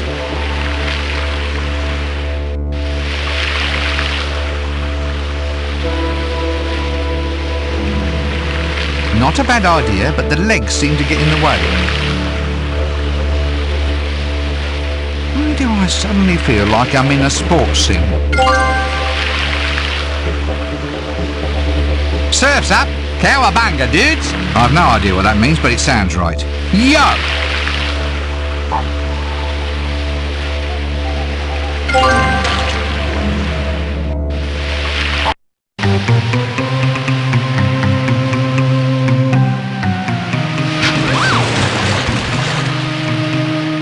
Damn, there must be some way I can stay on this board.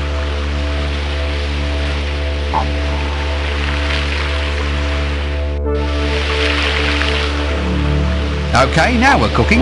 Let's see me fall off it now.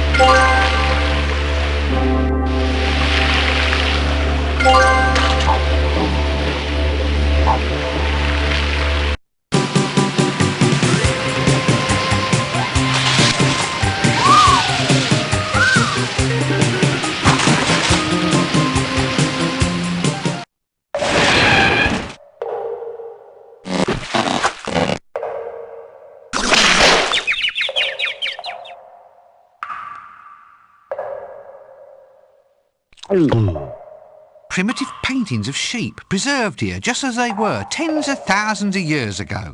They are, of course, doing just exactly what sheep were also doing tens of dozens of seconds ago. Basically, sheep are just sheep.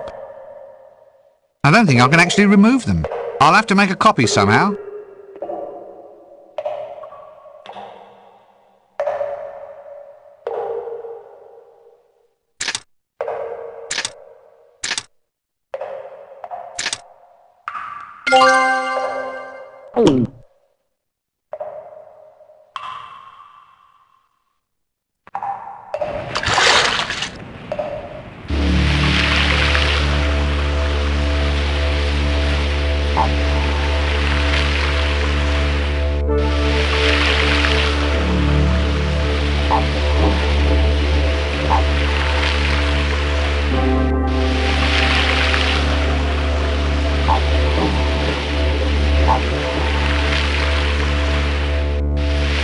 Back to the Discworld. Ah, the anthill, a marvel of nature. Such complexity, such assured instinctive engineering. A whole little society blossoming, evolving and growing right here before our wondering little eyes. Now let's go and find a magnifying glass. I'm not picking up ants by hand. Anyway, I'd have to lure them out first.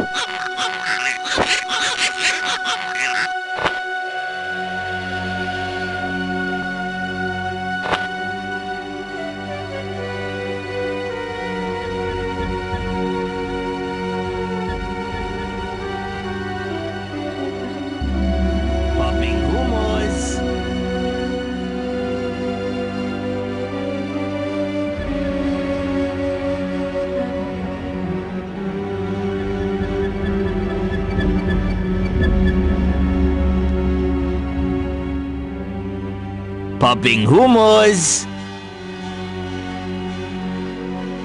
I say, can you maybe do me a little favour? I have some things here that need straightening out. No problems, my good man. Strain! Strain! Strain!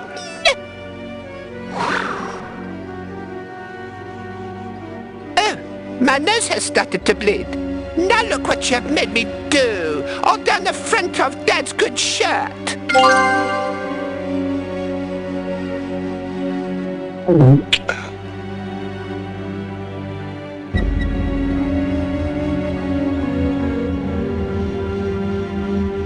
Eight pieces of straightened wire. Nope, I can't do anything with these.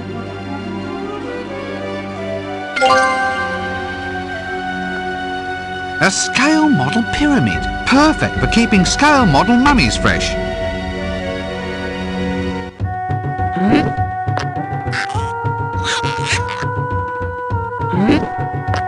Now, why are those things following me everywhere?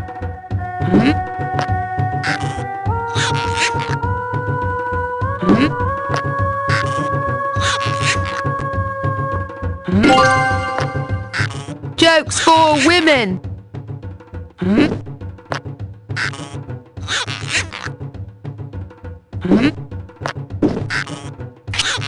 Women want the joke. Stone him! Yes, yes, yes. On the head! Ooh! Get 'em, get 'em. Oh dear, that deja vu headache is coming on again.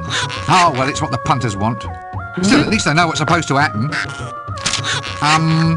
Yada, yada, yada, yada. Ah, here we are.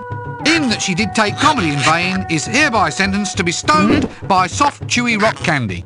What? Taken comedy in vain? How? Oh, it doesn't matter. It does. Define your terms, you fascist. Well, it's for lame comedy then. Stuff that's lifeless, dull. The sort of rubbish you get when you lamely parrot off other people's material instead of coming out with something worthwhile all of your own.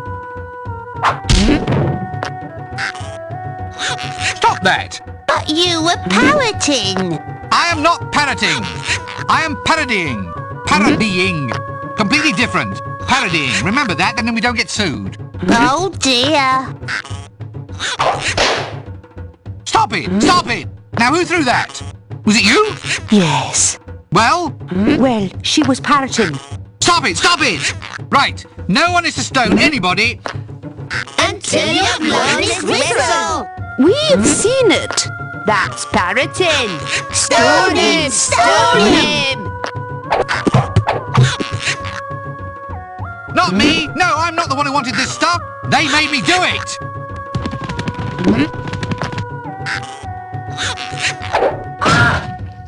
I say, shall we call this one the dead parroting sketch?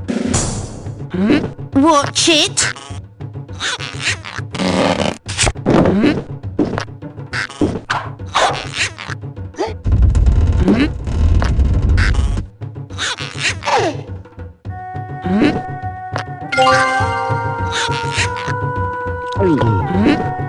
I used to have a chunk of rope just like that back when I was a boy. It was called Sydney. Sydney and a piece of string.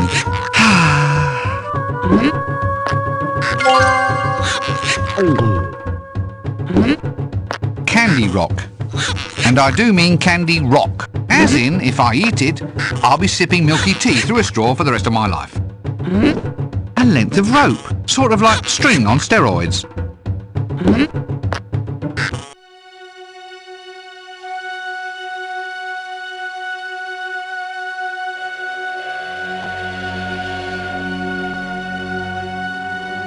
Popping humors.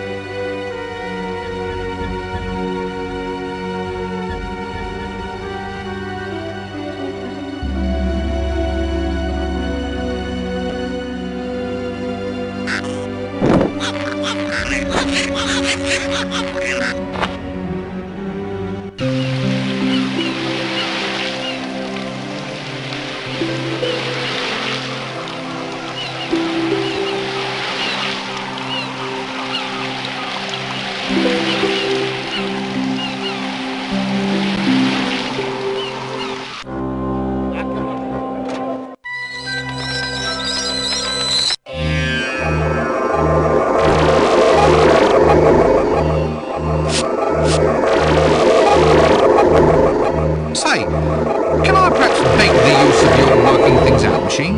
Oh, I would surely think so, seeing as the purpose of Hex is, you know, to relieve man of a number of his woes. And I must point out that failure of the machinery to work in whole or in part is not the fault of the manufacturer, who can in no way be held responsible, but will in fact ensure that you, the purchaser, are clearly at fault for buying the product in the first place. But can we use your machine? Oh no, not now. It's not working.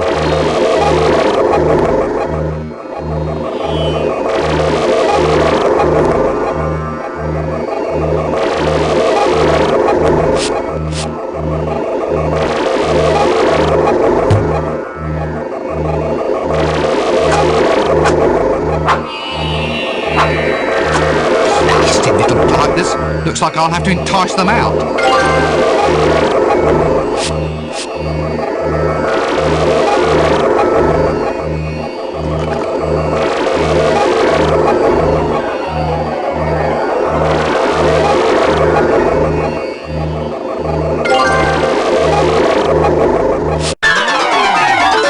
Their automatic computating machine, loaded with ants and ready to go.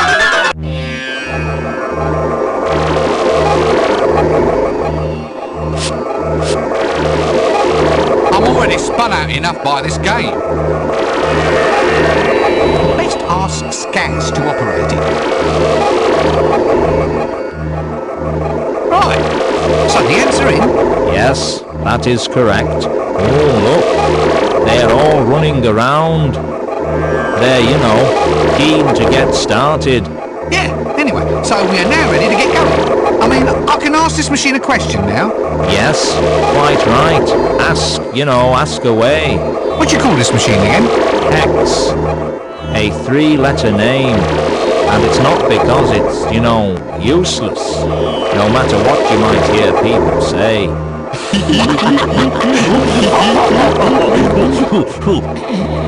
Hex. How lovely. See anything wrong with the name at all? No. My research assistants seem to think it's very appropriate. All right, let's just get on with it then, shall we? Right, Hex, I want you to tell me the answer to the question, why?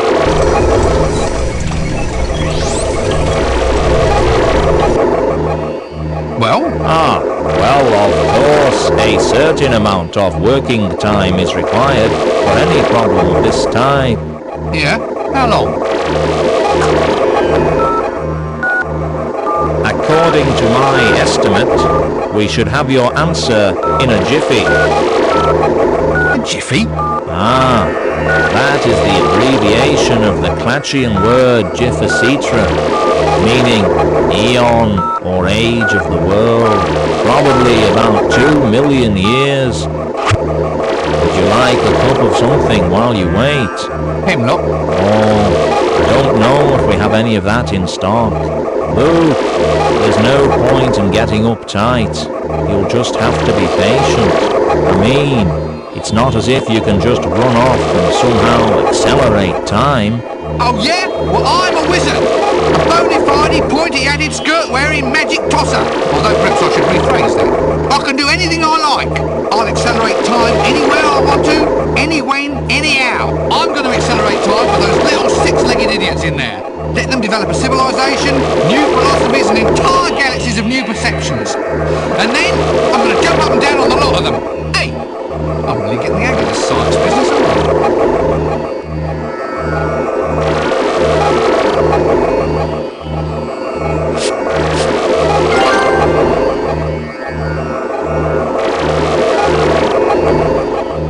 I'll best ask their automatic computating machine, featuring the new pyramid peripheral.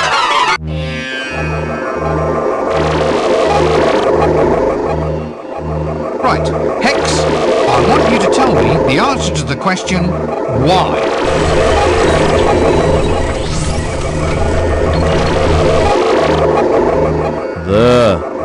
Now that wasn't so bad. You see what just a little bit of patience can Shut up and tell me the damn answer. Now let me see. Well? Oh, it says because. Is that all? Because? Well, it also says blip, blip, blip, out of cheese error. Blip, blip, blip, cannot find drive Z. Blip, blip, blip, unrecoverable application error. Blip, blip, blip, please reboot universe. Blip, blip, blip, year of the sloth. Blip, blip, blip.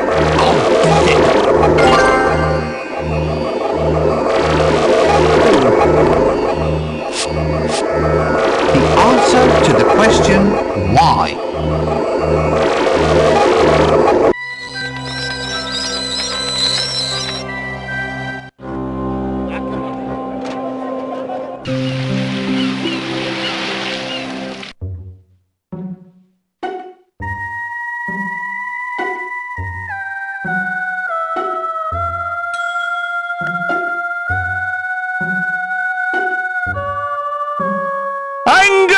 Angus, don't put those in there! You know they breed like flies! Oh, they are flies!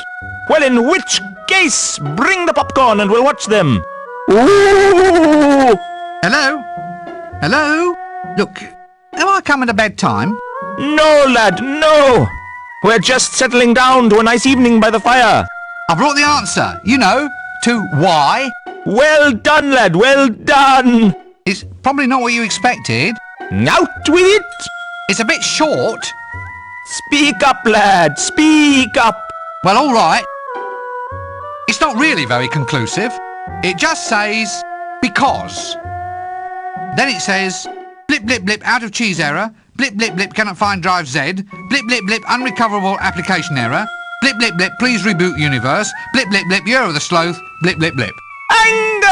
Angus, you were right, you were right, you were right! Angus, stop doing that right now and listen to me!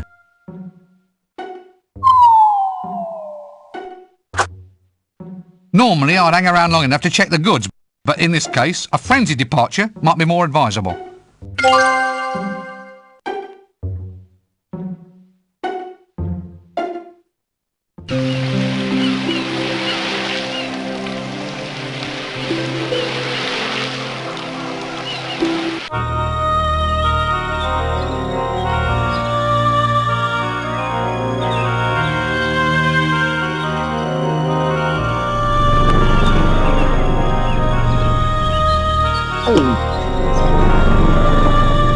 Horrible little jingle. Oh gosh, not again. I'll never get the tune out of my head.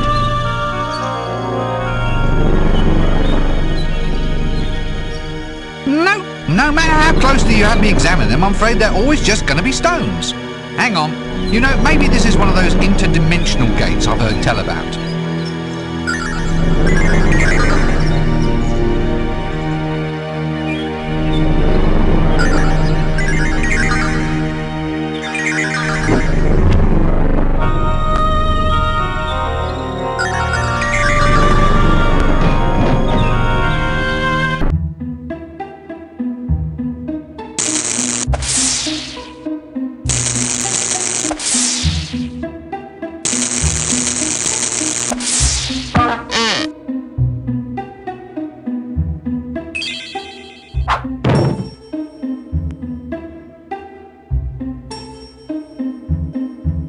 Ow, my back, my aching back.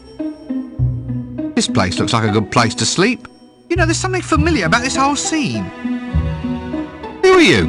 And you, there's something familiar about your voice. Yeah, the graphics may have changed, but the voice is definitely the same. It's amazing, I think I've had this deja vu before. Hey, I remember this. Aha! Things have changed, haven't they? Oh dear, that deja vu headache is coming on again. Who are you? I'm you, just better drawn and animated. Just look at those jagged pixels, not to mention that mono voice. Please tell me what's going on. I'm from the sequel, and there's been a few changes, I can tell you.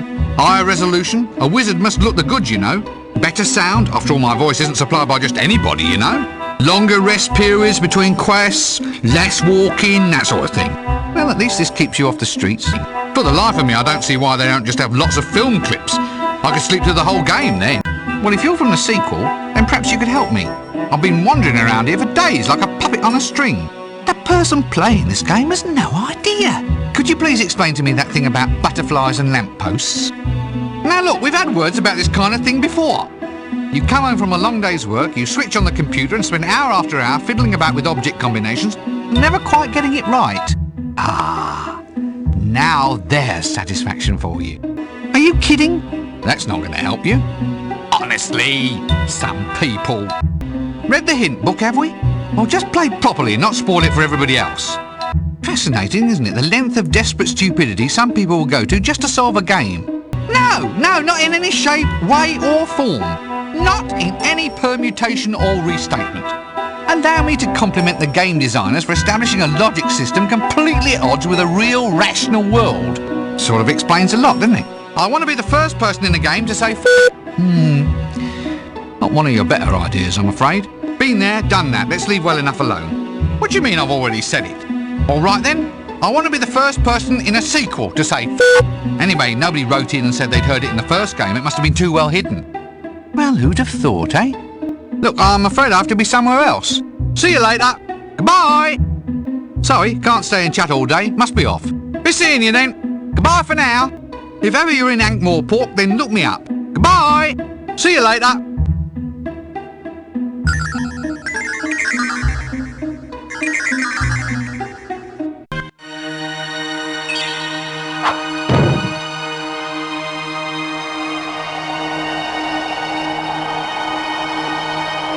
Oh boy, a pretty fairy castle.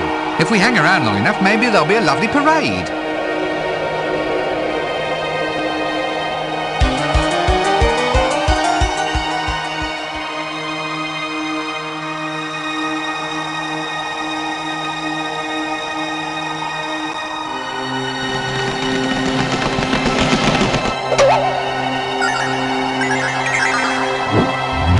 And don't come back. You set foot in here again, and you'll be taking your ears home in your hat. We are fey creatures of the twilight, pal, not little tooth fairies. The difference is, we take all your teeth and put your head under the pillow. Hey, by the way, isn't it time the Queen's pet came back? It's been gone a long time. Oh, they always find their way home.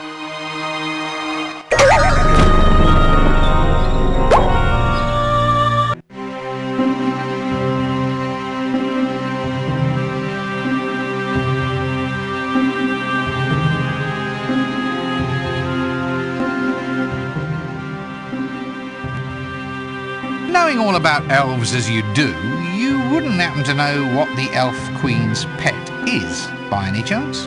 Oh, it'll be a unicorn. Always is with elves. Now your pixie.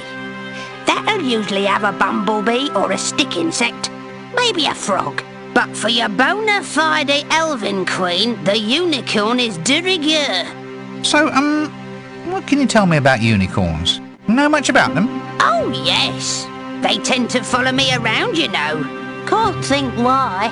Anyway, the thing to remember about unicorns is the horn. That's its stock in trade, you see. Get the horn right and all the rest'll follow. My word, I wouldn't like to get on the road. Maybe there isn't...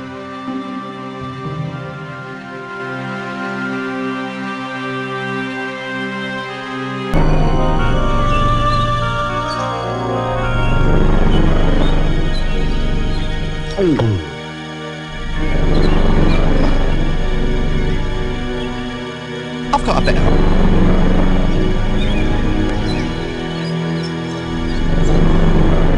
Hey, he took the front end.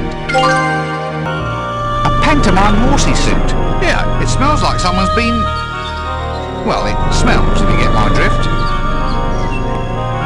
Looks like it'd fit, if only I could stick it down. One sticky hooter. There we go. One unicorn suit. Good idea, but not just yet.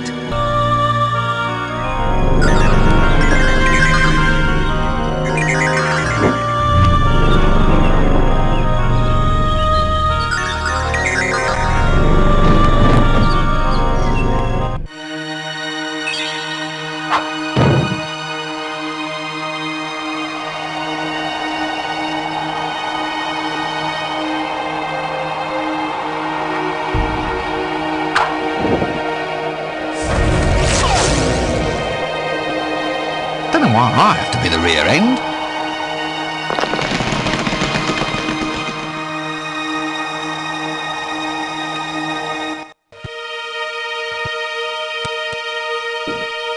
All hail me.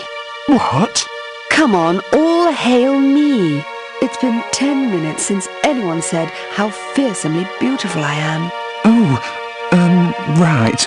Well, you're dangerously attractive, maddeningly gorgeous, Yes? you're wonderful. You can torture small animals in a very regal way. You can do amazing things with your hair. Well, what about you? Why haven't you said anything? Guards, off with his head. Wait, I meant to say something, but... But what? But I was struck dumb by your beauty. That's it. Phew. All right. Slightly crawly, but you can keep all your bits if you stand over there and croak like a frog. Ribbit! Ribbit! Ribbit! Absolute power! Who can say it isn't wonderful? Ribbit! Keep it going. You've still got plenty of little bits that can be chopped off, you know. Sorry, ribbit! Ribbit! Ribbit! Ribbit!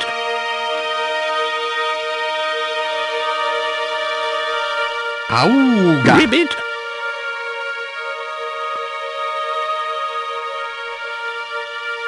Ribbit! Sometime later. Ribbit!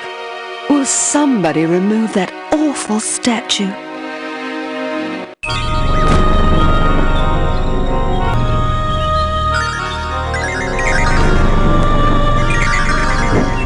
Ribbit!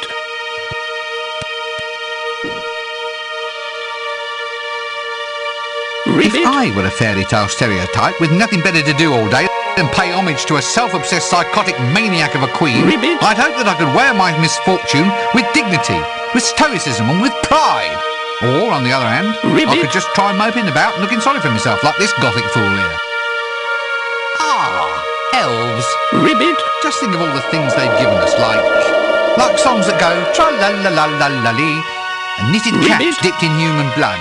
Wholesome traditions such as baby snatching. Ah, the beauty of the Ribbit. fairy realms. Elves. Ribbit! What a happy family. Aren't you? I'm thinking of the kind of family that ends up holed up from the cops in some canyon somewhere. Ribbit!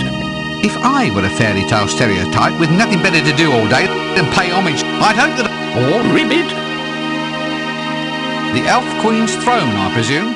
If this upholstery could speak, what Ribbit. stories it would have to tell. Ribbit! Smile. Say children's blood. Ribbit!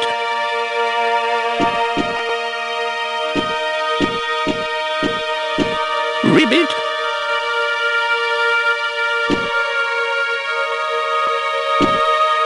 Ribbit!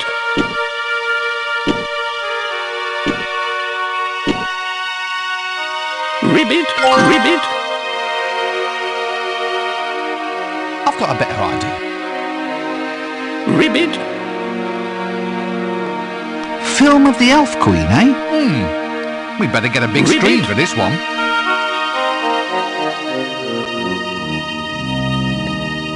Ribbit!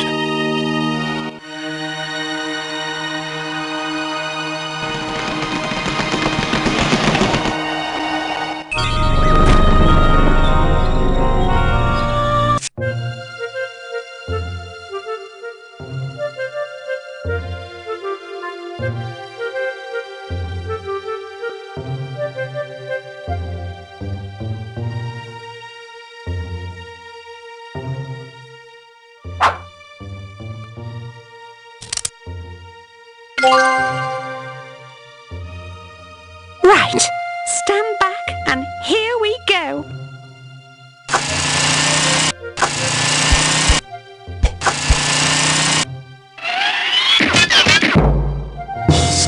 Spoken!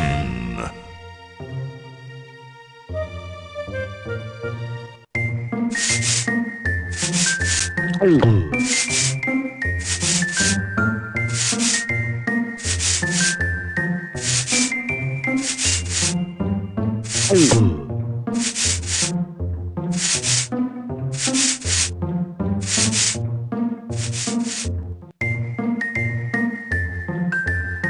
troll. 50% violence to 90% pectoral muscles to 5% brain. He'd point out the mathematical discrepancy himself, but he's still waiting for his vocabulary to be delivered. Ah, a sort of low-technology security chain. A security office by the looks of it, thank goodness. We can all rest in our beds safe in the knowledge that this sad collection of cut-out cardboard screen sets is safe from imminent theft. Locked! Now that strikes me as being suspiciously unfriendly. So, what's through here then? Ooh, well, there's some amazing curves, the glint and gleam of leather. Then there's those lacy things. I never did know quite how they were supposed to be tied. I'd describe what I see more fully, but I presume you've all seen shoes before. A Stars trailer. Ah, stardom. What is it that makes perfectly sensible people leave their comfortable little houses and clamber for the right to take up residence in mouldy old caravans? Could it be a bag of cash bigger than your head?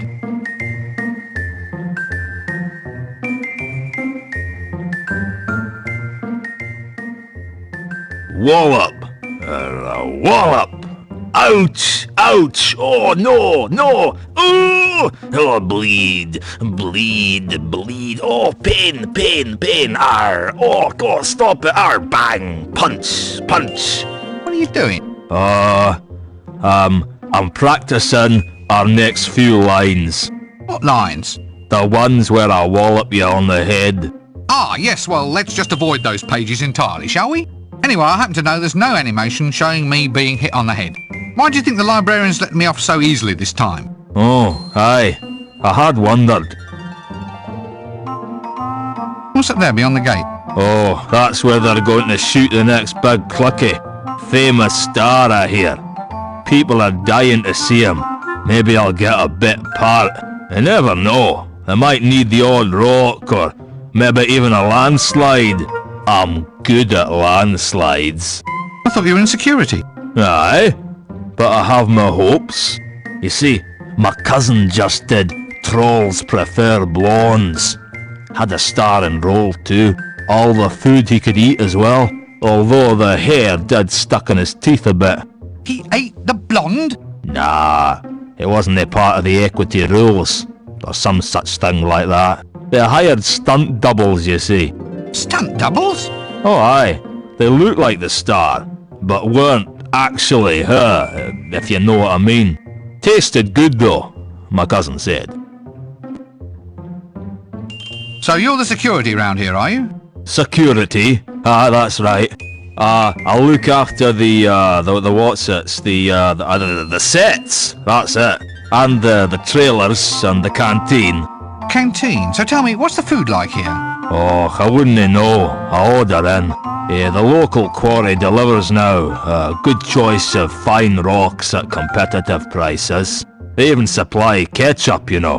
What? You eat rocks? Must be awful on your teeth. Nah.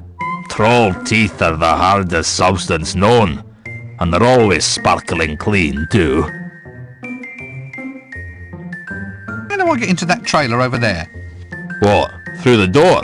You mean you want to go through the door? Well, of course that's what I mean. Now what do you want to go doing that for?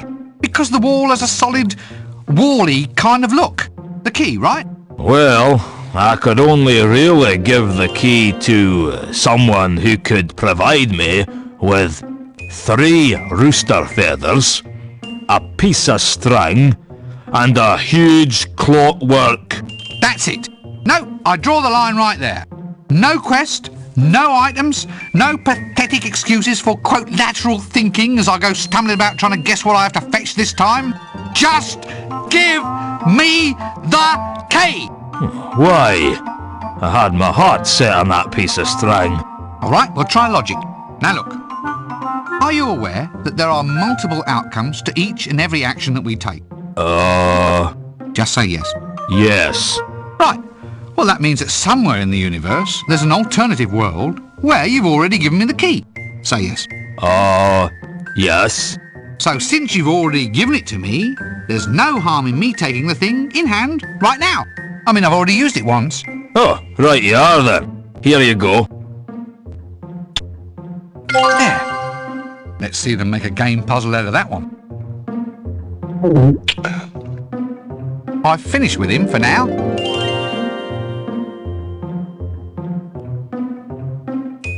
Anyway, here, try some Candy Rock. I bought it over from Jelly Baby, specially for you. Oh, thanks.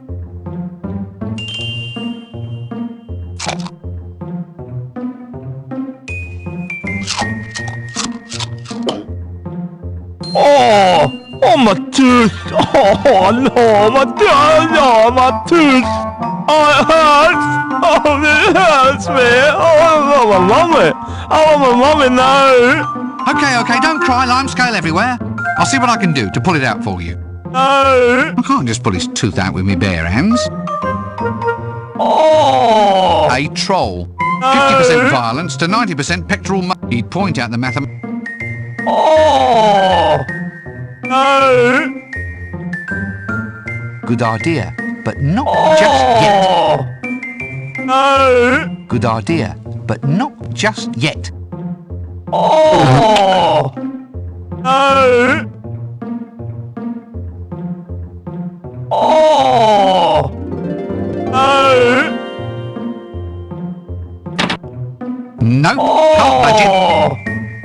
No. The key to a trailer. Oh. Lavender scented. A length of rope, sort of like string on steroids. Oh. No. Oh. No.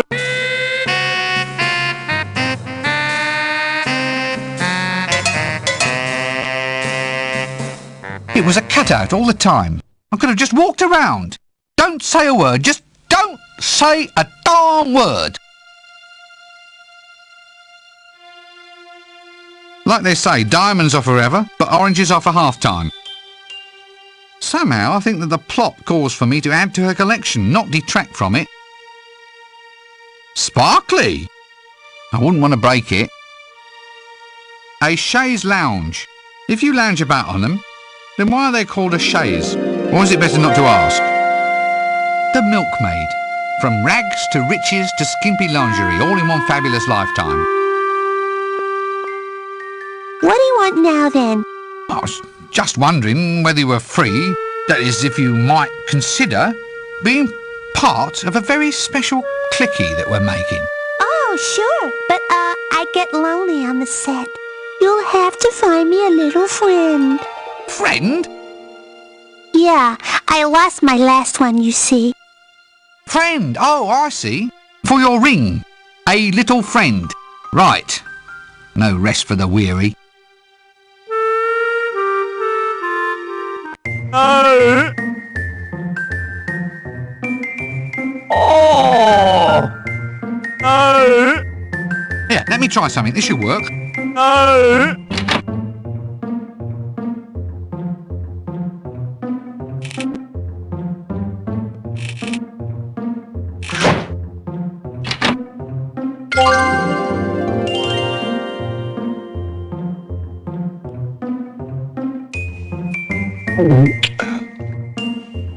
A diamond tooth. Just the thing to bring a gleam into a wee girlie's eye.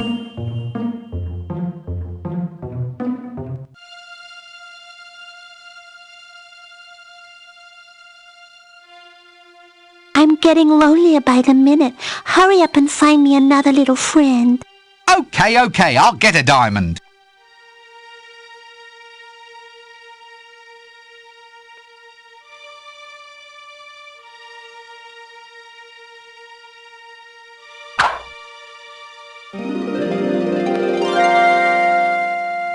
One diamond, reasonably clean, all for you. Now get out there and star in my clicky or I'll take away all your makeup and ban you from ever visiting a hairdresser again. You heartless beast! Gee, anyone would think you've been round the world for this here thing.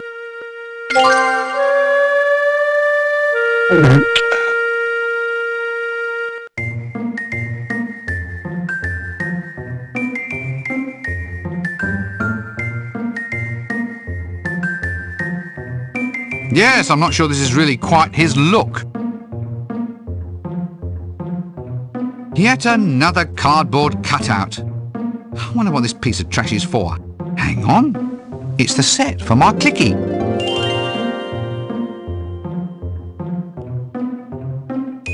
Just what we needed. Dibbler in cut-me-own casting couch mode. There you are, friend. There you are. Now remember, a jingle, a set of novelties, and a gorgeous babe. I might be able to do it for you with less, but even now, I'm cutting my own throat. Remember, for a jingle, you'll need the words and a band to sing the thing. You've got to get a song and the singers. Well, as far as girls go, I mean, we need attitude, we need style. But most of all, she has to have... Yes, I think I get the picture. About these novelties. Yes, novelties. Something new, something you don't see every day. But most importantly, something free.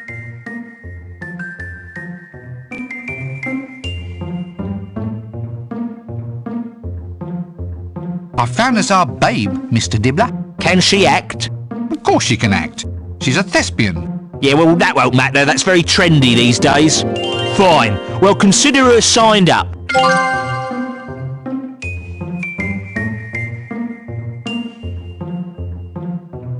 I'm not touching that. You never know where it's been. I found the band, Mr. Dibbler. Excellent. Are they good? Do they have the sleek, well-fed look of success? Good gods, no. They're all musicians. Oh, well, sign them on. That's the drawback of music, having to have all these musicians around.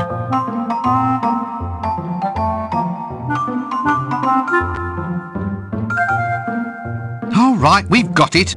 Here it is, one prime jingle just for you. Yeah. Oh, I don't know. Can you get me another one? What? Only kidding.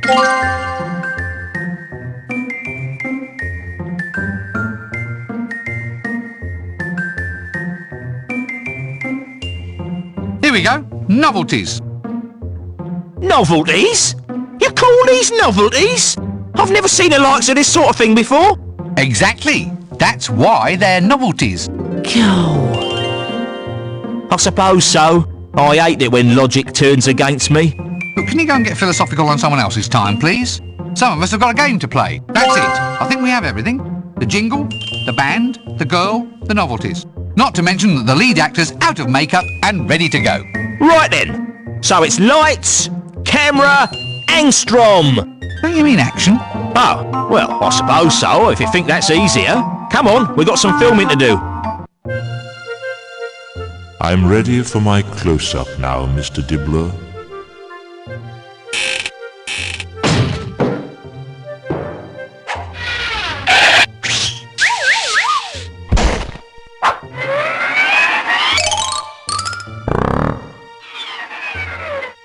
All right.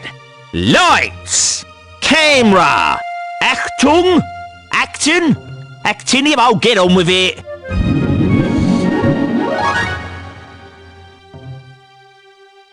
Cue death. Now is the winter of our discontent, made all the more drizzly by the lack of death. Ooh, to be or not to be, that is the question. Whether to be extremely cool, reach the heights of fashion and snuff it, or to keep drawing breath and lose all fashion sense forevermore. So, what do you think? I'm trying not to. Ready? Cue piano. Piano? Roll 'em. Makeup.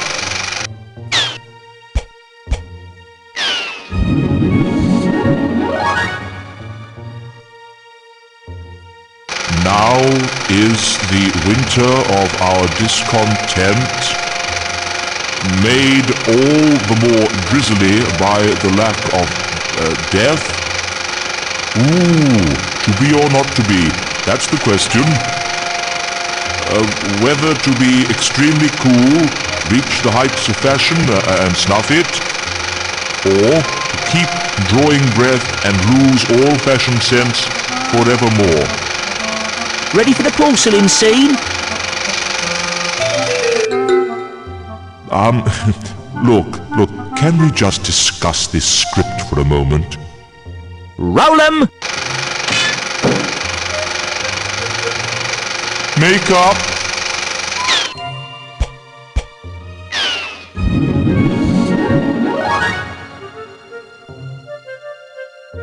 Now is the winter of our tent, the discontent, made all the more drizzly by the lack of death. Oh, to be or not to be, that is the answer. Whether to be extremely cold, reaching the heights of fashion and sniffing, or to keep drawing breath and lose all fashion sense forevermore. Okay, everyone! The being smashed by a safe scene. And roll 'em! Now look here! Makeup! Now, Mr. Dibbler, now! What? What's he talking about? Nothing, love, nothing. Now look, I told you before, it'll be far too messy. Help! I want to see my agent! All right, now, Death, stand by for Julian's extra special scene. And cue... Here, wait a minute! What's all this about a special scene? Read your script, love. Here, Julian, explain how this next bit goes, will you? It goes whoosh! Blam! Stuff flying everywhere! Did you not tell our boy that there were special scenes involved? I'm not doing it.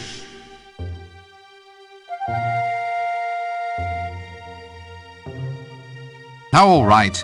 I'll go and find a stunt double. Honestly, you get some people in front of a camera and they think they're the Queen of the May. A skeleton stunt double indeed.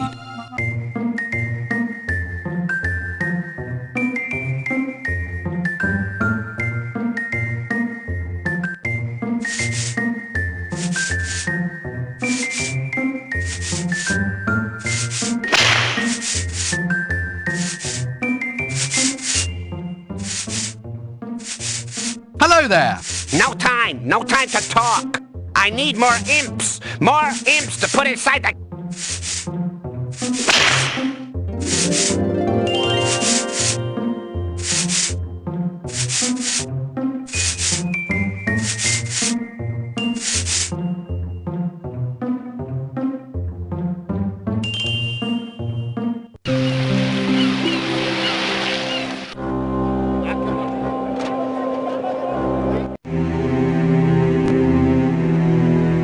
Looks like the door to some secret society, or my name isn't Brother Rincewind.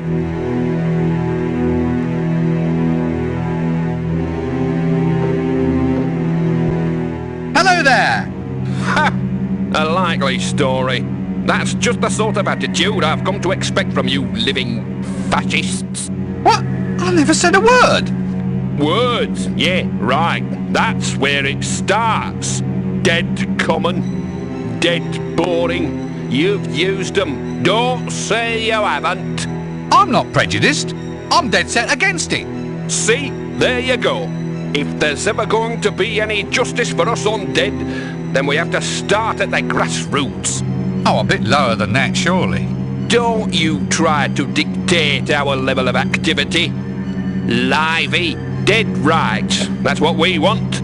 So if you're not dead, then drop dead. This club's for the children of the night, so if you want to live it up, right, you go elsewhere.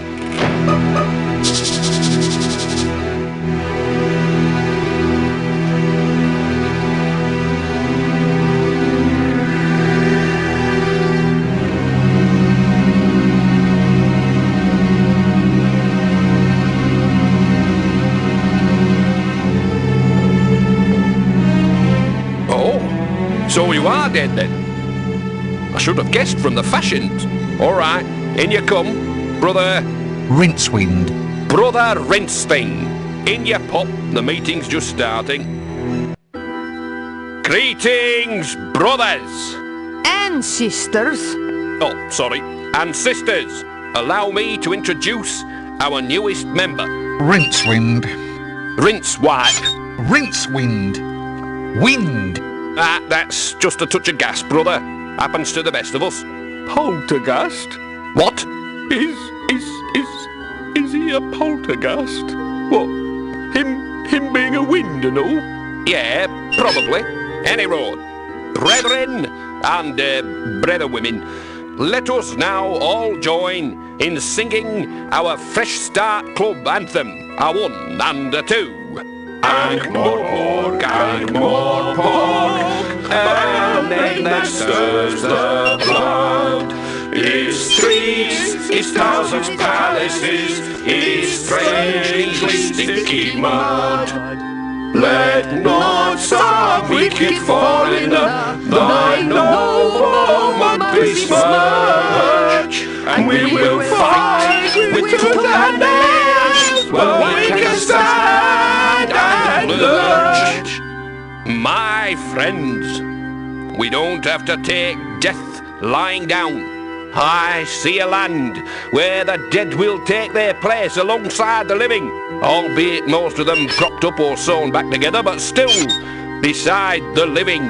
A place where ghosts can throw off their chains and help contribute to a better, more just society, where a man can throw off his head in pride, then tuck it back under his arm, raise his right hand if he can remember where he put it, and say, yes, I'm as dead as hell, and I'm not going to take it anymore.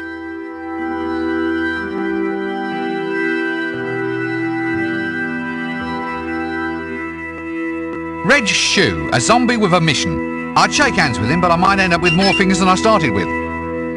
A male banshee? Oh, well, it takes all kinds, I suppose. I wish it didn't, but there you are. Excuse me. Shh. Excuse me. Shush! Good old Windle. Still not quite getting the hang of being dead, but I admire a man who can just keep trying. Aren't you dead yet? Dead? Of course I'm dead. I just can't get going on any decent sort of afterlife. How'd you put a stop to a walking corpse? I mean, it's not as if there's any helpful ink books. I've tried me strangling, poisoning, or even jumped in front of a donkey cart. Oh, how did that one work out? Not too well. They're charging me with willful traffic obstruction and being walking dead in a public place without a proper licence. Call that justice? So, you become a member at the club here then? Member? How can I be expected to be a member when I can't pay any dues? And I can't pay any dues because I can't get a job. Oh, skew. Is this any way to treat a walking, talking corpse? In my day, we knew how to show respect to a cadaver in need of a bit of cash. What? They want to make you pay dues? It's all Reg's fault. He wants to pre-print coffin lids with membership details on the inside. What, and that's going to be expensive? Well, coffin lids don't grow on trees, you know. Well, not on any trees I've seen, not when I'm sober anyway. What do you mean you can't hold down a job? I mean, it's not as if you're rushing off anywhere, is it? It's not as if you're going to have any sick days off. Oh, yes. Well, you try telling that to an employer. I mean, the advantages of a dead employee are obvious to anyone. No lunch hours, no night shift worries. I mean, you'd think anyone could see it's in all of our best interests. So what happened? Did they complain about the smell? No, it's all, bureaucracy. Just try filling in a tax form when you're officially dead. You'll see. Place of residence, graveyard. Current occupation, decomposition specialist. I mean, it's an uphill struggle from the word go. No wonder people spend so much time trying to avoid death. The paperwork complications are enormous. Poor old Windle. From youth to academic. From academic to the grave. From the grave Whomp. Right onto the dole queue. That's a welfare state for you. Goodbye for now. The world's shyest bogeyman. Oh well, if you're going to have an embodiment of childhood neuroses, at least it can be one that you don't mind inviting over for tea and biscuits from time to time. Hello. You're not frightened of me, are you? No, why? Oh, I just don't seem to frighten anybody anymore these days. Oh, well, sorry. All right, look, I'm scared. Really scared. Terrified. Does that make you feel any better? You're not really scared. I am? Well, why aren't you running around then? Because I'm scared stiff. Yeah, that's it. I've been scared into that strange lucid state of unreality and just don't seem to be able to move my legs. Rooted to the spot in terror. Me. Really? Gosh, yes. If I was any more scared, my ears would drop off. Trust me on this. I thought we cured you last time. What happened to your old door? Someone kept putting letters under the doorstop. I finally had to give the thing away or drown beneath a flood of second-class mail. I think the worst thing was the smell of all those perfume sample sachets. They've all got this stuff called ambergris in them. Apparently, after a few weeks it all starts going off and you up your eyeballs and decaying. Where does ambergris come from in any case? I think a whale is sick somewhere and it gets turned into perfume. Strange but true. And who was the first man to look at a pile of whale vomit and think, oh, that'll make a splendid perfume? Makes you wonder, doesn't it? Do you come to a lot of these meetings then? Not really. I'm not actually dead, you see. Just undead. But the membership card gives you lots of lovely discounts at the local stores. Cheap headstones, cut-rate coffins, that kind of thing. Yeah, but if you're not actually going to die, I mean drop dead and actually require interment, then why do you need them? Well, they make great gifts. What, happy birthday, now here's a headstone in the sincere hope you find a use for it soon, and that sort of thing? Got many friends, have you? You don't need to answer that if you don't want to. The world's shyest bogeyman. You know, I'd have been really intrigued and astonished if this had been a better kind of day.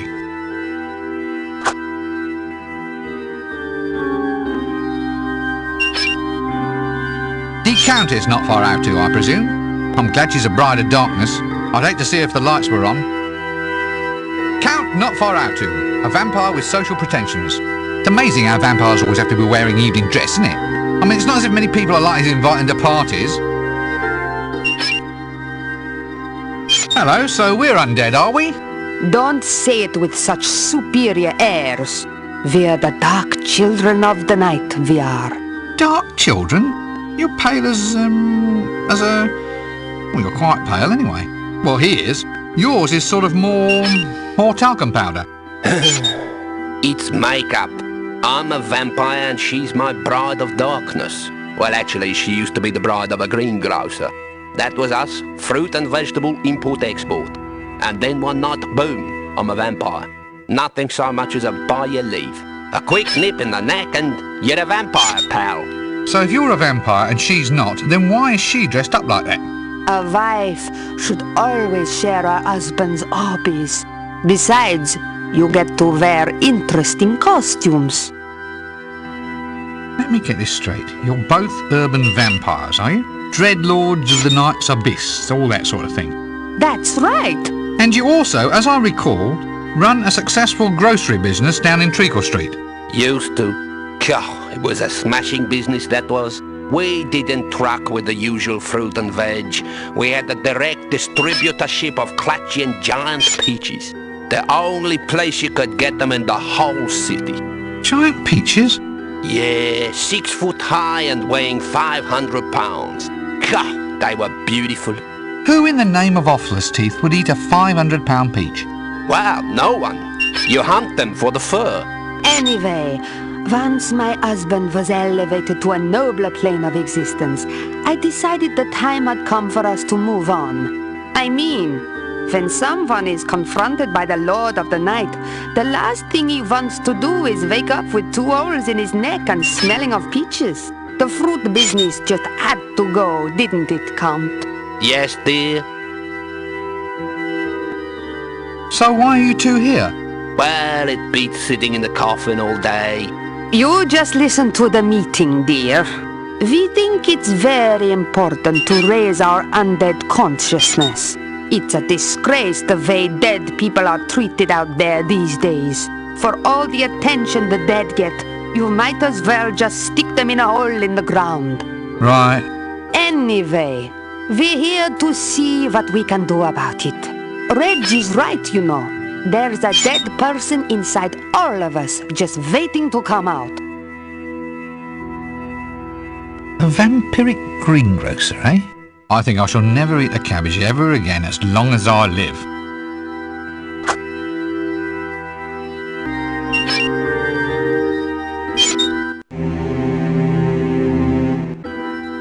And now, I believe our resident Banshee, who has finally found a voice, wishes to witness for us.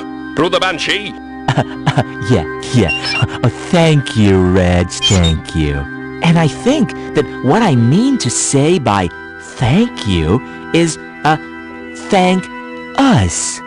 A thank you addressed to all of us in that we are all part of the same body. Well, not exactly the same physical body, but the same spiritual body. Even though we are all actually inside bodies which are, in fact, spiritual. I think what I'm trying to encapsulate here is a sense of out-of-body experience that is an inner-body experience for us all. Right on, brother. Yes, exactly. Right on, and in. Seeing as the death within is also without, and exterior being is reflecting external processes, I think what we have here is very, very real. And by real, just let me say that this is also very surreal. Surreal, in that we transcend the essence of the mundane reality to redefine ourselves within the framework of our own perceptions of our role, yeah?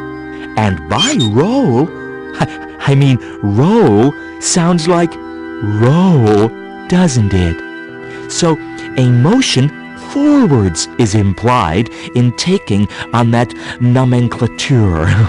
So, forward motion is an inherent part of us.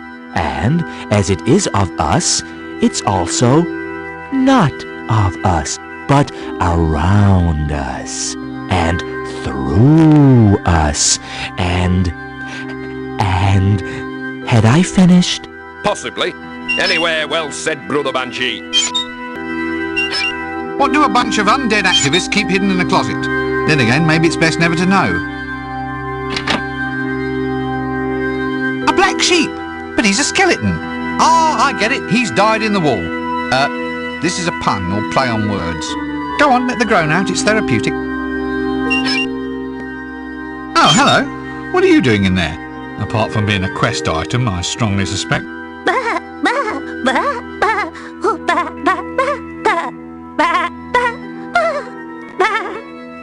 Well, I can see your point there. Actually, I'd get that scene to you if I were you. So, hiding out in the closet, eh? What's the matter? Are you taking it on the lamb? Taking it on the lamb? You get it?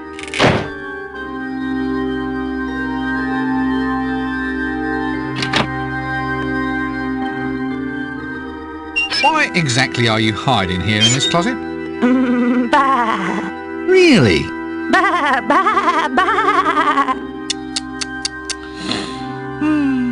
So I see.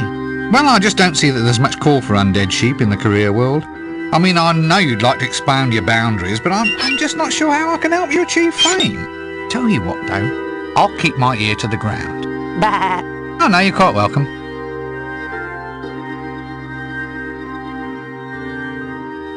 Skeleton in the closet. A black sheep.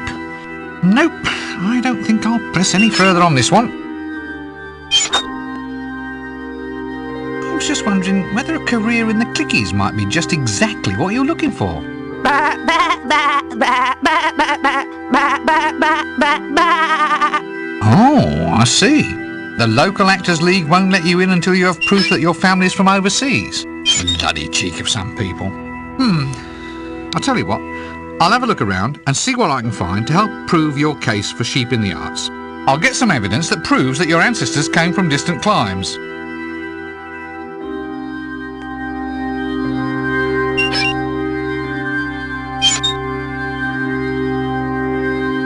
Here you are, some evidence that your ancestors came from the land of Forex.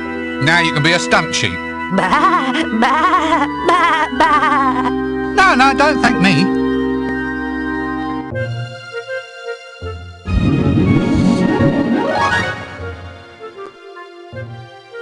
Cue death! Now is the winter of our discontent, made all the more drizzly by the lack of death. Ooh, to be or not to be, that is the question. Whether to be extremely cool, reach the heights of fashion and snuff it, or to keep drawing breath and lose all fashion sense forevermore.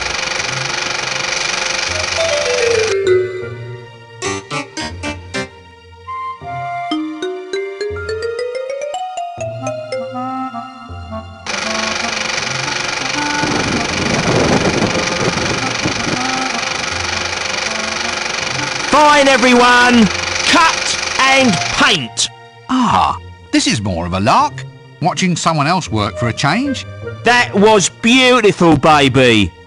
Just beautiful! Wait a minute. Feathers? It was just feathers? What? Didn't you read the script? It's Julian's special scene! Oh, showbiz.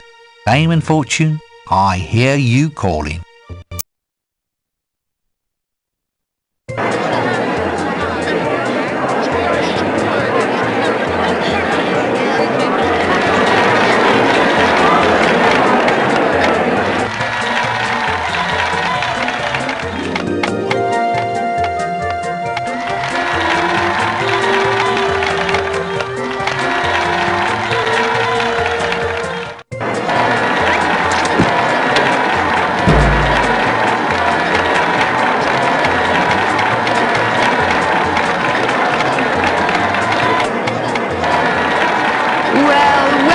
To our audience and welcome to Death, the latest star to rise and shine in the land of Hollywood. Death, how do you feel about your up-and-coming premiere? I don't feel. I am done. What he means is that he's confident that the product will speak for itself. That we've got something really astounding, really new, really... What? Look, just try to appear less skeletal or something, will you? Yes, well perhaps you might explain to us just why you feel death is a sex symbol for today's world. Oh, Trish, we've always known that the height of style is pure, elegant restraint. And of course, when it comes to wearing black, he's always been the trendsetter. Fabulous, fantastic. Well, that's it from outside the Odeon here tonight. This is Trish Looks Good inviting one and all to join me here tonight and get reeked.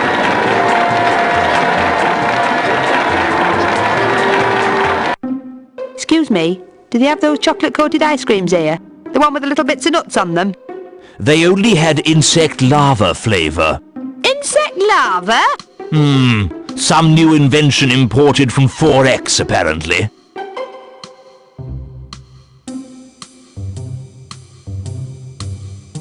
When's this clicky starting, then? Yes, hurry up.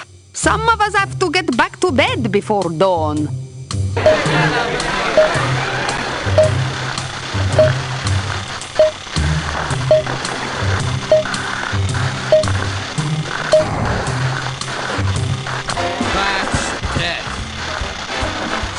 farewell to all your bills.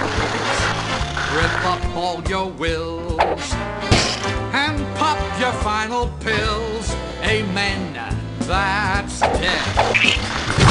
It's a tete-a-tete with Rubbish! I say, this is appalling. Ugh, I haven't seen anything this awful since I saw the Dean in the showers. Say farewell to all your bills. Rip up all your wills and pop your final pills. Amen, that's death. It's a tete-a-tete with fate. If you're not feeling great, then it's the best way to lose weight, mate. That's death. Say farewell to all your bills. Rip up all your... Well, that didn't cut the mustard. No, I thought it was awful. Well, in its awfulness, it had a certain beauty. Just as, in beauty, we sometimes see awfulness pressing through from underneath. I mean, sure. We all look at it and say, well, this presentation eats its own young. But I mean, is this a fair assessment? Can we really judge an art piece as being awful simply because it exhibits no attractive or interesting aspects at all? Actually, I felt that in many aspects the film proved to be a very apt, very direct communication. Oh? Of what? Well, a communication of just how untalented some clicky makers can be.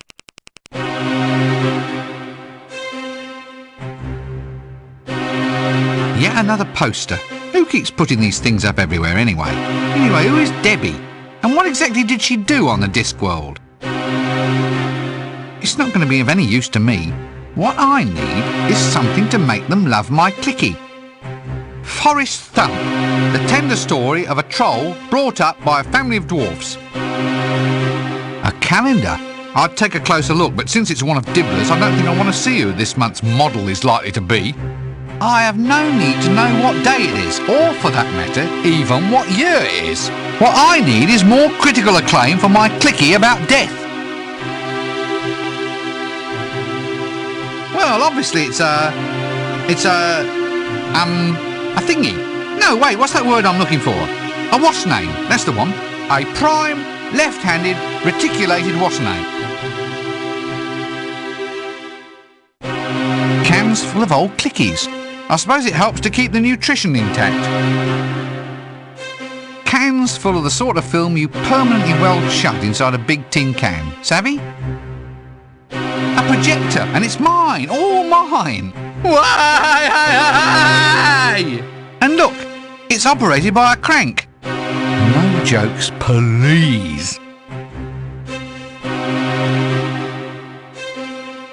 A clicky reel for keeping my precious film nice and fresh. Leftover film of the Elf Queen, eh? Still some good footage here. There's got to be a better use for the film than that. I've got a better idea. Fascinating.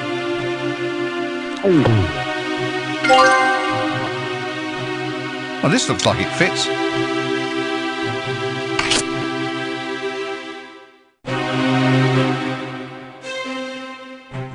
Now I think I'm onto something here.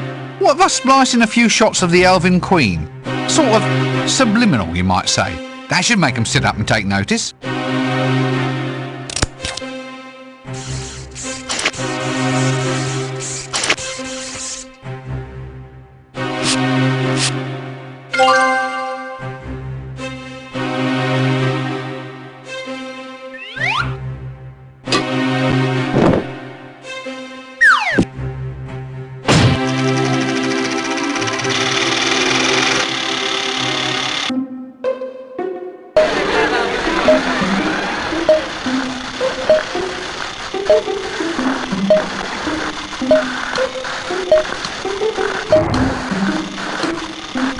That's death. Say farewell to all your bills. Rip up all your wills. And pop your final pills. Amen. That's death. It's a tete-a-tete with fate. If you're not feeling great, then it's the best way to my, I do say I'm marvellous. Beautiful, simply beautiful. I wish my smell could have seen that.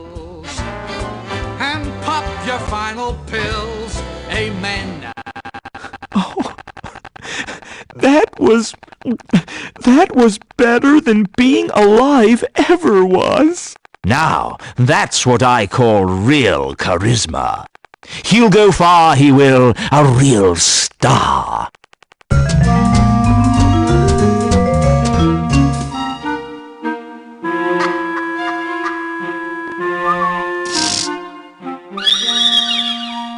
Oh, shut up. It seemed like a good idea at the time. How was I to know the spectre of death was going to become a pop icon? Now he says he doesn't want his old day job back. Now he's a style setter. Now millions of girls are cramming themselves into undersized, tight, black lace costumes with lots of black lace, all dyeing their hair black, wearing black lace and black nail polish and deep plum lipstick and black lace and being pale and very, very interesting.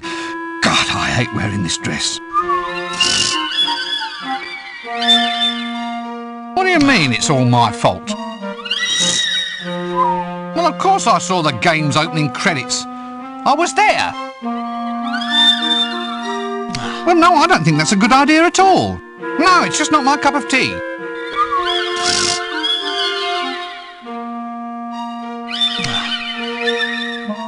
You mean I have to become death? Well, I suppose it'll help me make new friends.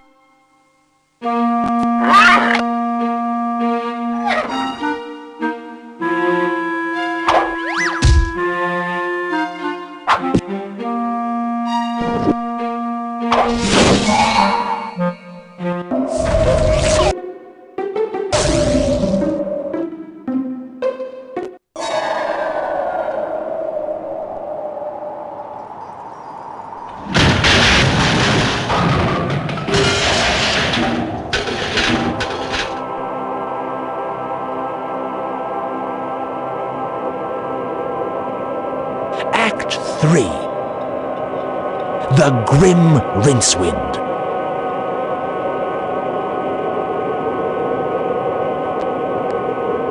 A stable.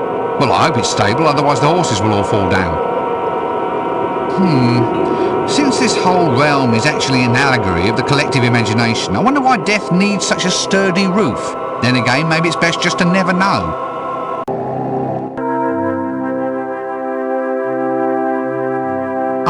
Lope, breakfast of champions. Why does old Bony Bum have such a well-padded saddle? Is he frightened of chafing the horse?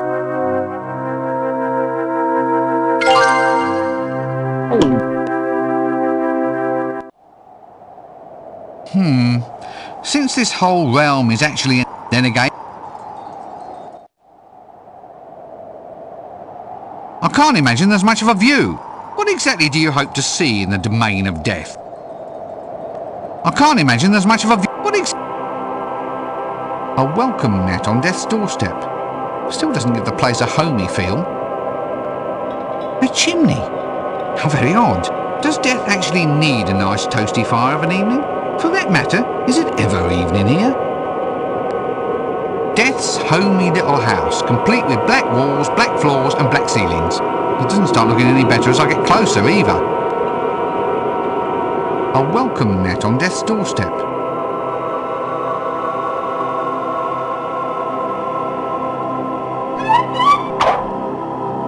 Hey, there's a little key under it. So after all this time, I'm finally at death's door. Funny, I always thought it would be a more dramatic moment.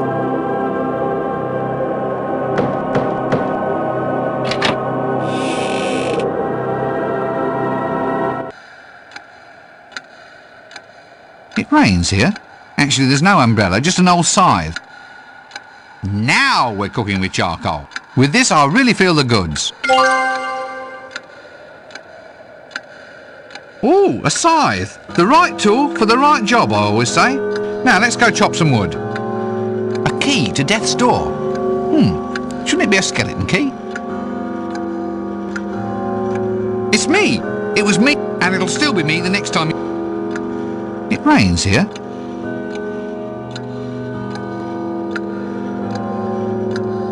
Nice black material.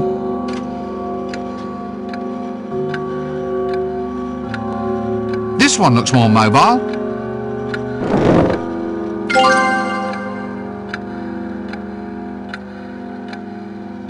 It's curtains, all right.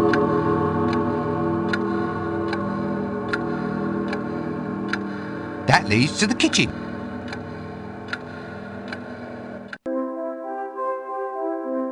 Hello.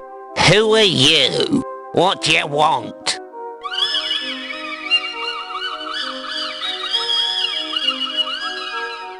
Yeah, that's right. Look, I'm here to become Death. You what? You know, Death. The Pale Horseman. Talks like this. Very big in the hourglass and scythes department. You? Oh, not for long. Just until himself gets back. I have to fill in for a while, you know, get the backlog moving, that sort of thing. Got the faintest idea how to do it, have you? Well, I suppose so. We got standards to maintain, mister. We takes a pride in our work. I ain't having you letting the side down. Listen, you got to be up to snuff before you can be deaf. Now, how do you mean? Well, you got to be able to ride the pale horse, and you got to wear the right clothes. Death wouldn't be seen dead in anything but a black robe. You'll need a scythe and a capital letter voice. Something chilling. Is that all? You want more? Get on with it. Oh, goody. Another quest. I'm just flotsam on the sea of life. Yeah, stop snivelling and get on with it. The death of rats. Now appearing at a plague pit near you. I'd better just let it be. Death's Sugar Bowl. Those who say you catch more flies with this stuff than with vinegar obviously haven't tried tasting Death's version of sugar lumps. Get your thieving hands off. That is for tea time. But this is Death's kingdom. Time never passes here. I never said tea time would be soon. Albert, an annoying butler type of character. He's going to find himself in terror of his suspended little life once the new management takes charge. The bells, they never stop ringing. Sorry, I got carried away for a moment. Actually, you don't seem to be able to ring them from here. Ah, a lovely view of... On second thought, why not just look at a blank piece of wall? It's sure to be much more scenic. An oily rag. This should be useful for polishing glasses to a dirty smear.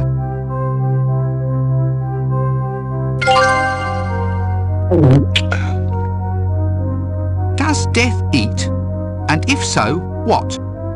No need, I can see that the oven's empty. A pot-bellied stove, eh?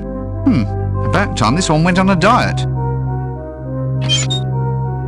A pot-bellied... Ah, a fine figure of a flue. Some flues are flimsy, but this one has me flabbergasted by its fulsome fixtures. I'm sorry, I don't quite know why I was forced to say that. Like everything else around here, these aren't even real, they're just props.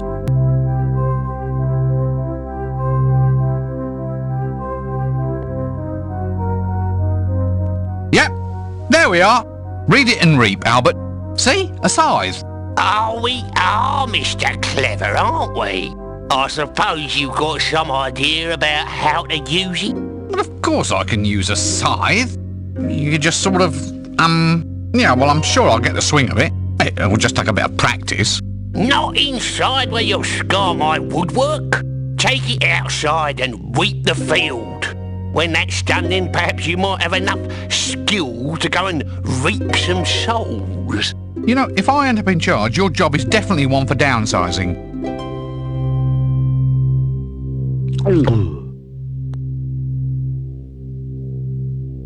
Yuck, this has to be the greasiest and oiliest rag that I've ever seen. Feels nice enough to wear.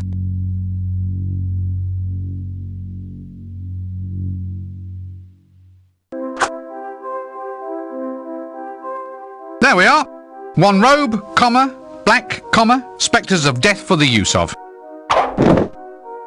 Call that black? It is black. No, it ain't. Not your light falling into it never to escape kind of black. It's not the kind of black death would wear.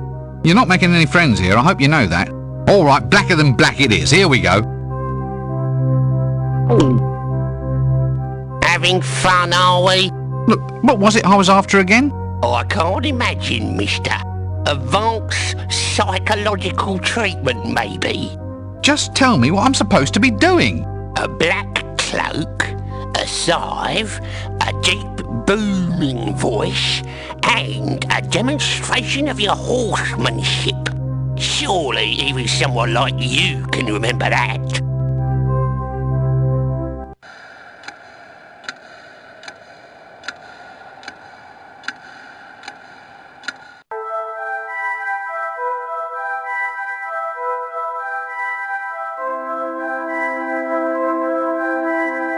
Girly stuff, nothing of real interest to a tough macho wizard like myself. Like everything else around here, they look artificial. Ooh, a comfy looking bed if ever I've seen one. It's nice to at last have a room with a bit of colour in it. A bunny? I wonder what it's used for.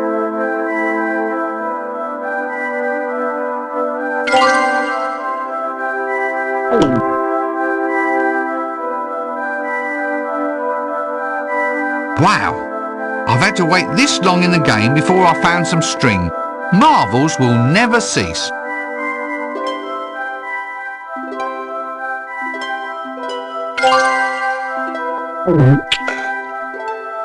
How cute. A little bunny rabbit for putting pyjamas in.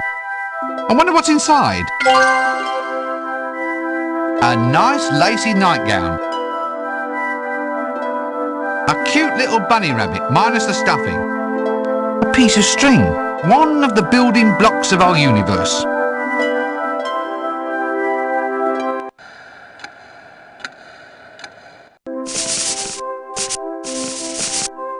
A biography of somebody's life, still being written. Let's see what's happening now.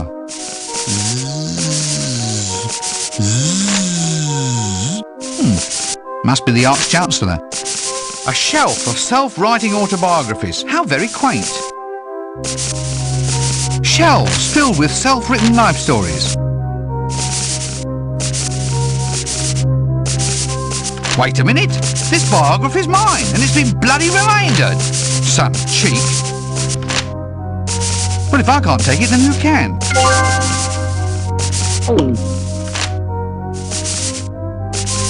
Shelves filled with self-written... My life biography. Big print version, easy to read.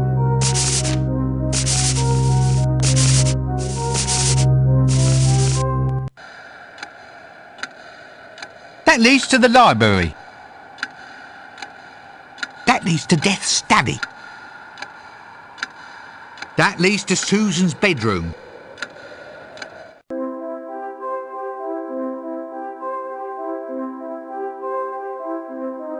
Each of these hourglasses represents somebody's life. Every grain of sand is a precious moment, never to be recaptured. I wonder what would happen if you added water. Nah, no thanks, I'll only end up knocking the whole lot down. An inkwell, and it's full of ink. The blackest ink I've ever seen.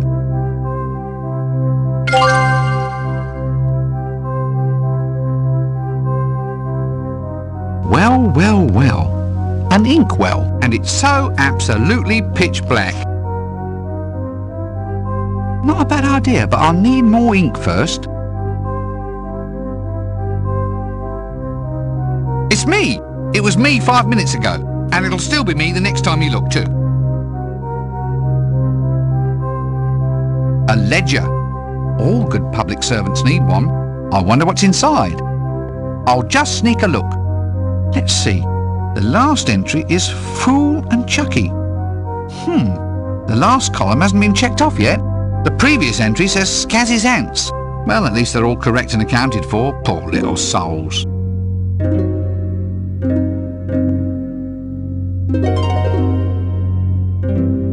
Ah, Death's desk. So this is where the big life and death decisions are made.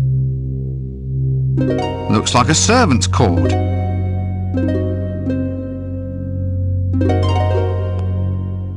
I wonder what this does.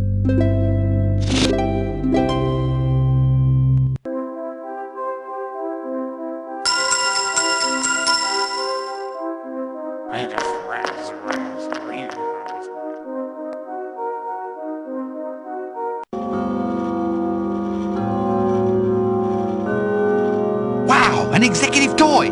I wonder what it does. Some of us have got a game to play.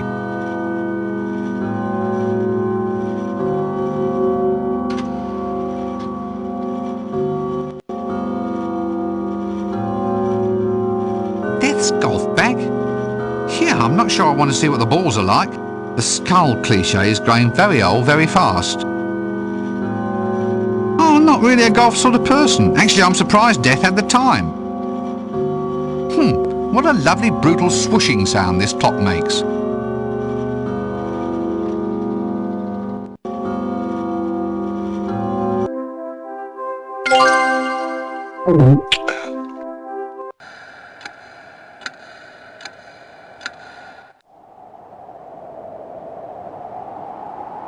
A chimney? How very odd. Does Death actually need a nice toasty fire of an evening? For that matter, is it ever evening here?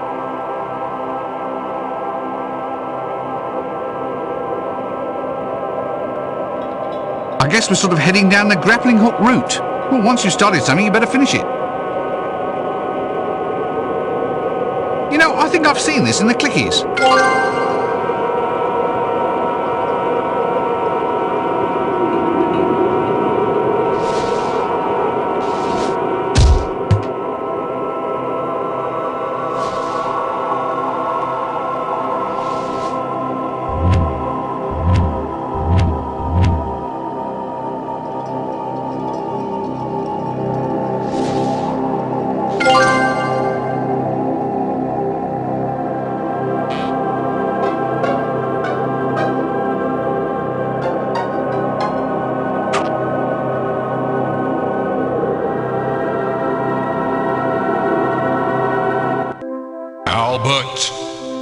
Albert, it is I, Death.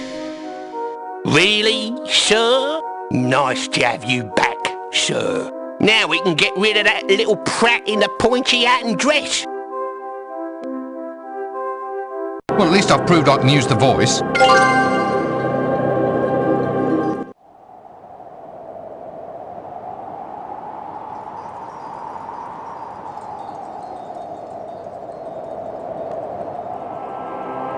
Funny, I've never really thought of Death as a home baking kind of guy. I'd need a scythe to make any impact on that lot.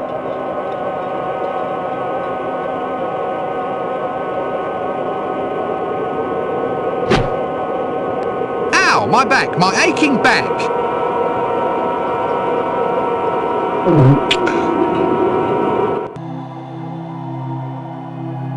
The bees are all black. Very cool of them. I wonder if you can get sunglasses with multifaceted lenses.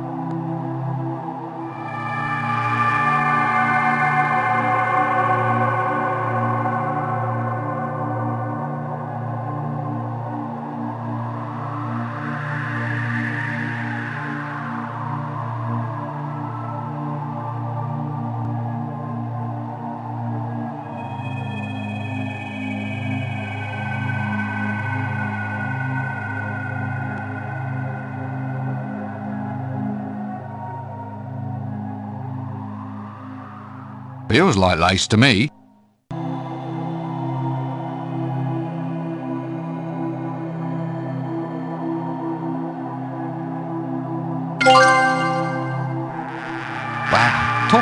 smoke. A bowl of sugar cubes. Well, they're cube-shaped anyway. I can't, however, recommend trying them in your tea.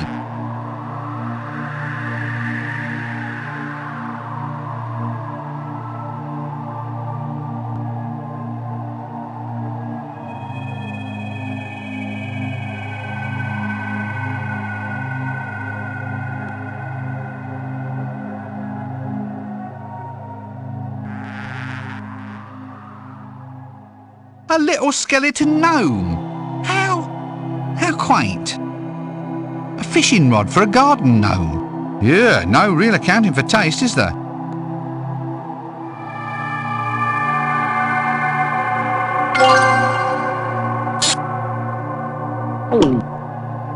A jet black pond. And ooh, look, there's little white fish in it. Little white skeleton fish in it. Oh well, at least his fish food bills will be fairly small.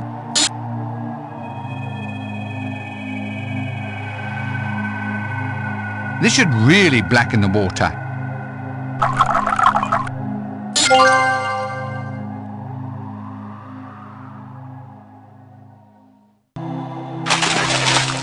Now this really is blacker than black. Yes, I think Death could probably do with some serious advice about his choice of decor. Maybe someone's fixed Death's little red wagon. Hey, leave that alone, you! Death's granddaughter, so I hear. So, Death's got a little swing, has he? I wonder if it's for the girl, or whether he likes to have a jolly little twirl of an evening.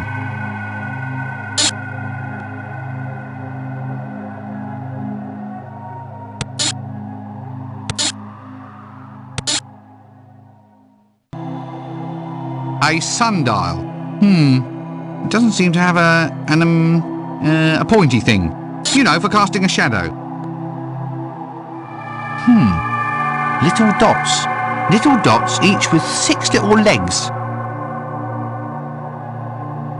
A soul pit? I've heard of money pits, but this is a new one on me.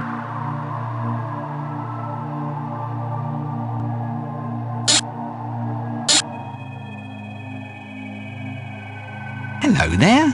And what are we doing in this awful place, eh? What are we doing here? Well, I'm minding my own business. As for what you're doing, some of us would rather not know. Apart from that, there doesn't seem to be much going on. Well, I'm trying to be friendly. Yes, probably not a good idea, seeing as you're wearing that dress. I was always told not to talk to strangers, and it'd be hard to be stranger than you. Well, excuse me. All I thought was, hello, here's another mortal in the land of death, then. I mean, it seemed we might have a few mutual talking points, information to exchange, pleasantries, something in common, that sort of thing. Well, it looks as if we buy our clothes in the same shop. Let me guess. Death's handmaiden? No, actually, I'm his granddaughter. Was there something I can help you with? Well, it's just that I don't know quite what to do. I'm supposed to be standing in for Death, but I don't know what to do next. Yes? But what am I supposed to do? I mean, what does a living Death do with his time? It all seems dead boring to me. You'll have to give me a signal when you expect me to laugh. In a universe of infinite possibilities, I suppose that hairstyle had to come up somewhere. My, what a lovely toy cart! You can't have it. Oh, please? Oh, all right then. But get me another toy first. One of the autobiographies from the Hall of Records should do. Something to laugh at. Laugh? Those are people's life stories we're talking about here. Real tragedies, hopes, dreams, triumphs and aspirations. How can you possibly find them amusing? I was thinking of yours. That should be a laugh. Just bring it here once you've found it. Be seeing you then.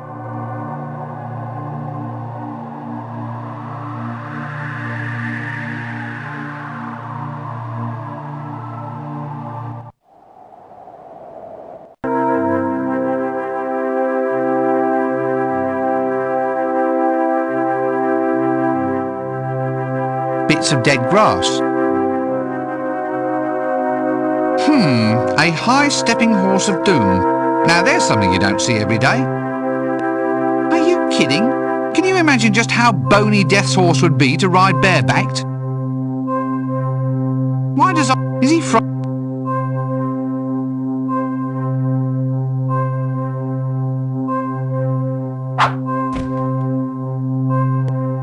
Guess I need to win his confidence first.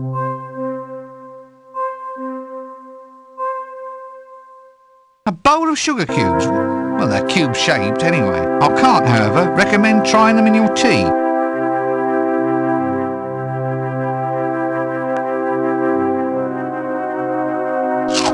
That's a good binky. There, I think he likes me now.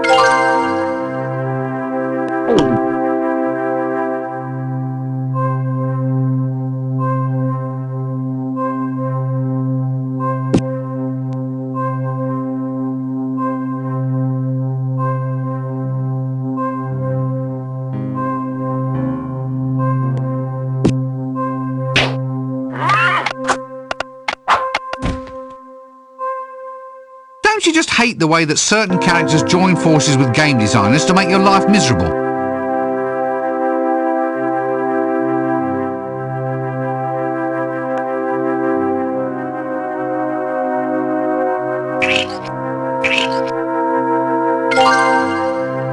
Let's just leave him alone.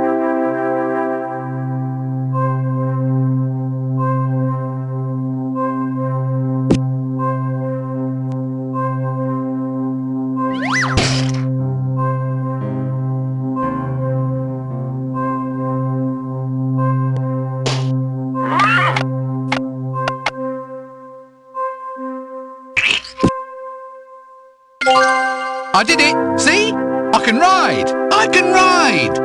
Yippee-ki-yay, sir.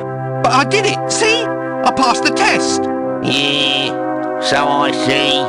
Shall I prize the saddle from your flesh now, sir? Or later? The trouble with you, Albert, is you have no sense of fun.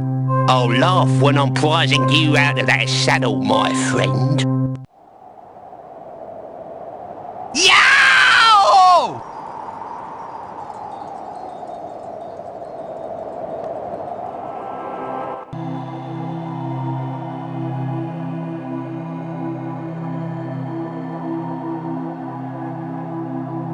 Well, at least it isn't an undergarment this time.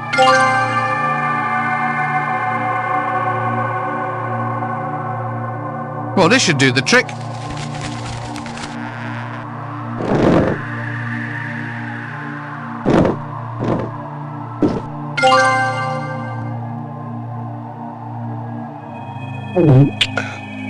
I'll just grab some wax.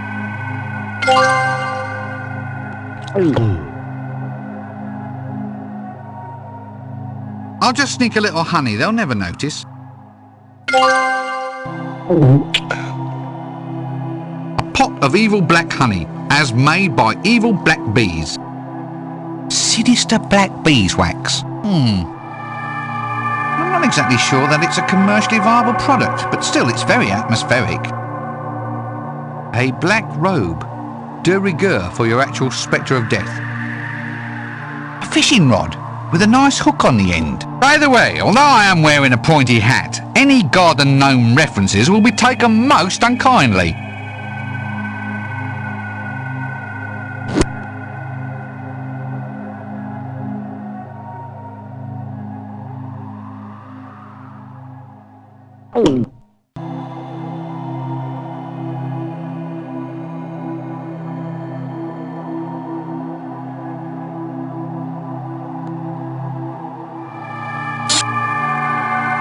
There.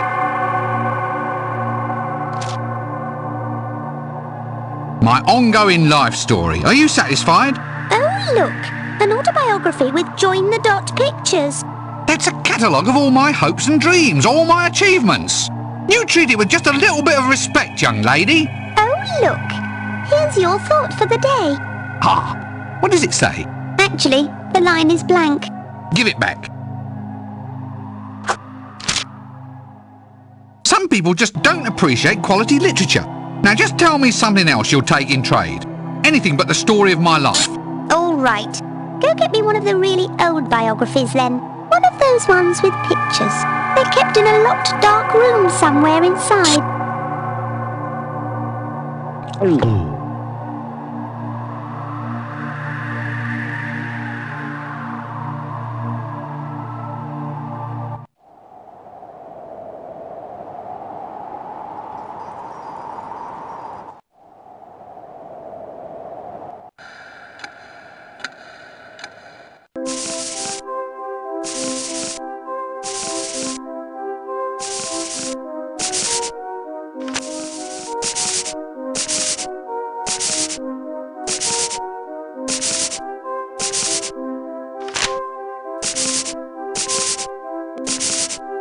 Now we're cooking.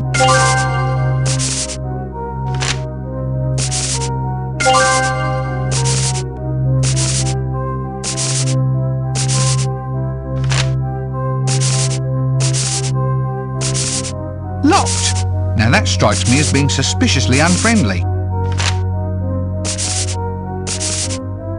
Let's see, whose is this? Ah, Albert. Now what does it say at the moment? Albert sits and takes it easy, dreaming up more silly quests for the little twerp in the dress.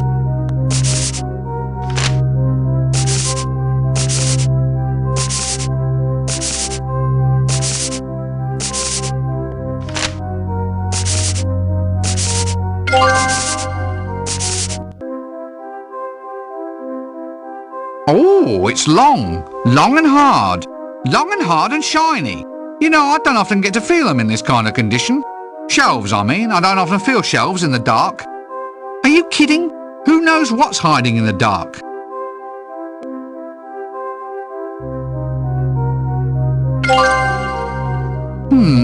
Old stone tablets. Must be from before paper was invented. This tablet isn't so much written in pictographs as bad stick figure drawings describing pictographs, meaning it's either a caveman's biography or a graphic novel. I suppose either one should do just fine.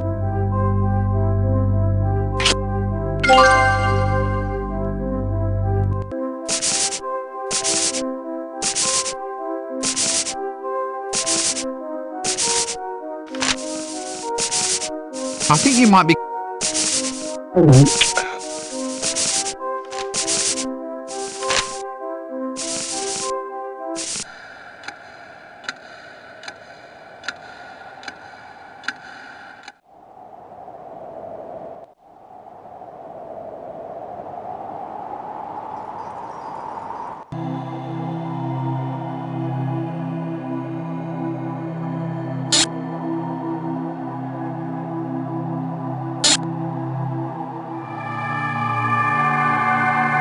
Life tablet. Oh, look, it even has a comic section.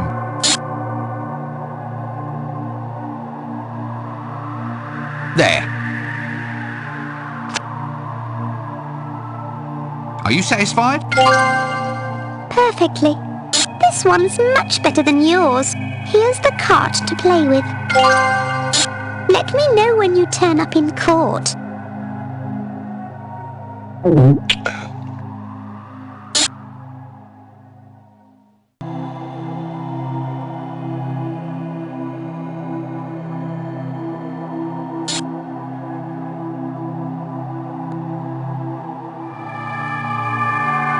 Don't you know anything about fishing? Even I know that a little bait helps. Well, I hate to know what I'll catch.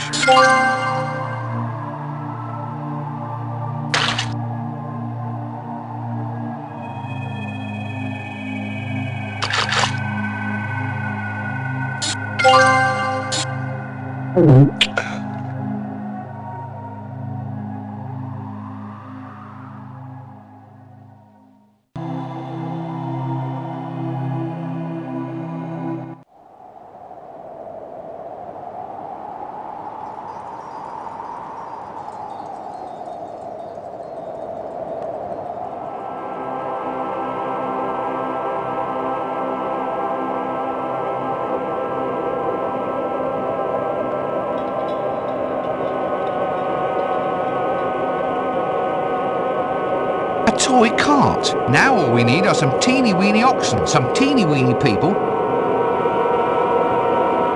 I think I can wedge this in at the front. My special patented reaping machine. A pot full of ant souls. There must be at least 100 of the little blighters.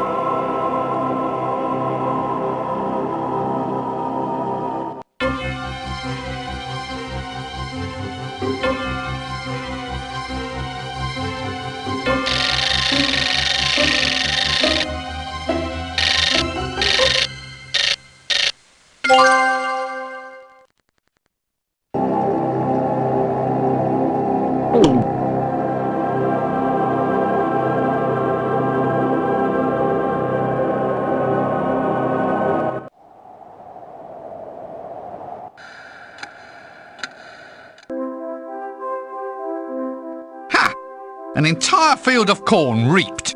Yeah, I've got you trembling now, eh? I'm apocalypse material now. Oh, indeed, sir. You're gonna strike fear and trembling into blades of grass everywhere.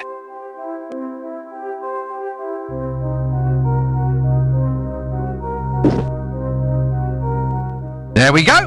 Light not only simply falls into it, but it doesn't even get a chance to scream. Yes. Well, the cut could be better. Albert! Oh, very well. I suppose beggars can't be choosers.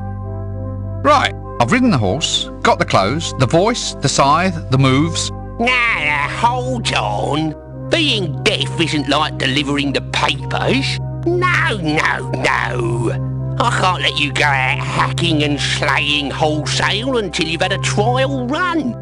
Start small, mister. Collect 100 souls first, and then maybe you'll be ready to get out there and slay them. 100 souls? Right now? Yep. Look, couldn't we, just come to an arrangement?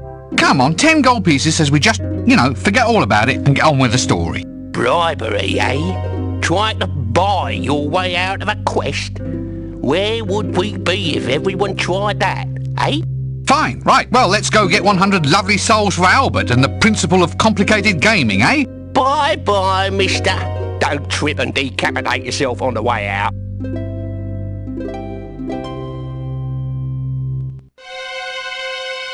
Ah, the gentleman from the Assassin's Guild. Do please come in and abase yourself at the edge of the yellow line. Now, come closer while I explain.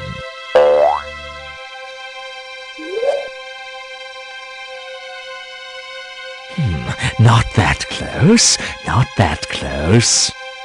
Oh, sorry. Now look, I want someone removed. A potential troublemaker, somebody who's become too popular for his, or should I say, my good.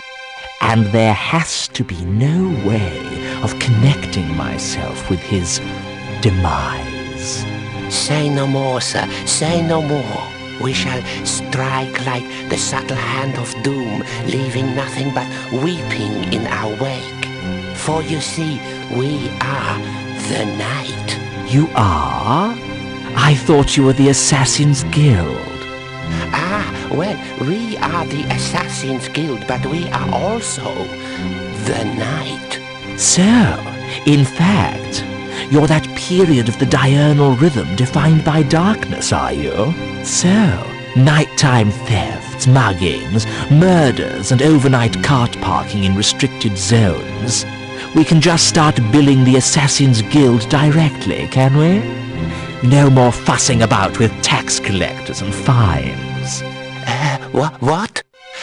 But just because we are the night doesn't mean that we're responsible for the night.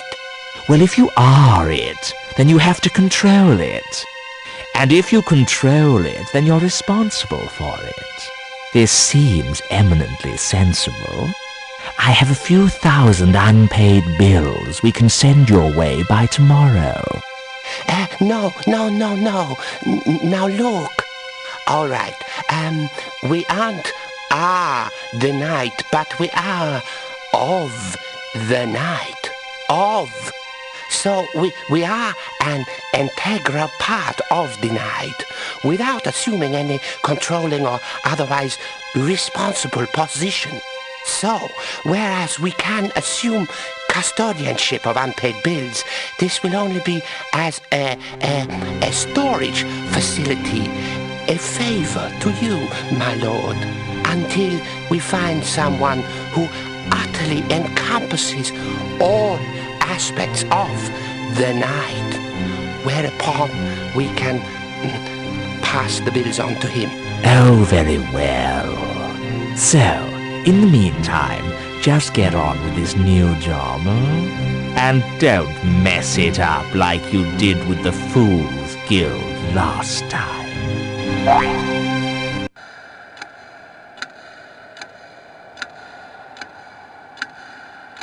I've got a better idea.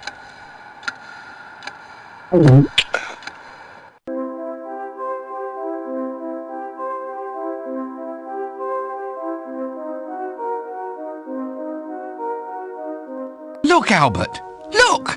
Oh, you found the commode! Well done!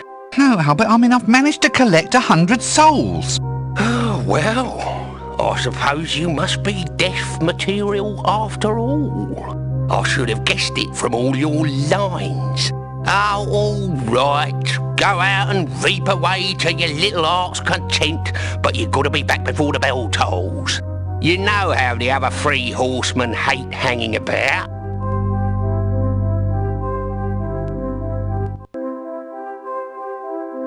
Sometime later.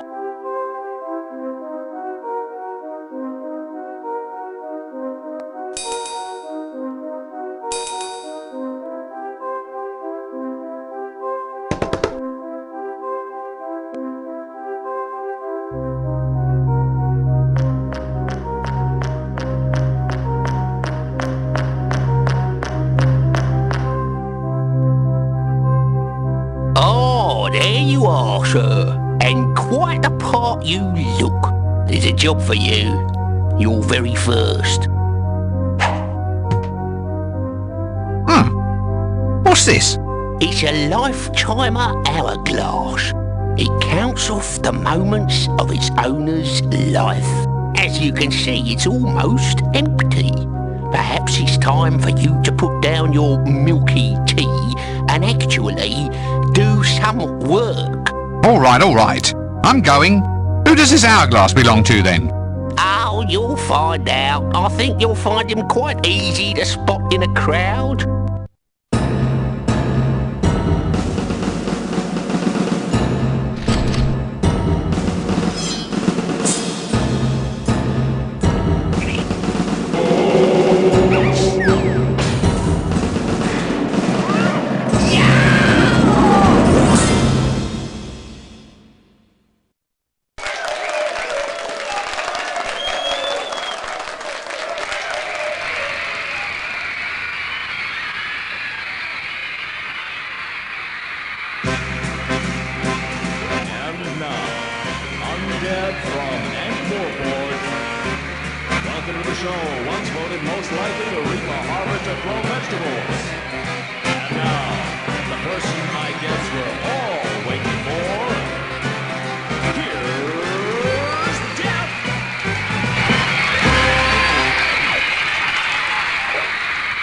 Whoa! Yeah. All right. Thank you, ladies and gentlemen. You're a beautiful audience, if somewhat stupid. Ah, it's so good to see people who are upright and breathing. Of course, you know why my old job was always so hard. I only had a skeleton staff. Ha ha ha.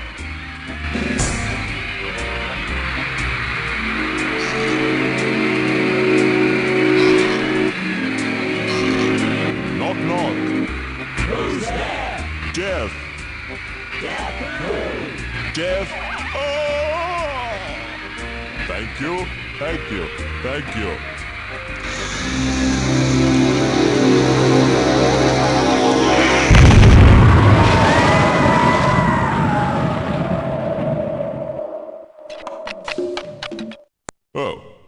Oh, you've heard that one, eh?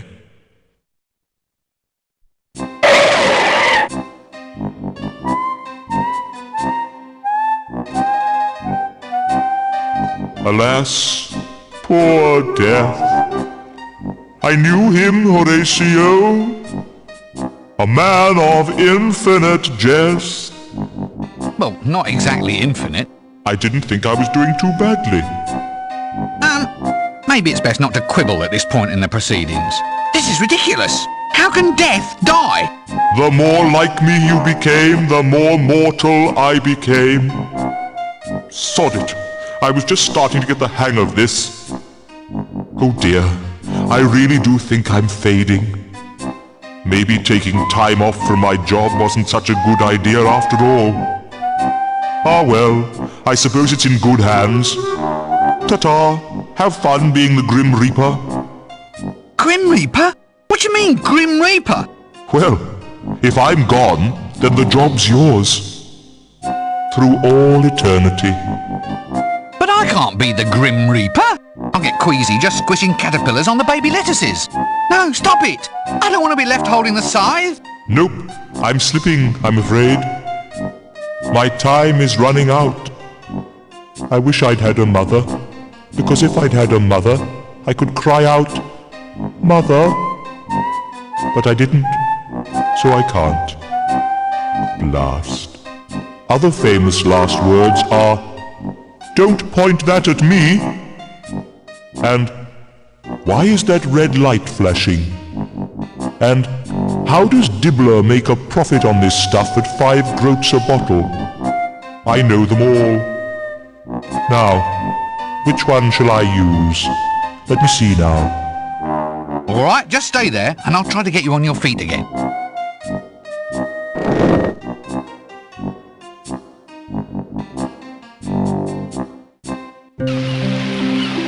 Act 4. Till death us do part.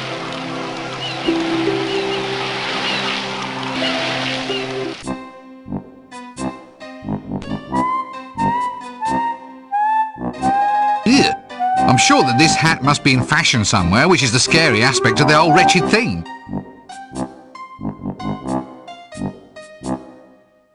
No point, it's blown to shreds.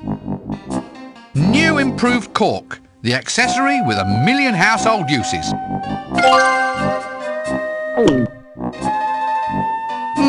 He made a dreadful death, but he might make someone a damn fine desk ornament. I wonder if there's any market for xylophones these days.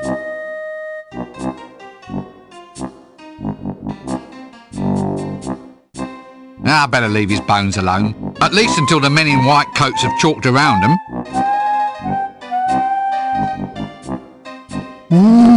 I'm going!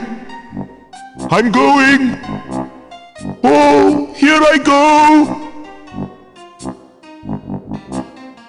I'm still going, you know. All right, something to fill up your hourglass. I'm working on it. Honestly, you think nothing was done around here without me? Once, just once, I'd like to see an adventure based on Rincewind stays in bed and gets some kip while everyone else runs around and collects stupid objects on his behalf.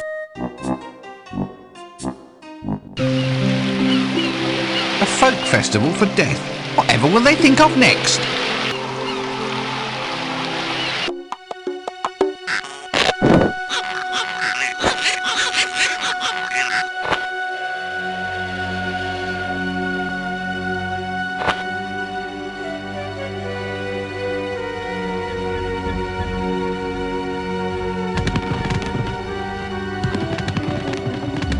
Whoops! Well, there goes Casanunda. I'd watch what happens next, but I'll probably be here for days.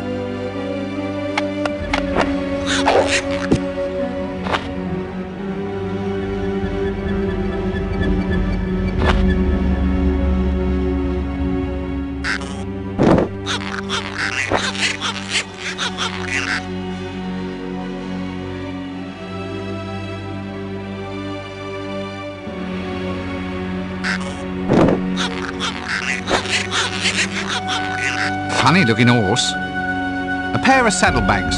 Paired, of course, so you can lose twice as many articles as if you were carrying a single. Hey, look, a canteen!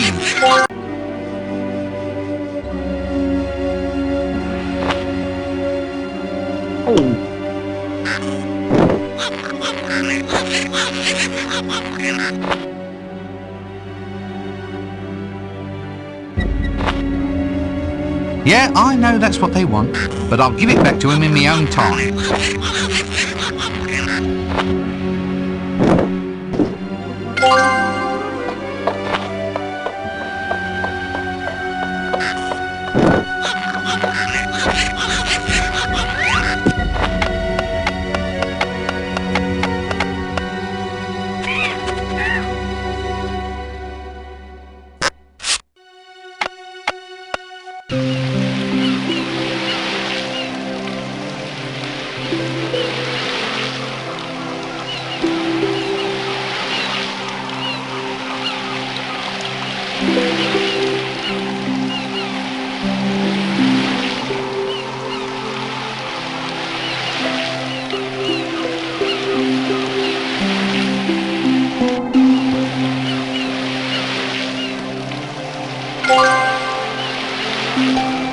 Well, it'll sure make a change from bottled mineral water.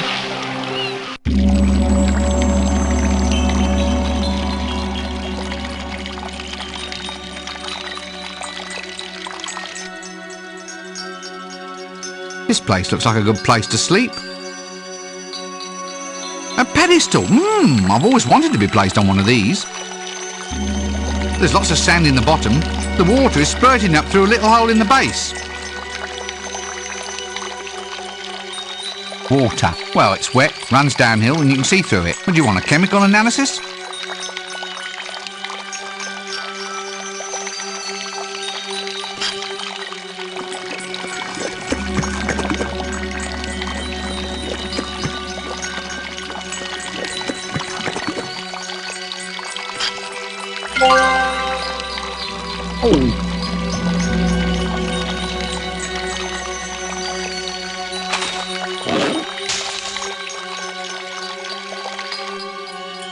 Sand. Well, at least it's honest, crumbled up silica. Not that dead polyp stuff from Porex.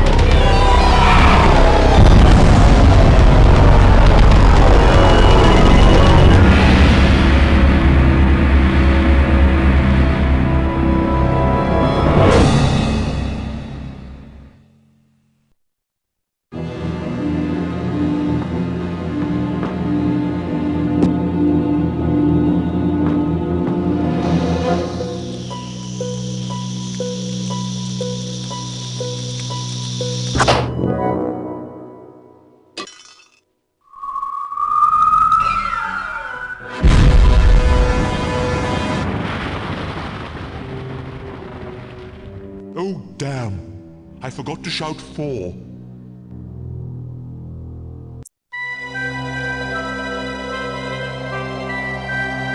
Epilogue. Queen Kong.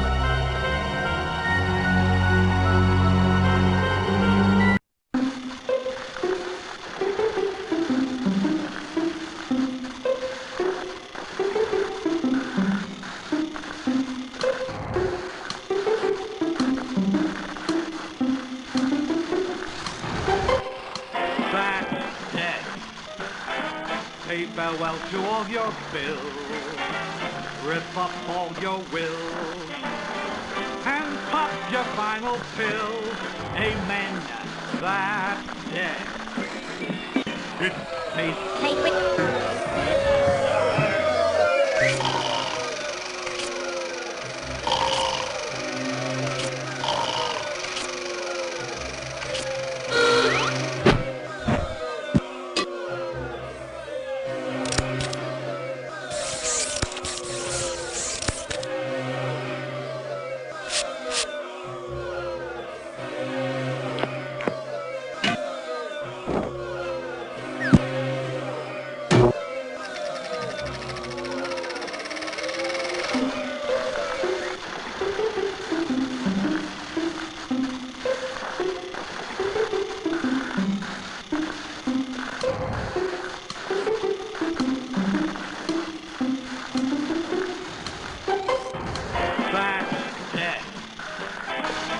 farewell to all your... Well, I never.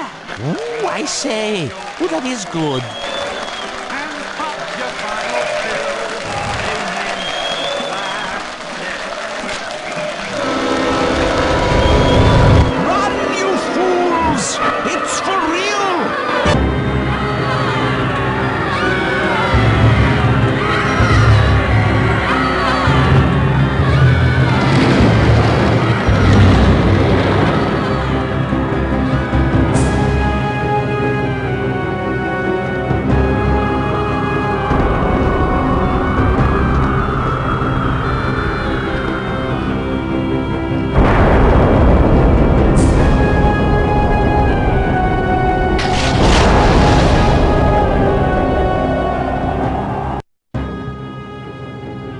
Not sure whether they spent enough on the script for this movie. It seems to be all just special effects. Is it intermission yet? I was hoping for something nice and sticky on a stick. The only thing sticky around here is this finale. Get on with it!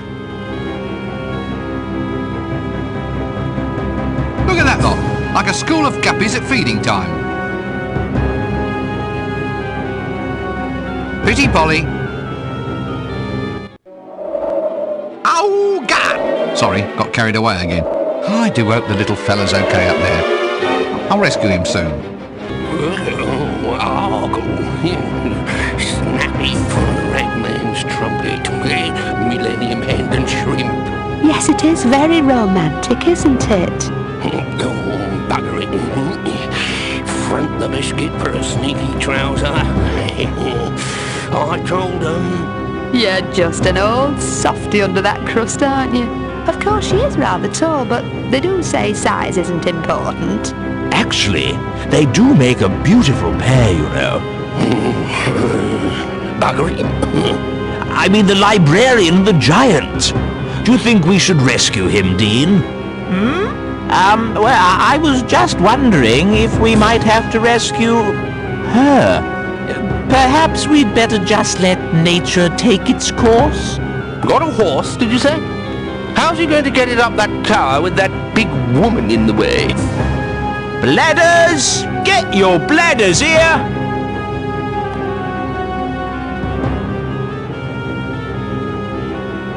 Aha, a broom.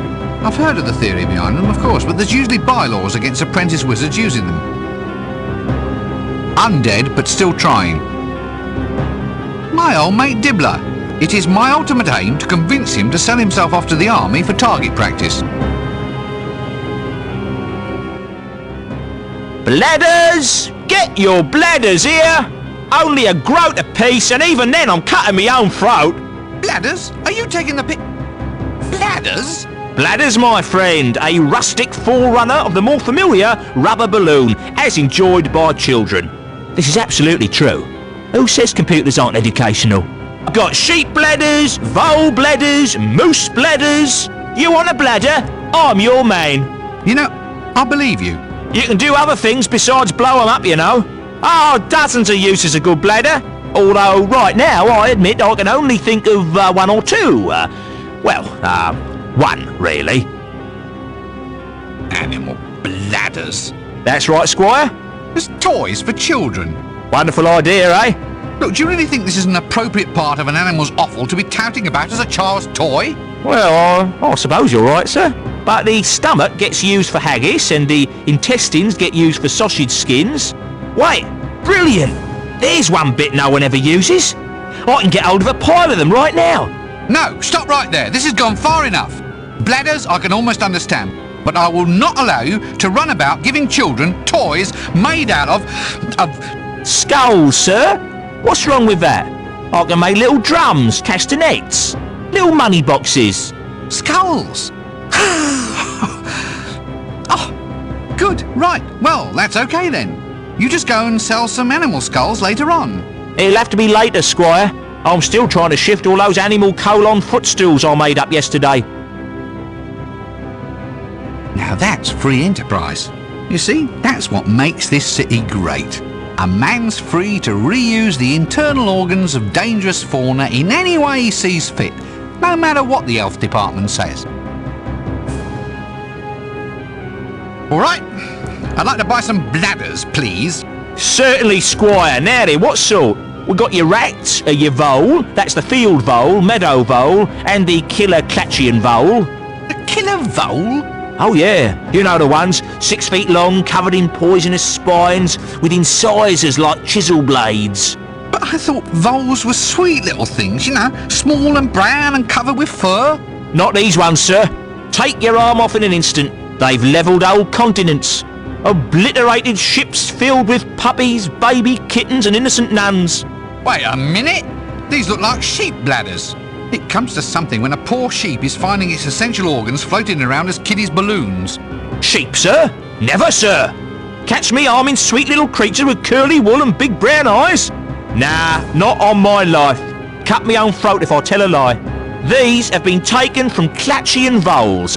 A life form so foul, sir, so venomous, so putrid and psychotic that the hunters, sir, the hunters were all awarded medals for services to humanity. Clatchian voles is like rabid sharks on legs, sir. Oh, well, that's all right then. In that case, give me some of them. Right you are, Squire. I just hope they had time to go to the laboratory first, though.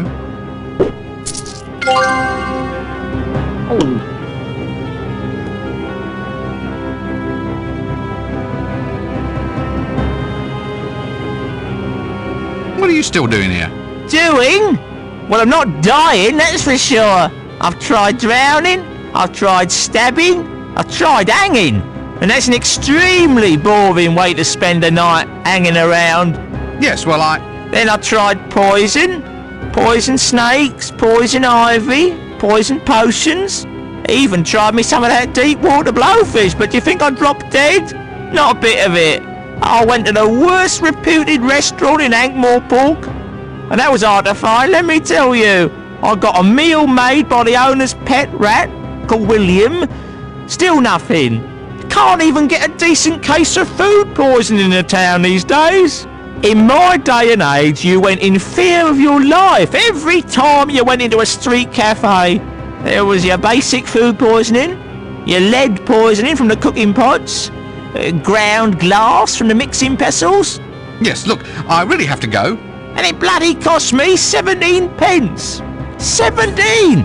Just for a bit of fly-blown blowfish. For that kind of money, you'd expect them to throw in William the Rat as well. I ask you, how's a body supposed to get its last rites in this day and age? I am going to die if it's the last thing I do. Bladders! Get your bladders here! I'd best leave it alone. Granny might get jealous.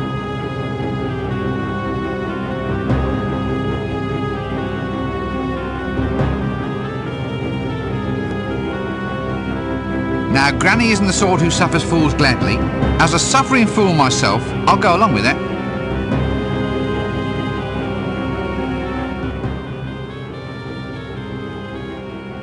Hello there, young man. Having a good day? This is clearly some attempt at sarcasm. Haven't you got anything better to do than sit here all day? Well, it's not every day I get to see a man torn to pieces by a giant elf. Oh, yes. Point taken. Are you sure this is where you want to be? I mean, it's not exactly safe, is it? I don't know. The safest place seems to be wherever you are. I heard all those comments you made about the animation budget, you see.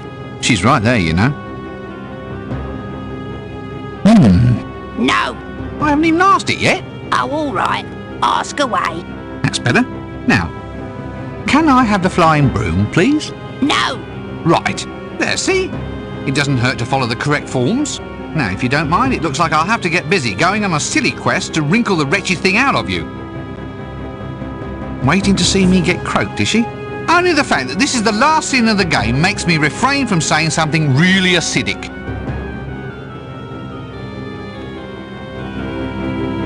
Leave that alone. It's not for the likes of you.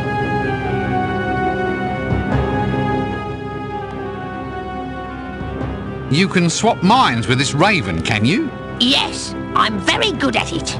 Oh, go on. You can't possibly manage to put all your knowledge and experience into that tiny little avian brain? Ha! Of course I can. Just watch.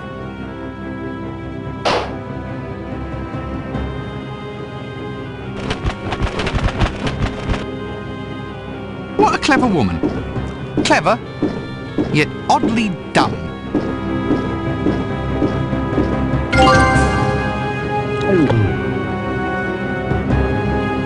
Animal bladders, empty and deflated. Your typical flying witch's broom. Looks like it's past the 1,000-mile warranty. Get your bladders here! Wood and straw. What more can I say?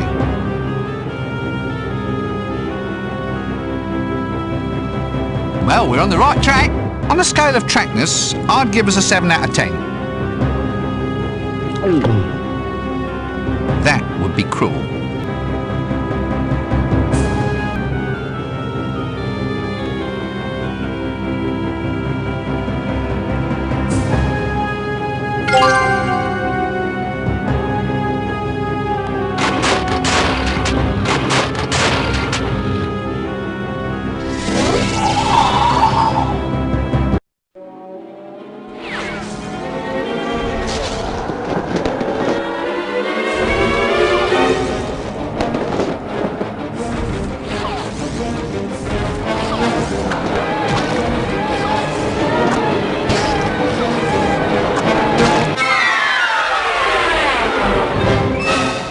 What is it now?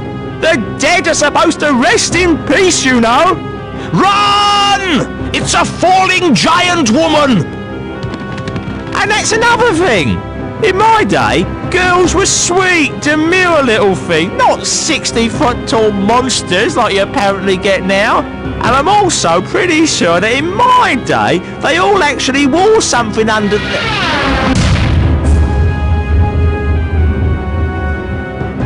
Sometime later. So, it's you at last, is it? So where do you think you've been? Sorry, it's been a bit of a confusing week. Confusing? I've been undead since 10:30 on Tuesday morning. I mean, I wouldn't complain, but I lost 17 pence just on blowfish since I died. You'd think the afterlife would be cheaper, wouldn't you? Well, I've said sorry, haven't I? Come on, let's have a curry before we go. My treat. Ah, well, alright, that is rather decent of you.